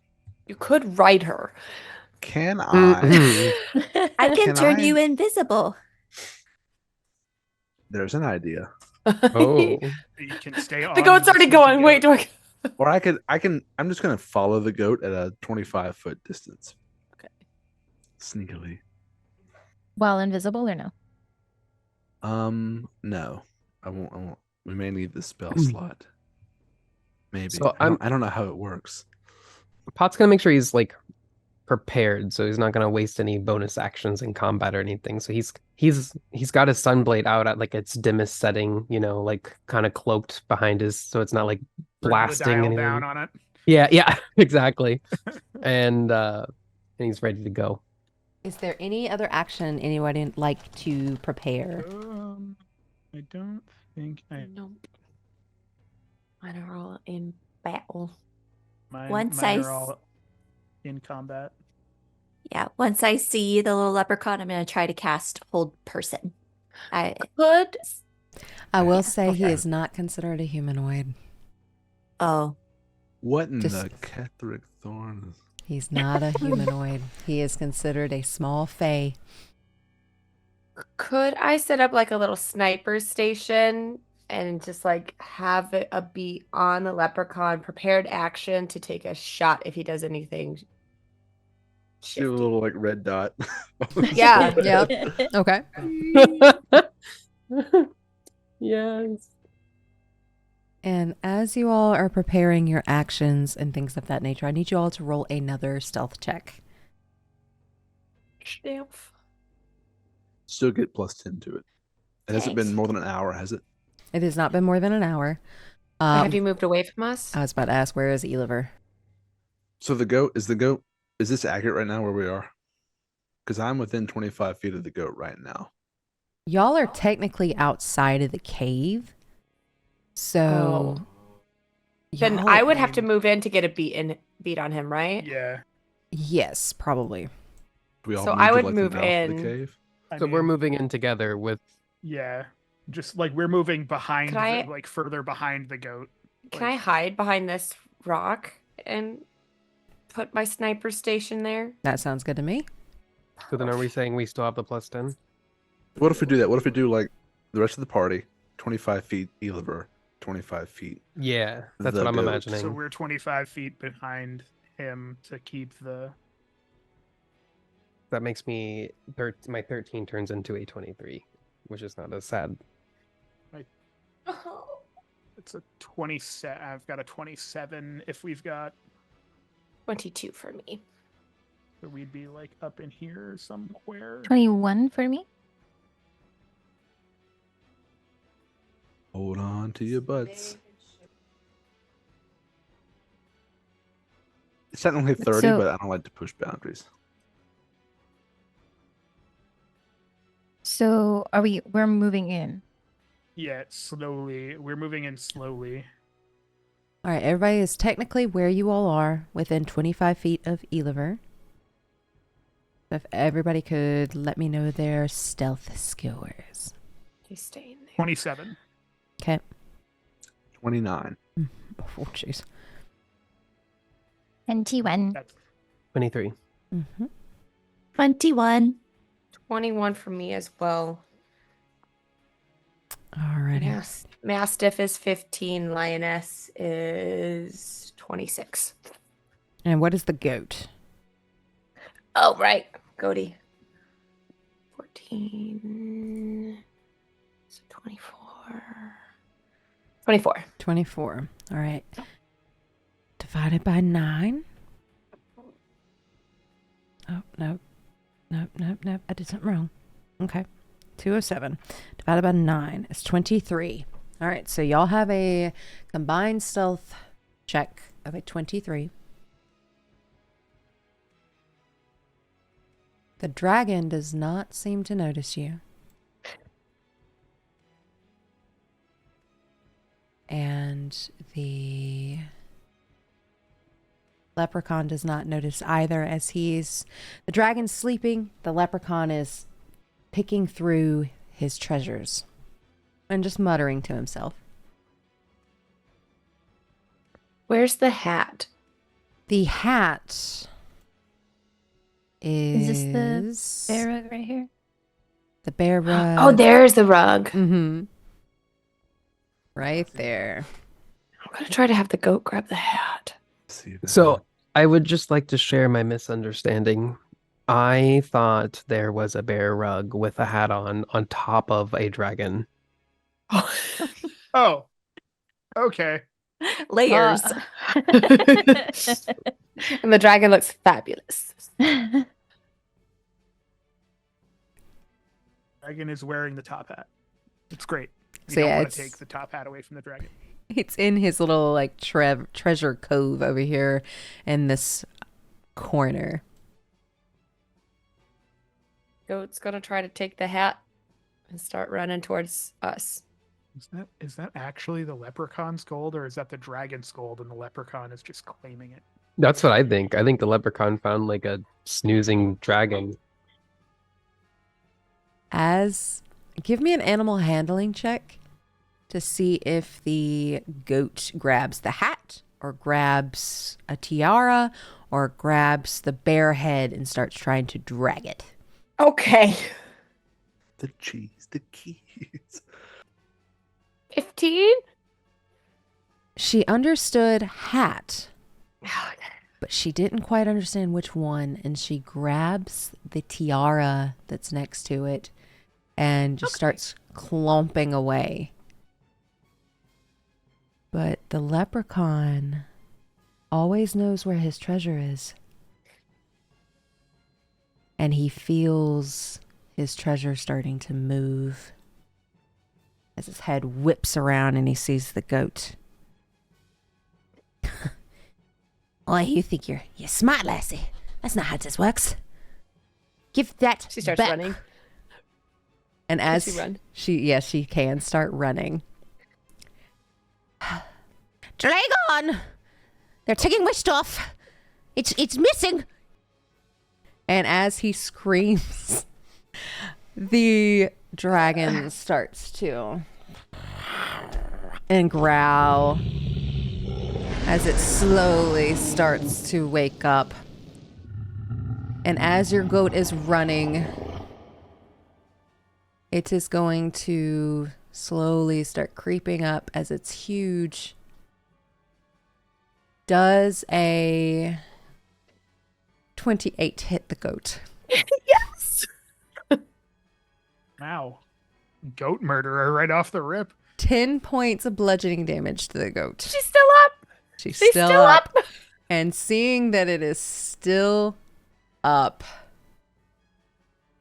it is going to take a claw Can she- attack. Oh, can she? Can she butt him?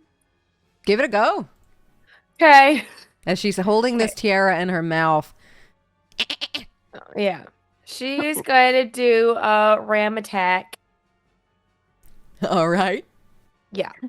Roll for goat. Roll for Yep, goat. roll for goat. And I will need a strength save from the giant dragon.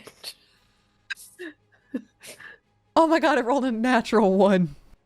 Oh, get him, Goaty. So she got a 21. Tell me what happens. 21 hits. Uh-huh. Okay. So she'll roll damage. She got 6 damage and he's prone. Knocked the dragon over. Oh my, god. Let's go. Let's goat. As it is now prone. Oh, and +3 bludgeoning damage. So the 5, 6, 7, 8, 9 total and it's prone. As the goat just manages to hit it right where it's got a sore toe and knocks it on its chest as it falls prone. What is the goat doing now? Run into me. And as it starts to run towards you, the dragon whips its head to where this goat is running. I need everybody to roll initiative. Oh. Can you cast polymorph? on the dragon? On the dragon? Yeah. Go for it. Oh, Okay. gosh. Oh my gosh. Okay. I think there's a save involved. Yep. Yeah. And we have Okay. luck points. And if he's prone, what does prone do? Okay. Strength and disadvantage on, I think it's dex saves. Okay. This is a remember right. wisdom save. A wisdom save. Dragons are wisdomous. It rolled a 18. I'm going to use a luck point Okay. to say disadvantage. Disadvantage. To say, nuh-uh. It Try rolled again. another 18, 2 11s. Oh, no go. As it now sees where you are, and the leprechaun also now sees where you, like where the goat is running, and where there are a bunch of people just standing there watching the goat. Hi. What's up? I need everybody to roll initiative. I'm going to use a luck point because that's a natural 1. I don't feel like going real. I am also going to use a 21. luck point. All right. Would those? 17. Oh, those reset every long rest, right? Yeah. They do. Okay. 17. 19 I for also- me. 19. I also got My a 17. horde. Deirdre and Erator, whose dex is higher? I have a 5 or +5. I have a +2. Okay. All right. Charmie, 14. 14. Pot, 21. 21. What is your dex? Uh-oh. I don't have any additional. It's 11. All right. 0. 0. And then 0. Eliver. 26. All There you right. go. You fancy pants. So with that, our order is Eliver, the dragon, Pot, then Mozzy, then Erator, Deirdre, Charmie, and the little dude in green.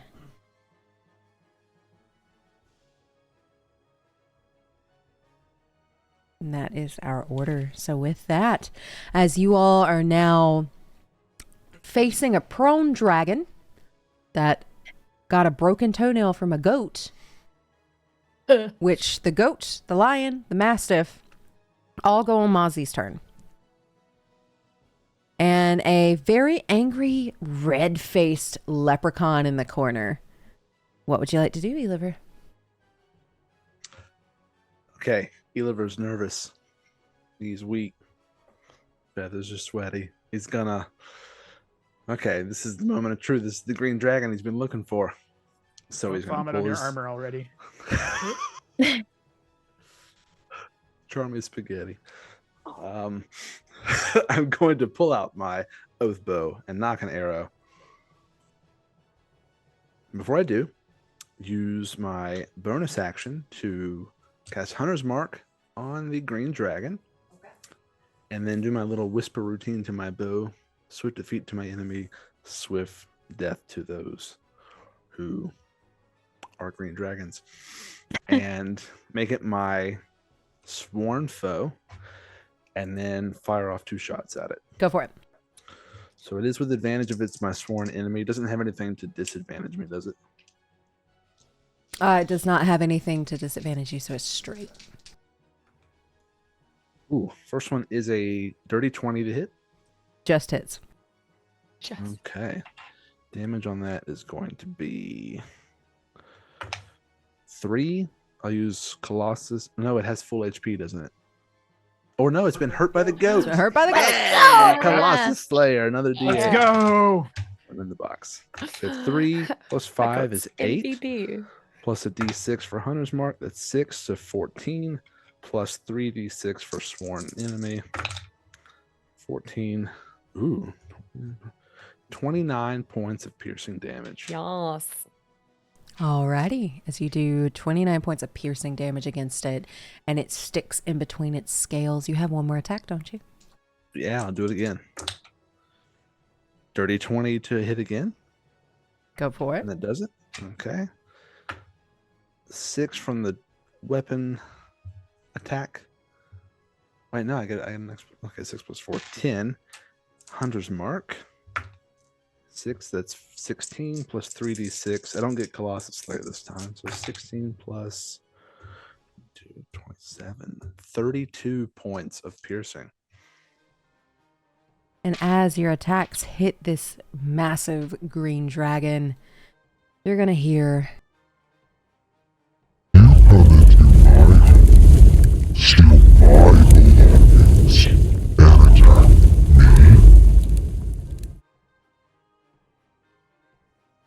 Yes. Going after my goat.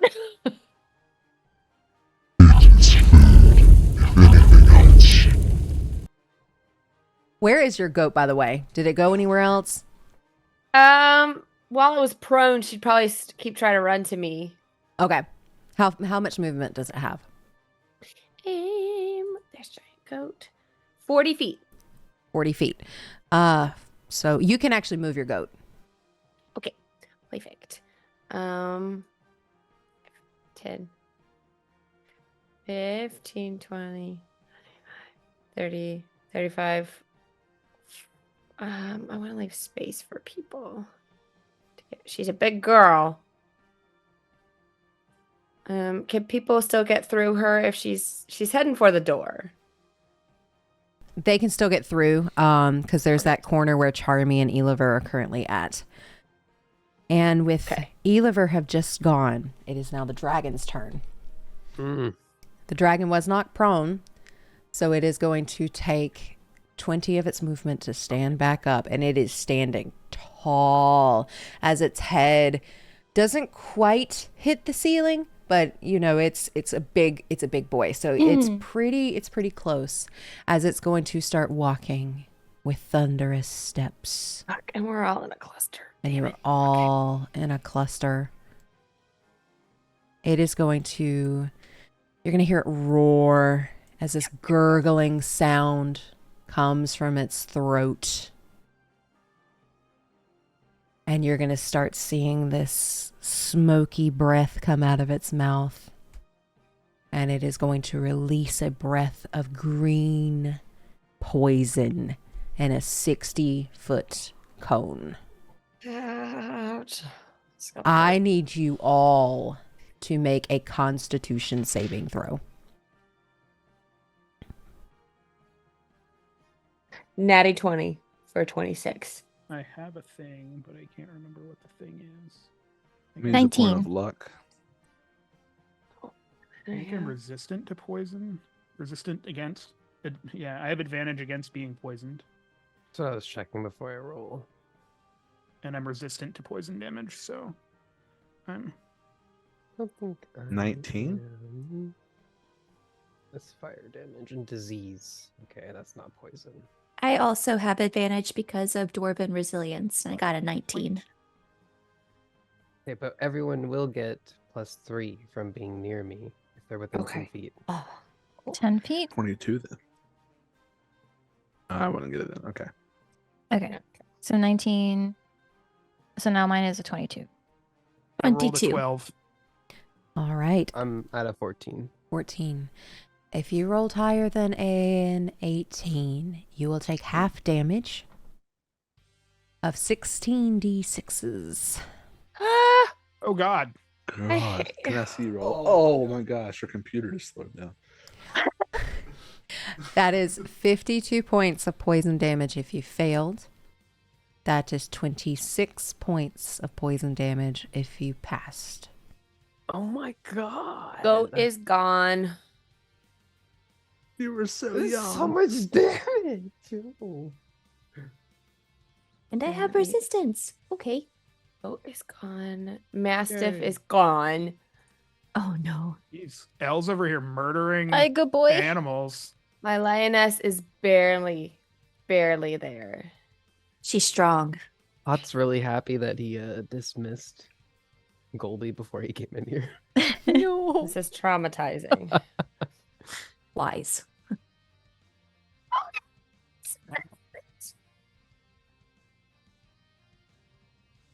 Alrighty, and it's going to use the rest of its movement to just get up as close as it can. As you all have a hunking green adult dragon standing and looming over you. It is now Pot's turn. Okay. So is there a pool of poison underneath us, or are we're good? It's poison just damage. sprayed it out. So Okay. there's not there's like a puddle of it's kind of spit breath, I guess, but it's nothing that's going to mess with you. Okay. Oh, it was just poison damage. Mhm. Okay. It was like a gas that left some residue behind. Gross. I'm just trying to think what I want to do real quick. That's one of those words. That's one of those words that I don't always enjoy hearing. Residue. Residue. We're all moist with poison damage. I was holding an action. Okay. Did I lose that? You were aiming at the leprechaun to hold your action. Yes. Mm. Yeah. Alright. But you would still, as soon as it's your turn after Pot, those actions come back. So, but the leprechaun, unless you consider it screaming at Dragon to be a fitting I thing mean, for your hold action, then you If can you shoot. allow it, I will take any pot shot I can at Okay. anything. Take the shot at the leprechaun then. Pot shot. I could do that on my turn, so combat can go. Oh, okay. If you want. Yeah. So I am. Well, that was a lot of damage. So I am actually going to cast Lay on Hands onto myself, and that is going to heal me for 40. Nice. So you're gonna see my Pot's gonna get up and just kind of shake off the poison and then glow immensely, and looks like he's almost brand new again. And I think that's the only action. Are we in combat with both of them? Is it Mhm. Leprechaun in order? Yeah. Yep, he is. So I think I'm just gonna move up so that I'm kind of like right around here, but I'm not gonna charge in or get much closer than that, and that will end my turn. All right, and with that, it is Mozzy's go. So I did my leprechaun shot. It's 23 to hit with 15 piercing damage. With 15 piercing damage. Is this magical or non-magical? No. Not magical. You notice that bullet pretty much goes right through it and disintegrates, as it is immune Do piercing damage from non-magical attacks. All right. Green guy needs magic shit. And then I'll just turn to the dragon and start pumping. Let's do my pistol. I'll pull out my magic pistol. No. I want to do more damage. Oh. Okay, we'll do the big bad news rifle. Okay. We will do 2 of those into the dragon. Into the dragon. All right. Roll to hit. Yes. Dirty 20. Dirty 20 just hits. Okay.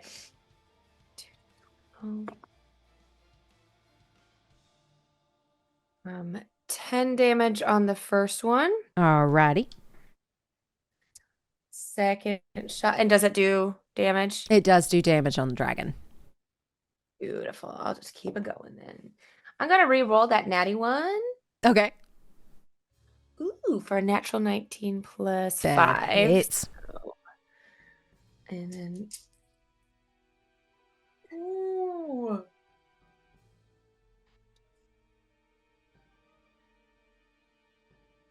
$25 damage on that one. I rolled a 12 and 11 on my d12. Nice. Is there anything relative for my grit points? No. Okay. And then I'm going to do an action surge. Okay. Do 2 more shots. Go for it. with the big one into him. I'm going to use a grit point to give myself advantage on that one because it didn't quite make it. Okay. So grit is gone. There we go. So that is a 24 to hit. That hits. 14 damage on that one. Last one doesn't hit. Alrighty. As you do that damage, it's going to turn its head to you.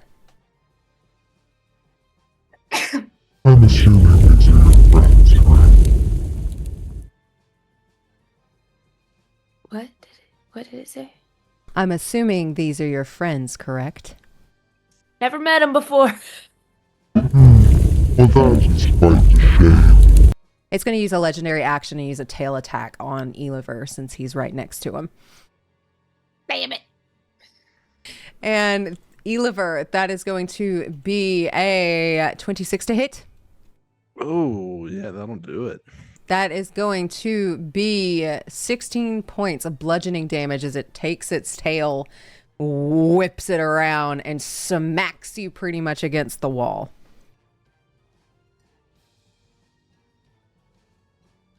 And then my lion would like to go.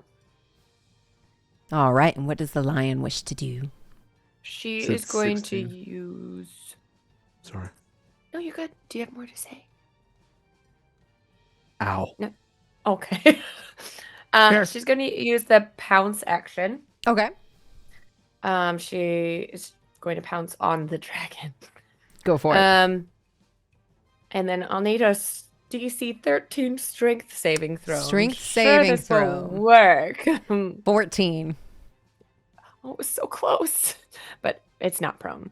Okay, and then we are going to do... How many moves does she have? Where does it say? I think she just has one action. Oh, and she has 2. She has a bite and a claw. 10 to hit on the bite. That does not hit. And the claw. Ooh. 24. 24 does hit. Okay.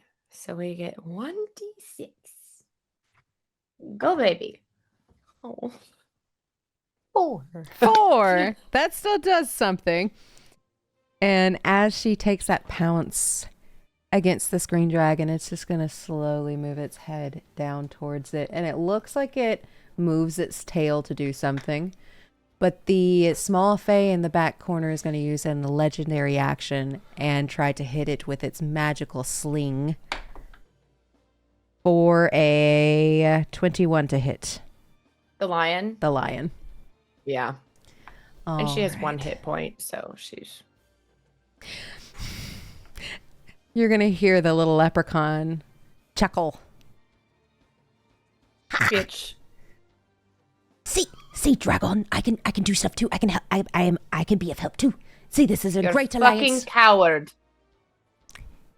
He's just going to look over at you. I'm alive though. Oh no. All right, and that's the end of Mozzy's turn and the lion's turn. Erator, it's your turn. Go by the dragon. It's going to get an attack of opportunity on me. So I guess I'm going to move up here.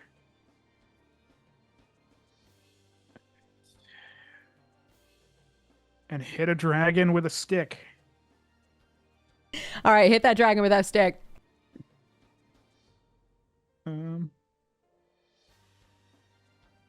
One off of a natural 20. That's a natural 19 for a 30. And that hits. I think I'm going to use 3 charge counters or charged things, not charges of my staff, and hit it as hard as I can. 11, 12, 13, 14, 22 damage on the first hit. Okay, 22. I'm gonna attempt to stunning strike on that one. All right, and you said that's a Constitution saving throw, right? Yep, 14. Natural 20 for a 25. Okay. I'm gonna swing at it again. That is a 23. That to hits. hit. And I think I'm just gonna go another shot with 3 more charges. 11, 12, 13, 14, 15 plus 8 is 23 on the second hit. Okay. And I'm gonna flurry of blows. Alrighty. Natural 20 on the flurry of blows, or the first attack from the flurry of blows. Nice. So 6. Oh, that's 12, 17 damage on that one, and I'm gonna do it again and use another key point to try to stun him. Now, how much damage was that? 17. That's doubled. Or not doubled, but maxed. Oh, You crit, right? You got a 20? that would be, yeah, it would be, I rolled a 6, and then I got a 6 from the unarmed attack, rolled a 6 plus 5 So for my 17? modifier. So 12, 17. Okay, so that was the crit. Okay. Yeah. And I'm Alrighty. gonna try to do a stunning strike on that one. He rolled a 19 for a 24. Okay. I think I'm probably gonna stop trying to stunning strike because that's a real high. And I have one more. Does a dirty 20 hit? Just barely. 8 more damage. Great. And I'm going to, since I get the disengage and 10 extra feet of movement, I'm going to go over here. Is this still on the map? I don't see where you moved your... Or is over here still on the map? Yeah, so Or is everything that- you can okay. see. Okay. I guess I'm going to move over there just so we're not all clustered up. All right, and seeing that you ran away, the little guy in the corner is going to use another legendary action and try to hit you with his little sling. And that is going to be... I don't actually think that hits. 15. I'm going to, let me see, because I have a thing. I just have to read deflect missiles. Oh, that's if I'm hit. So he missed. So I don't get to. Okay, yeah, he missed with that one as Okay. he's just over there Okay. cackling. Cool. And with that, Deirdre, you are up. All right. So if you are looking at Deirdre, which I don't think anyone is, but if you were, you would see Deirdre, her back straighten, her feet are shoulder width apart. She puts her fists on her hips as she lifts her chin up to the sky, and her cape of billowing billows behind her. As she says, "This looks like a job for Corsantra the Destroyer." Wow. As she shoots up 15 feet into the air and flies with her boots, her winged boots, and lands. Whoops, let me change this. And is now in front of. Wait, hold on. What was the distance? What did I say? 15 feet? So now she is right here next to the dragon as she then takes her great axe and swings with a. Oh, did I say she entered a rage? You did not. She has She now. enters a rage. She enters a rage as she tries to hit for 19. Meets it, beats it. Heck. All right. And she is going to do. Oh. 9 points of damage. Oh, +2. So that is 11 points of slashing damage. Okay. And then she is going to take her great axe in the other direction as she attempts to go for the dragon one more time, and she gets an 18. That does miss as you hit the first one and the next one goes past. All right. Just going to say, I'm on a roll. Better watch out. Better watch out. Better what? See? Better. You're going to Redder. hear, as it is the end of your turn, Corsantra. I A don't, croissant. I don't appreciate being hit. and it's going to try to tail whack you with one of its legendary actions. What's up? I actually don't think that's going to hit with a 16. It does not. Does not. Let's As go. you know, you're flying and everything. Its tail just goes under as it tries to smack you with its tail, and it misses. And with that, Charmie, you're up. Does it look like anyone is poisoned? I didn't give a status effect of poison. Got it. Okay, good to know. Okay. Charmie is going to, let's see. Yeah, she is going to kind of, whenever like a bull looks like they're getting ready to charge, she's just gonna like kick her feet back and forth, and then all of a sudden there's just like a puff of purple hair as she wild shapes into a polar bear and runs at the dragon, still kind of biting at the ankles. I love it. Roll to hit. Okay. Oh, that's not great. It's a 14. That does miss as this polar bear is charging towards this giant green dragon. Okay, that was its bite, and then she's gonna go and try to like rake her claw down its chest. Go for it. Ooh, natural 20! Natural 20. Let's This one's going to go. hit deep. Okay, so it's double, or it's max? So- how does it work? What are you rolling for it? 2d6. So automatically 12. And now Okay. roll 2d6. Ooh. 4, 5. That's 9. 12, 9. 21 plus 4, 25. As this polar bear rakes its claws against it, you can feel like a couple scales pop off as you do so.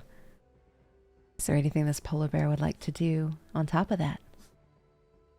I'm going to, is it possible to make like an assessment now that I'm up close on it.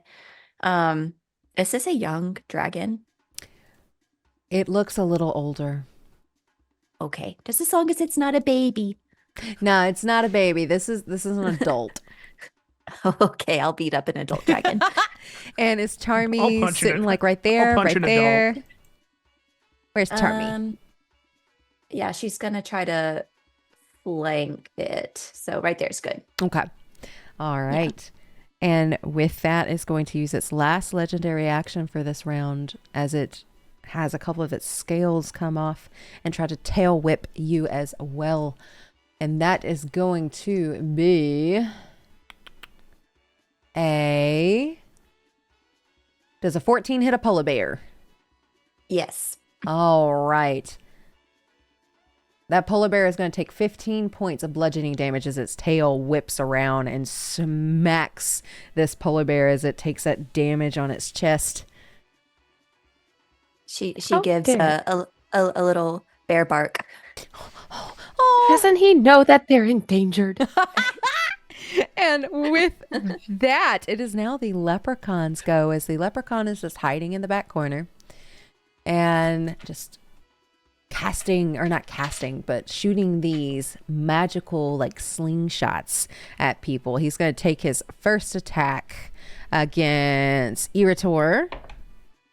And that is a natural 1, and he does not have points of luck.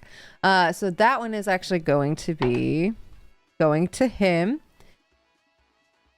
And he does hit, but you notice like it just goes through his foot. Doesn't seem like it hurts him at all. He doesn't hit it. He doesn't hit the dragon. I can roll for it. Let's see. Evens are for the leprechaun. Odds are for the dragon. Odds for the dragon. Oh shit. And he does not hit with a 16. So y'all see this little magical like green like dart just shoot off. And he's going to take his next magical sling attack against... Who did I hit? Okay, he's going in a... Deirdre for a 24 to hit. Hits. Alrighty, and that's going to be 9 points of bludgeoning damage. And then he's going to go for Charmie for a 21 to hit. And that is going to be 7 points of bludgeoning as he just shoots off these pew, pew, pew, he's got like a little slingshot that he's using over there in this corner. And he is going to stay right there. And it is now Eliver's go. Okay. Eliver is going to sort of toss his bow up in the air, take off at a low hover, catch it with his talons, and fly. Well, before I do that, quick time warp. I'm going to use my action to disengage from the dragon and then fly at a low amount for 50 feet. I'd like to go, let's see, 1, 2, 3, 4, 5, 6, 7, 8, 9, 10. Over here.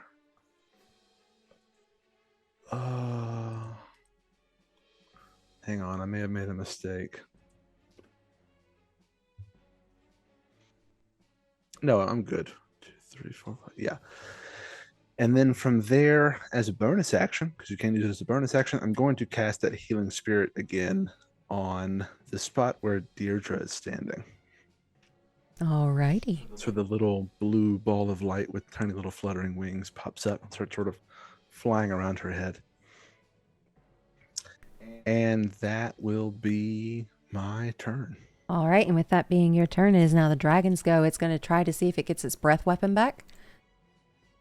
And it did with a 6.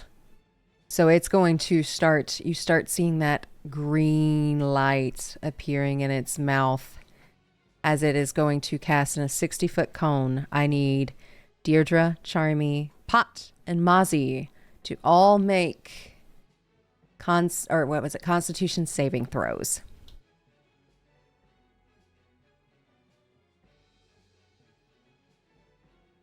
24. 26. 24, 26, 30, 20. dirty 20. So you all pass. Well, Pot, what was yours? Hold on. 19. 19. So the DC was 18. You all pass. So instead of taking the 51 points that it was supposed to be, you all will take 25 points of poison damage as it breathes this gas your way. And you're going to hear... This is my home. I request that you leave. Okay. Nah. We good? Can we? And you hear the little guy in the back. These are my Lucky Charms. You cannot have them. These are me treasures. Necessity, man. My treasures. Not yours. Why is the leprechaun and the dragon like working together? I'm Like, so yeah, like, okay, how DM question? Yes. Like, He how does said he gave a conversation hint. work during initiative? Yeah. So if you are talking to it, I will say you can talk. They can talk back. Talking is a free action. All right. So you'll just let us leave? Because honestly, we had no idea you were in here. We were just like came here to see what was here. So you came into my home and immediately started stealing my things. Because we hate that one, not you. We hate that one. He's gonna look over at the small fae over there, just chuckling to himself. He's a dick. You brought them here. What? I didn't. He said he was looking to the leprechaun and said, "You brought them here." And the leprechaun's gonna very quickly stiffen. No, I did not. I did that. It was not me. This is. He's also claiming those are his treasures and not that of a dragon's. Yeah. So, I mean, This is me treasure. I assume that's your hoard. Yours This is or your is home. it the dragon? I feel like the dragon has more of a right to it than you do. You're not even from this land. You don't even go here. You don't even Sorry. go here. And Pot's just kind of watching this conversation back and forth, like, what? Just because I don't go here doesn't mean that this isn't mine and that I do not belong here. This is mine. I gathered it and I am letting you watch over it. Oh, you're letting the giant dragon watch What a over great your privilege. own shit. In his So home. you command this dragon? Do you allow this dragon to be commanded by him? The dragon? He has brought in a lot of gold for me to sit on. And I can eat him very quickly if he ever steps out of line. I would say that was out of line. Go get him. So he Mr. Dragon, sir, what is your name, sir? Dragon, Right, okay. Yeah. Nice to meet you. Sorry I hit you. I cannot say it's nice to meet you, for you have fixed me, he's gonna look at the polar bear. and you tore off my scales. That is very valid, but you did spit on us, so and that hurt like hell. So we're kind of even now. No, you were in my home. We don't want to be. Again, we're just going after this twerp who threatened to kill us. We came into his home looking at his treasures. Because he claimed this was his place. Does he even pay you rent? Technically, I don't know what rent is, but he pays me in that gold treasure over there. His treasure? He won't let you have it. Eliver. How close do we have to be to hear this conversation? They're not being quiet about it, or at least the dragon's not. I'm pretty far. That's why I asked. Everybody's talking. I say everybody here can hear it. And I'm yelling at the leprechaun. I'm making sure this little twerp hears it. I'm like, bitch. I apologize for this, but for narrative purposes, Eliver will yell out, "I care not for these treasures. This dragon will die." Oh, fucking hell. Eliver! Well, damn it. Well, I think negotiations are over. yeah, I think that did it. I don't make the rules. I just wrote the backstory. That's valid. That's True to your character. T-shirt. I don't make the rules. I just wrote the backstory. As he has done his poison breath and is now staring at Eliver, I believe it is Pot's go. Okie dokie. Why's he staring at me?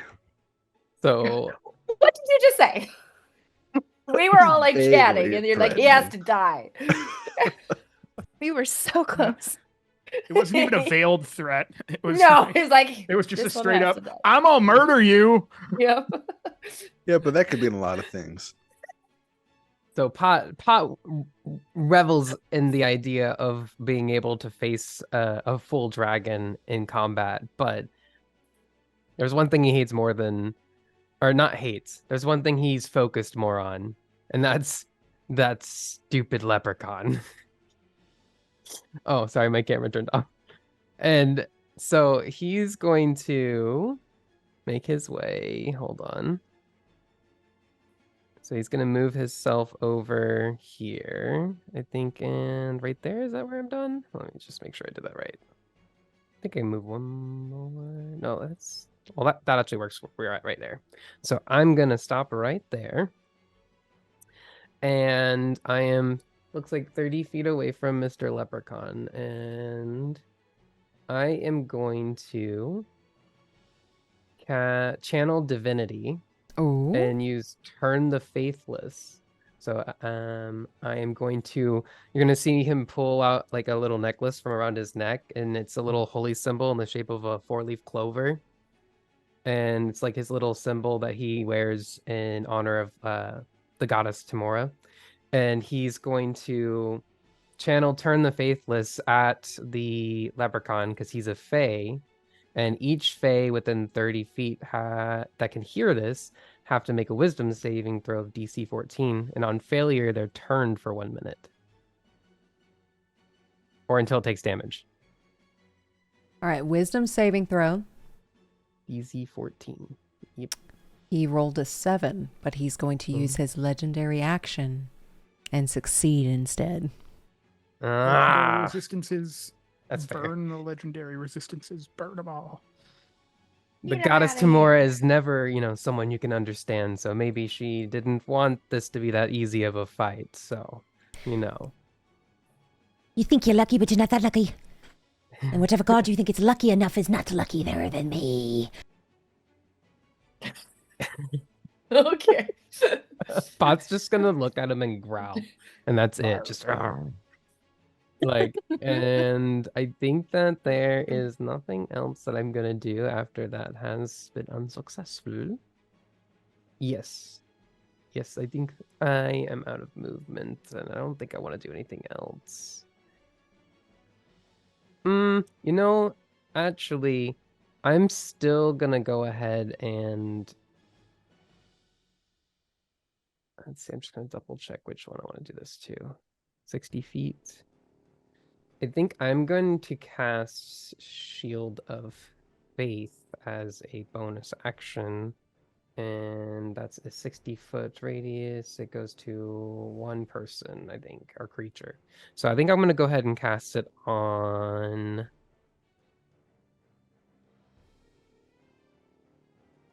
Deirdre. Just because you're right in front of the dragon. So cast it on her.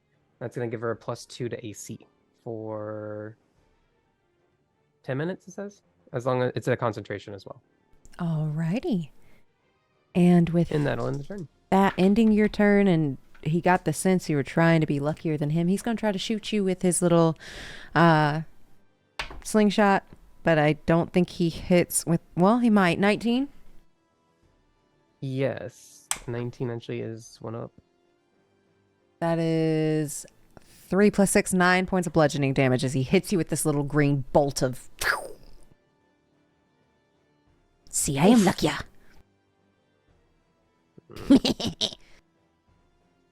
And with that, it is now Mozzy's go. I have a weird. It says I'm muted. Am I muted? You're not No. muted. No, you're good. It's I can hear you. saying I'm We mute like up here. weird. Okay. Okay. Yeah, this is gonna be Okay. interesting. And I don't know what to roll for it. Okay. But I would like to do Dimension Door on top of him, take off my coat, and just like bag him. Okay. Alrighty. Alrighty. Especially, let's roll for you a sleight of hand. Okay. Okay, that's a good one. And Okay. I don't want that dice. I don't know which one. now I guess I've set a DC in my head to catch him. Okay. Okay, I got a dirty 20. You beat it. It was 17. So when you Dimension Door, you manage to fall on this leprechaun and you have him covered. And then just like, I want to go around it and like, And- hold him. And when you try to grab him, I need contested strength Okay. to see if we can do this. And he is very small, very not strong at all. Yeah, kidnapping. 19. All right, he rolled a 9.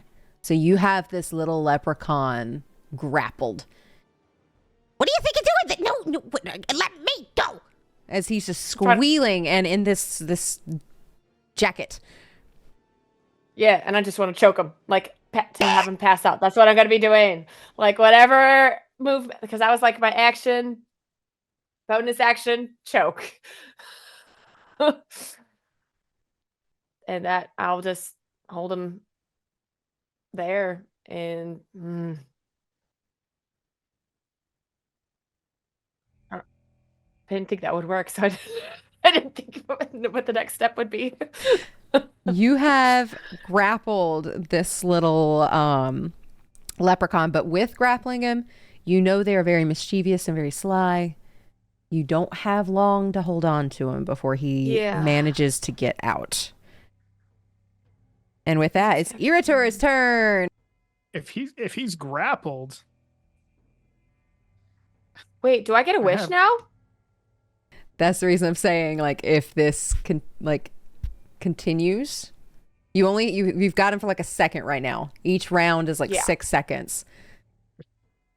I move up Bonus action, I here. would like to put my pistol to his head so he feels it.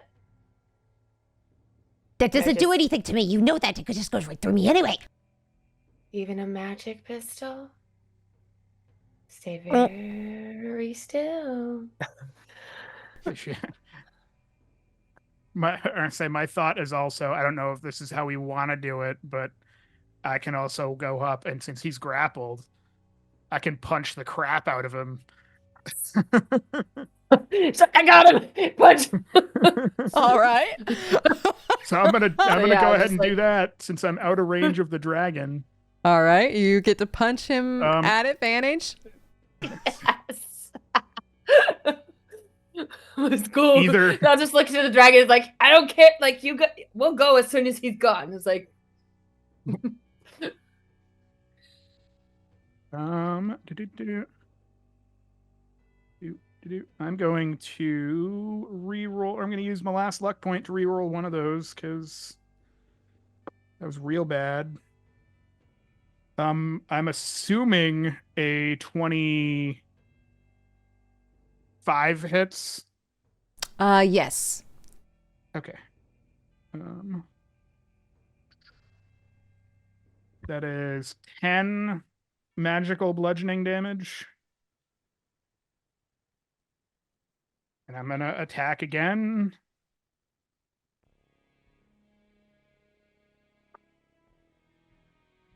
Okay, I didn't get a. All right, that's an 18 plus. That's a 18 plus 11 is a 30. That hits. God damn.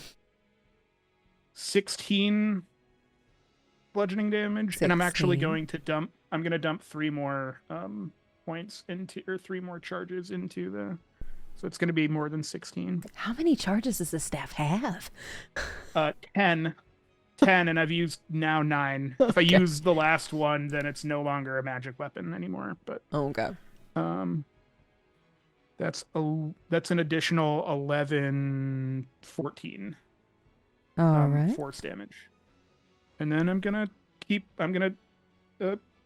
flurry of blows, I guess. 'Cause why Okay.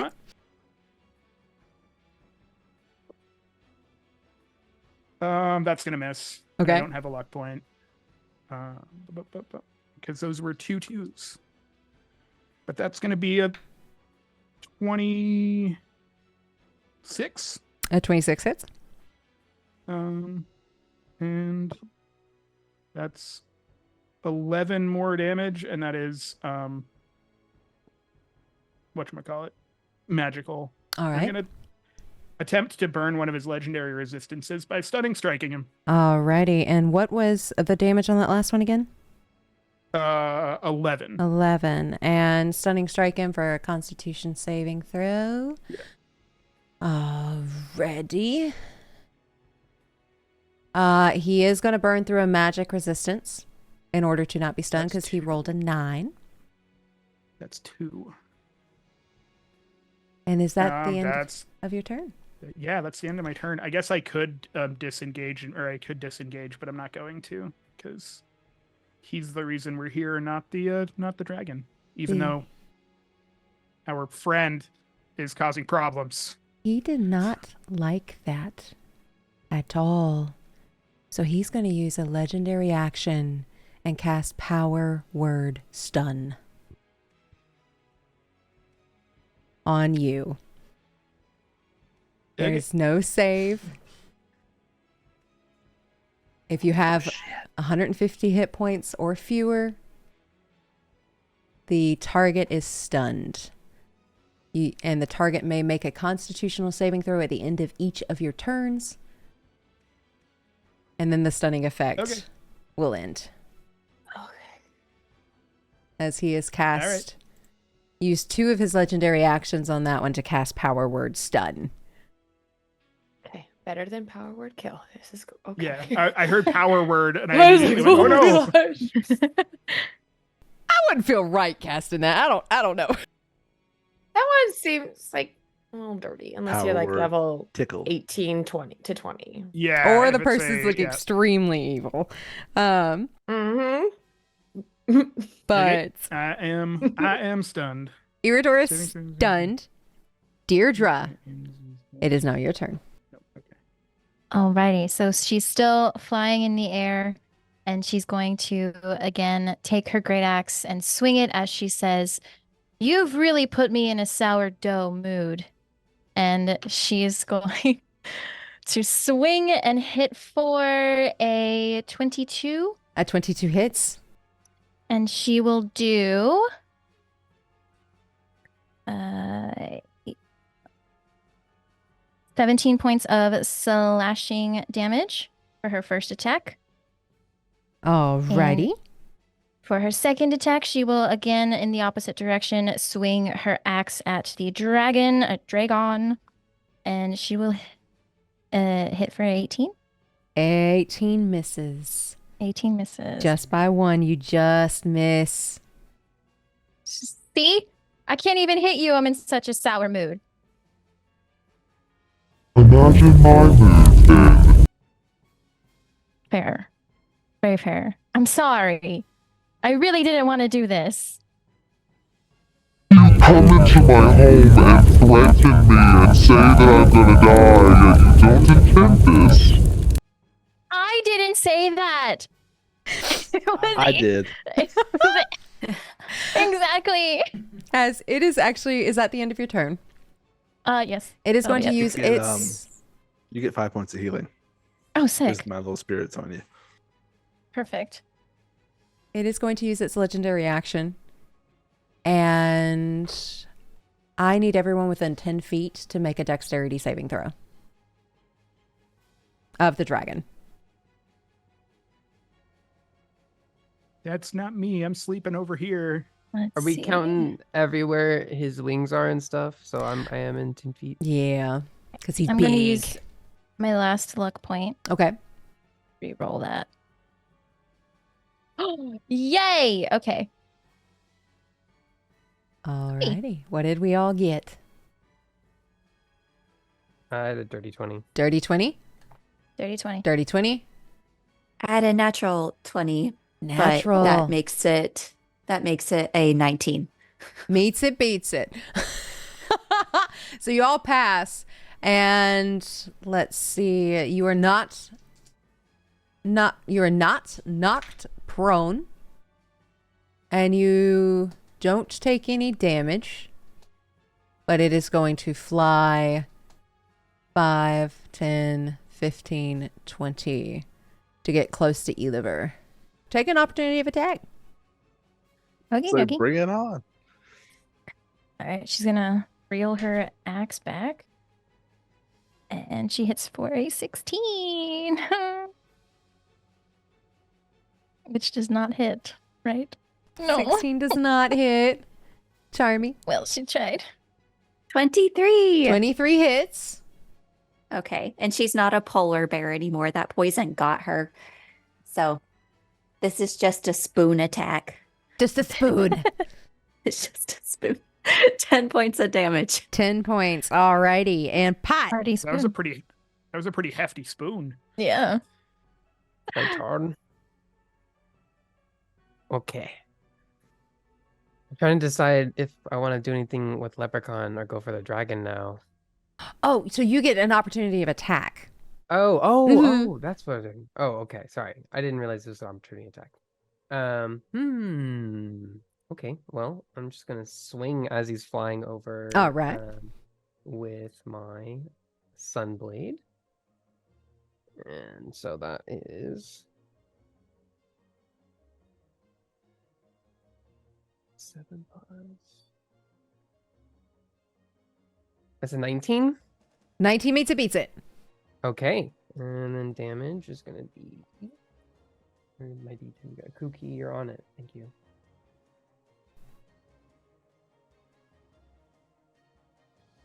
That is a 4 plus 9. So we got 13 damage. All right, 13. An opportunity attack is just a single attack, then, Mhm. right? Yep. Okay. And you can tell from all the wounds that it has that it is bleeding a lot. And with that, it is now Charmie's go. What does Charmie want to do? After taking that big swing with her spoon, she's just going to look up at Eliver. Do what you need to do. And she's going to point her spoon and cast haste. And that means you get, instead of 2 attacks, I don't know 4 what that attacks, means. correct? Yep. You get an extra action that has to be used for the attack action or movement, I think. Yeah, your movement increases. Yeah. Yeah. Let me pull up the spell. You get a full, like, regular action, or it has to be an attack, or. Yeah, you gain 2 to your AC. You have advantage on dex saving throws, and you get an additional action that can only be used to take the attack action, dash, disengage, hide, or to use an object.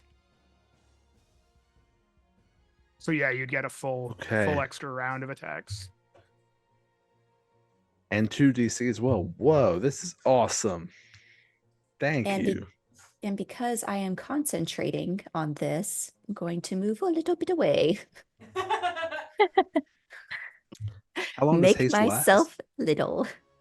It lasts a whole minute. And while I'm it's good if I stay concentrating on it, because whenever I drop it, there's consequences. Lose Yeah. your No. turn. Yeah. lethargy. Alrighty. And That's my turn. with that, it is the leprechauns go. Currently being held by Mozzy Applegate. I have a DC of 18 in my head. Roll me a sleight of hand to see if you can keep a hold of him, choke him out, whatever you need to do as you are holding on to this little guy.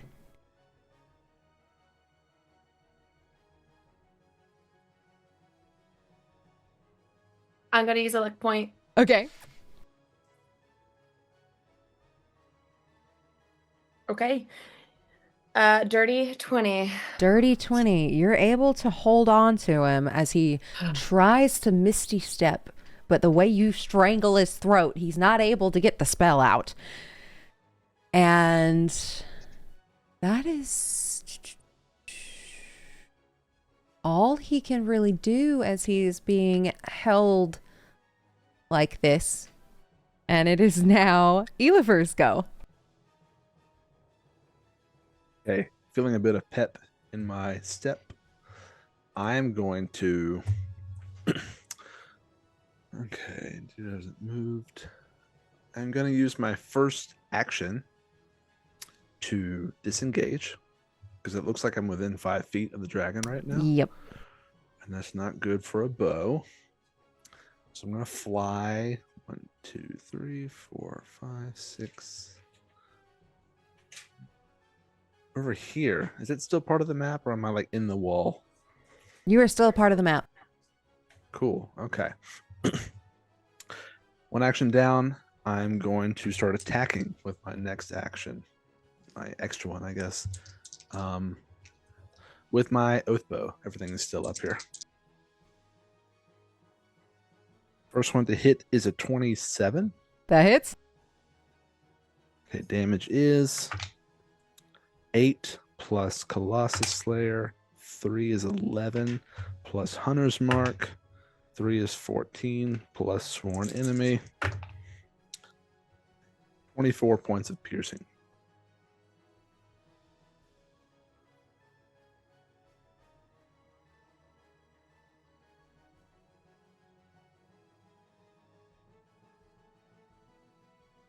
Very fire. hurt. Oh. That's good, because for my second one, I just rolled a natural 20. Ayo. Alrighty. Now, I just take the regular attack die, right? None of the other stuff I'm stacking on. What all are you stacking on? Because I from my understanding, it's everything you include, just not your modifiers. At this point, it would be Hunter's Mark. Would be on Hunter's there. Mark can count towards that too, with a nat 20. Okay. So 6 from the Hunter's Mark, whatever your. So I just add the full Hunter's Mark I'm out on there? With a crit. How do you want to do this? Or what about Sworn Enemy? Because that's... With a crit. How do you want to do this? Okay. I'm picking up what you're putting down. He dead. He's dead, Jim. I'm going to aim at what I'm assuming the head of the dragon is. And I will say one last time to my bow, swift death to those who have wronged me. And fire off the arrow and try to hit the dragon in the left nostril. And see if I can get it up through the nasal cavity into the brain. You're able to with that crit. Its nostrils flare at just the right moment. The arrow goes up and it goes up the back of his nose. The arrow's gone. Like, you don't see it for how far in it went. And you will notice that the dragon was flying, was in the air, and its eyes just roll to the back of its skull, and it just falls from the sky, and with a very loud, thunderous, rumbling crash, hits the ground.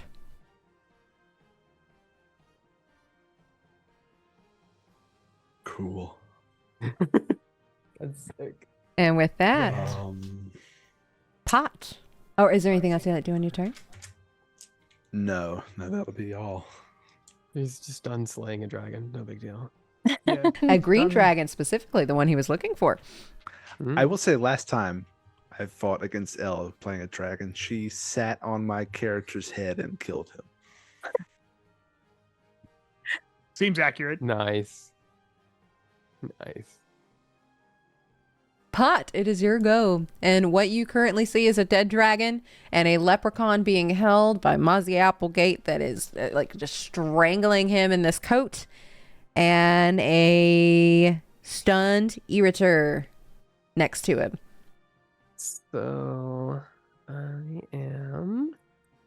Oh, yes, I can just walk right up there. So I am going to walk on up over there. Whoop. And I am going to cast Lesser Restoration to remove the stun. I have to double check if Lesser Restoration gets rid of stun. Does it say it gets rid of stun? I believe from what I read it does, because it removes paralysis and stun is considered a paralysis. Unless that is not true. But from what I read, that seems to be the case. Oh. So let me just double check Greater Restoration. My understanding, yeah, So. I think it gets rid of stun. Does anybody? I don't have any. I'm not finding anything that says otherwise. Because it says that Greater Restoration specifically for Charmed, or Petrified, or Cursed. So it doesn't specifically say stun. So I'm assuming that that is included in Lesser Restoration.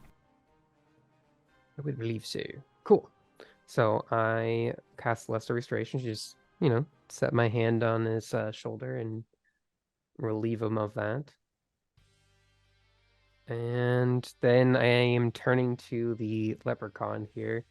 I'm not doing anything. I'm just thinking, so do we get a wish? Like, I'm asking it a question. Let me go. And I'm just going to say, I don't know about that. And then I'll just end my turn there.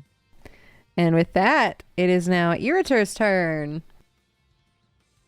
So I'm no longer stunned. You're so no I longer have stunned. My full turn. Mm-hmm. Okay. I heard him ask a question or ask the question, so I'm going to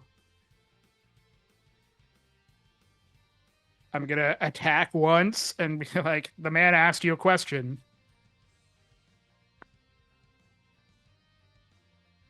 I'm glad that one of those is a 7 because the other one was a natural 1, but that misses, I assume, because that's an 8. Well, that's an 18 actually. No, Oh. It's 15. Still hits. My bad.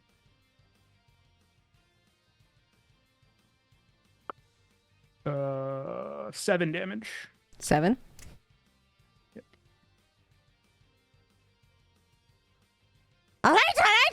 I'll offer you a wish. Just let me go. I don't know if I want to now. Do I keep Cause- swinging? It's your Cause call. so You're holding much him. Problems. I don't know. Like I mean, we could just kill him and take all of his stuff. That is true. I mean, we did kill his dragon friend. What would we wish for? 15 hits. 15 hits. I'm gonna swing until somebody tells me to stop. 8 more damage. What is everybody's passive perception again? 13. 13. 17, but I'm far 11. away. What did Eliver say? 17, but I'm across the cave, Okay. if that matters. That actually probably give you a better shot. You start to see Ollie walking in.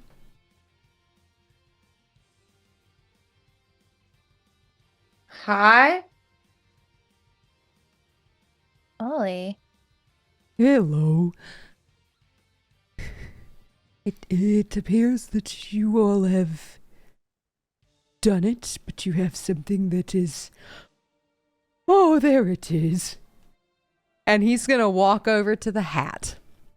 I forgot about that. This is my lucky charm.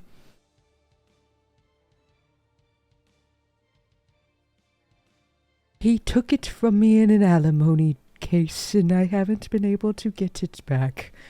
I choke harder.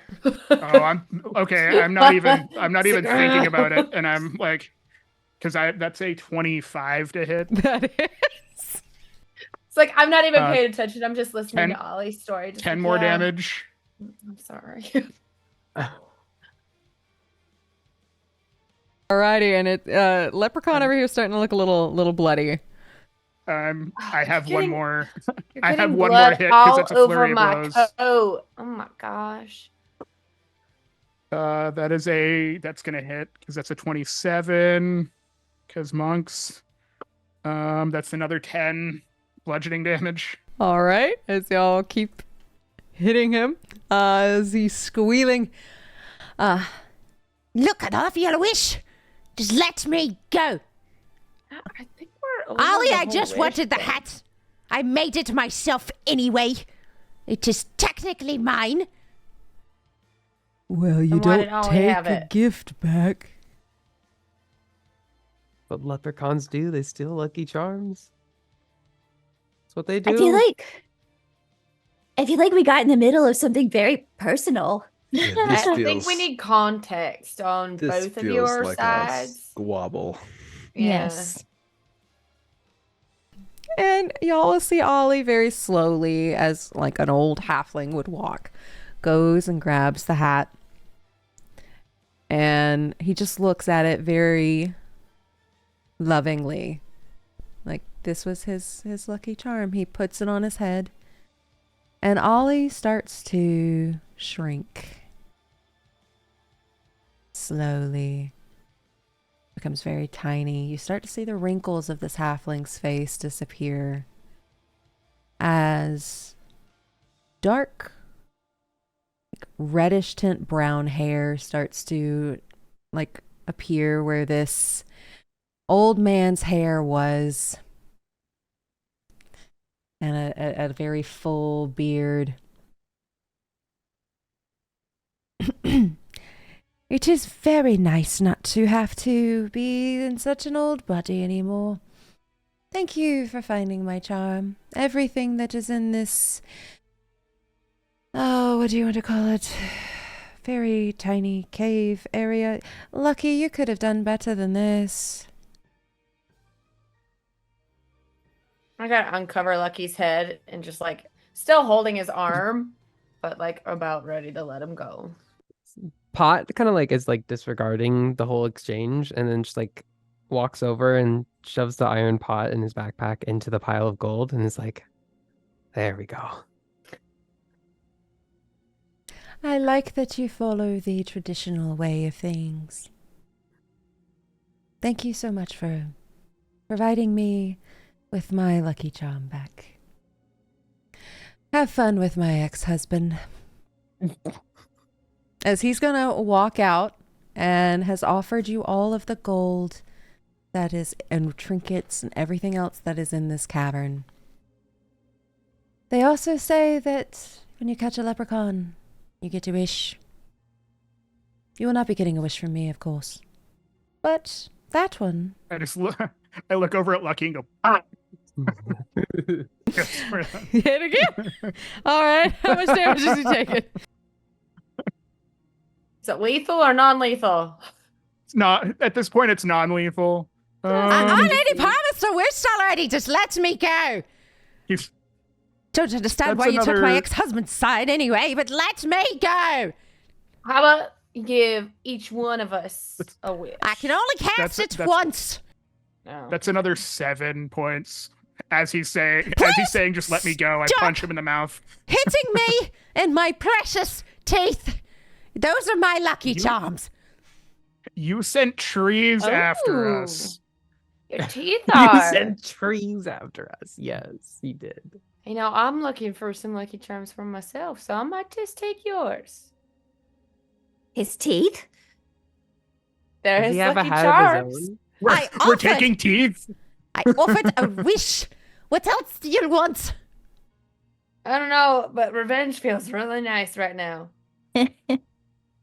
We got hit by your little tree friends after we played your stupid little game. I offered you a prize for winning. I And would- y'all came at for my belongings. Yes, Why'd you send the trees after us? Yeah, why did you have trees attack you were us? following the rainbow.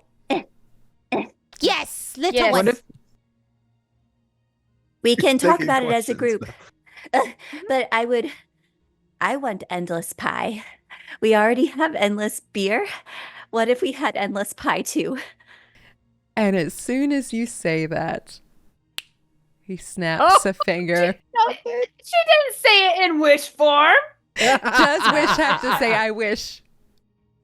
That was not specific. Don't at know. all. I don't- She gave a command. By the way, Eliver's not a part of that. He's got his short sword out working on decapitating this dragon. Oh my And y'all are god. squabbling in the corner, and he's just sawing Wish is the away. mightiest spell a mortal can cast. Speaking of Deirdre's that, you can just alter in the your- air, If- limp, bleeding. Oh, You honey. get 5 more points of healing. Meat. Maybe. Do I I've really? been thinking No, about a simply- wish since I've been squeezing his neck. We could ask to be higher level.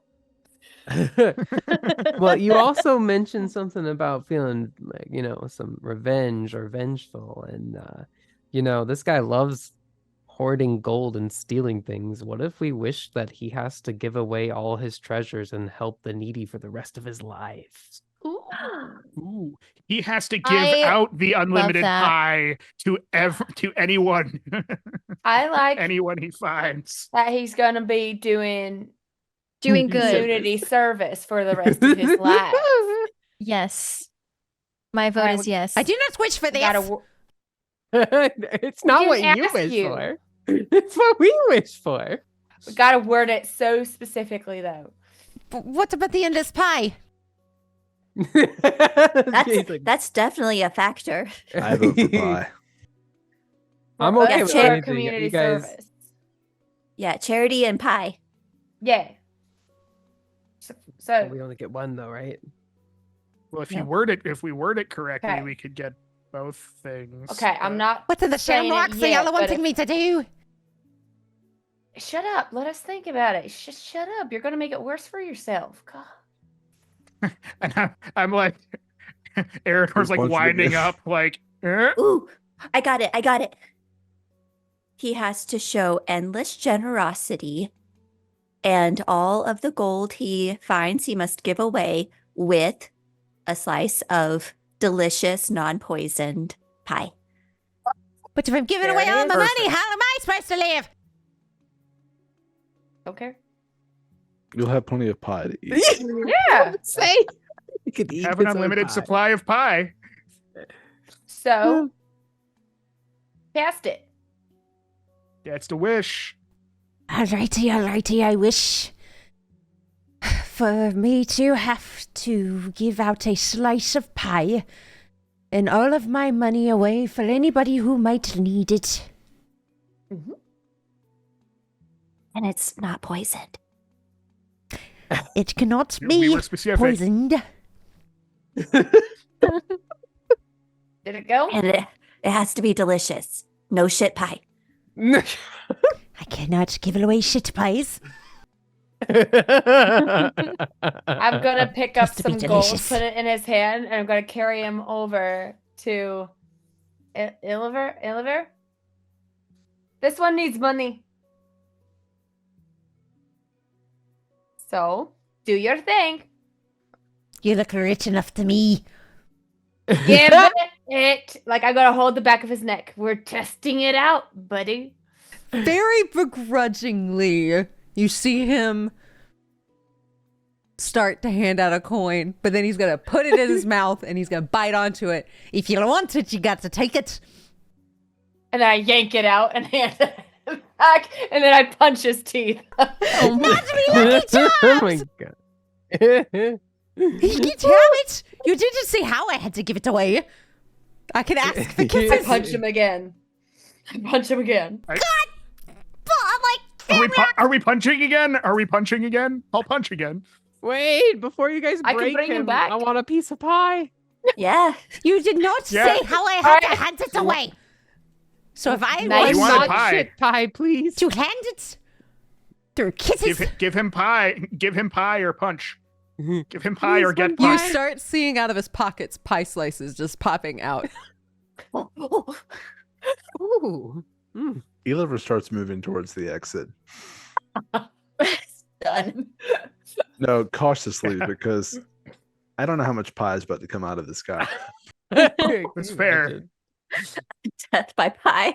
I'm gonna just throw the leprechaun, pick up my bloody duster jacket, and just also leave. Just I'm pissed. Yeah, I You know, take if you're a nice slice to of me, pie, I could but clean your jacket. Don't touch me ever. And pies, Don't touch me. slices, like all kinds of pies, cherry, blackberry, You know- peach, are popping out of his pockets very quickly. There are Pizza there are pie? two trolls. There are two trolls on a bridge that I bet would love some pie.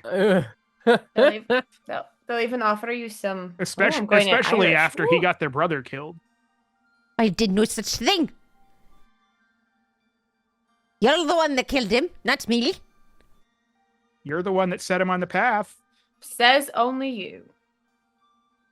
I did nothing The of the only thing that concern. they have the only thing that they have to go on is the piece of paper that has your name on it. Is this how my life is going to be from now on, with pie slices popping out of everywhere? and still pie, Yes. like it's starting to cover floors with pie slices. I'm getting out of the cave. Time to go. yeah, Charmie has her pie. She has her dragon grab scale. She's going. like grab a bucket full of pie and leave. I'm gonna take the tiara that my goat picked up. And there technically is a lot of gold in that corner. Yeah, Oh, Deirdre's yeah. gonna fly over a Yeah, little bit, Gold. Yeah. scoop up some into her bag. Yeah, I'll take up definitely Scoop the up some tiara gold.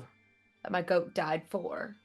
I'm summoning Goldie and just like loading the packs on the side of Goldie with Nice. gold.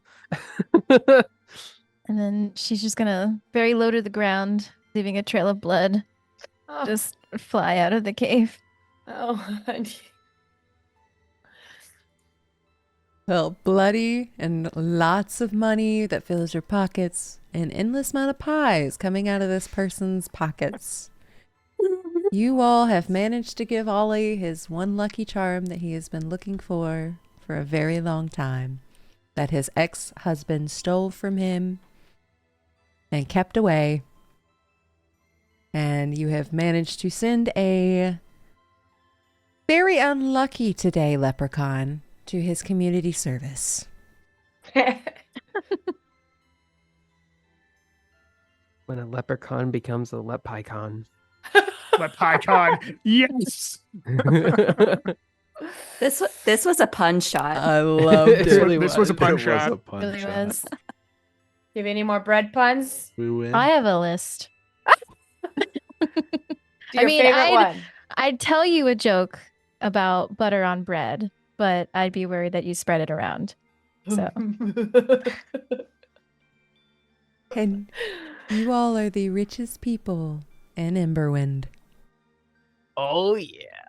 Yeah. Thank you so much for watching our St. Patty's Day one-shot Lucky Charms. Please check the description below to see our players' social media accounts. Check them out. They are wonderful and they absolutely rocked this one shot. If this is the kind of content you enjoy, we have a whole campaign called The Order of Narvosk. You can find that in our playlists. And if this is the kind of content you enjoy, please press that like button, subscribe, and ring that bell. That way you get notified when the next video comes out. I hope you have a wonderful St. Patty's Day weekend, and I'll see you later. Bye!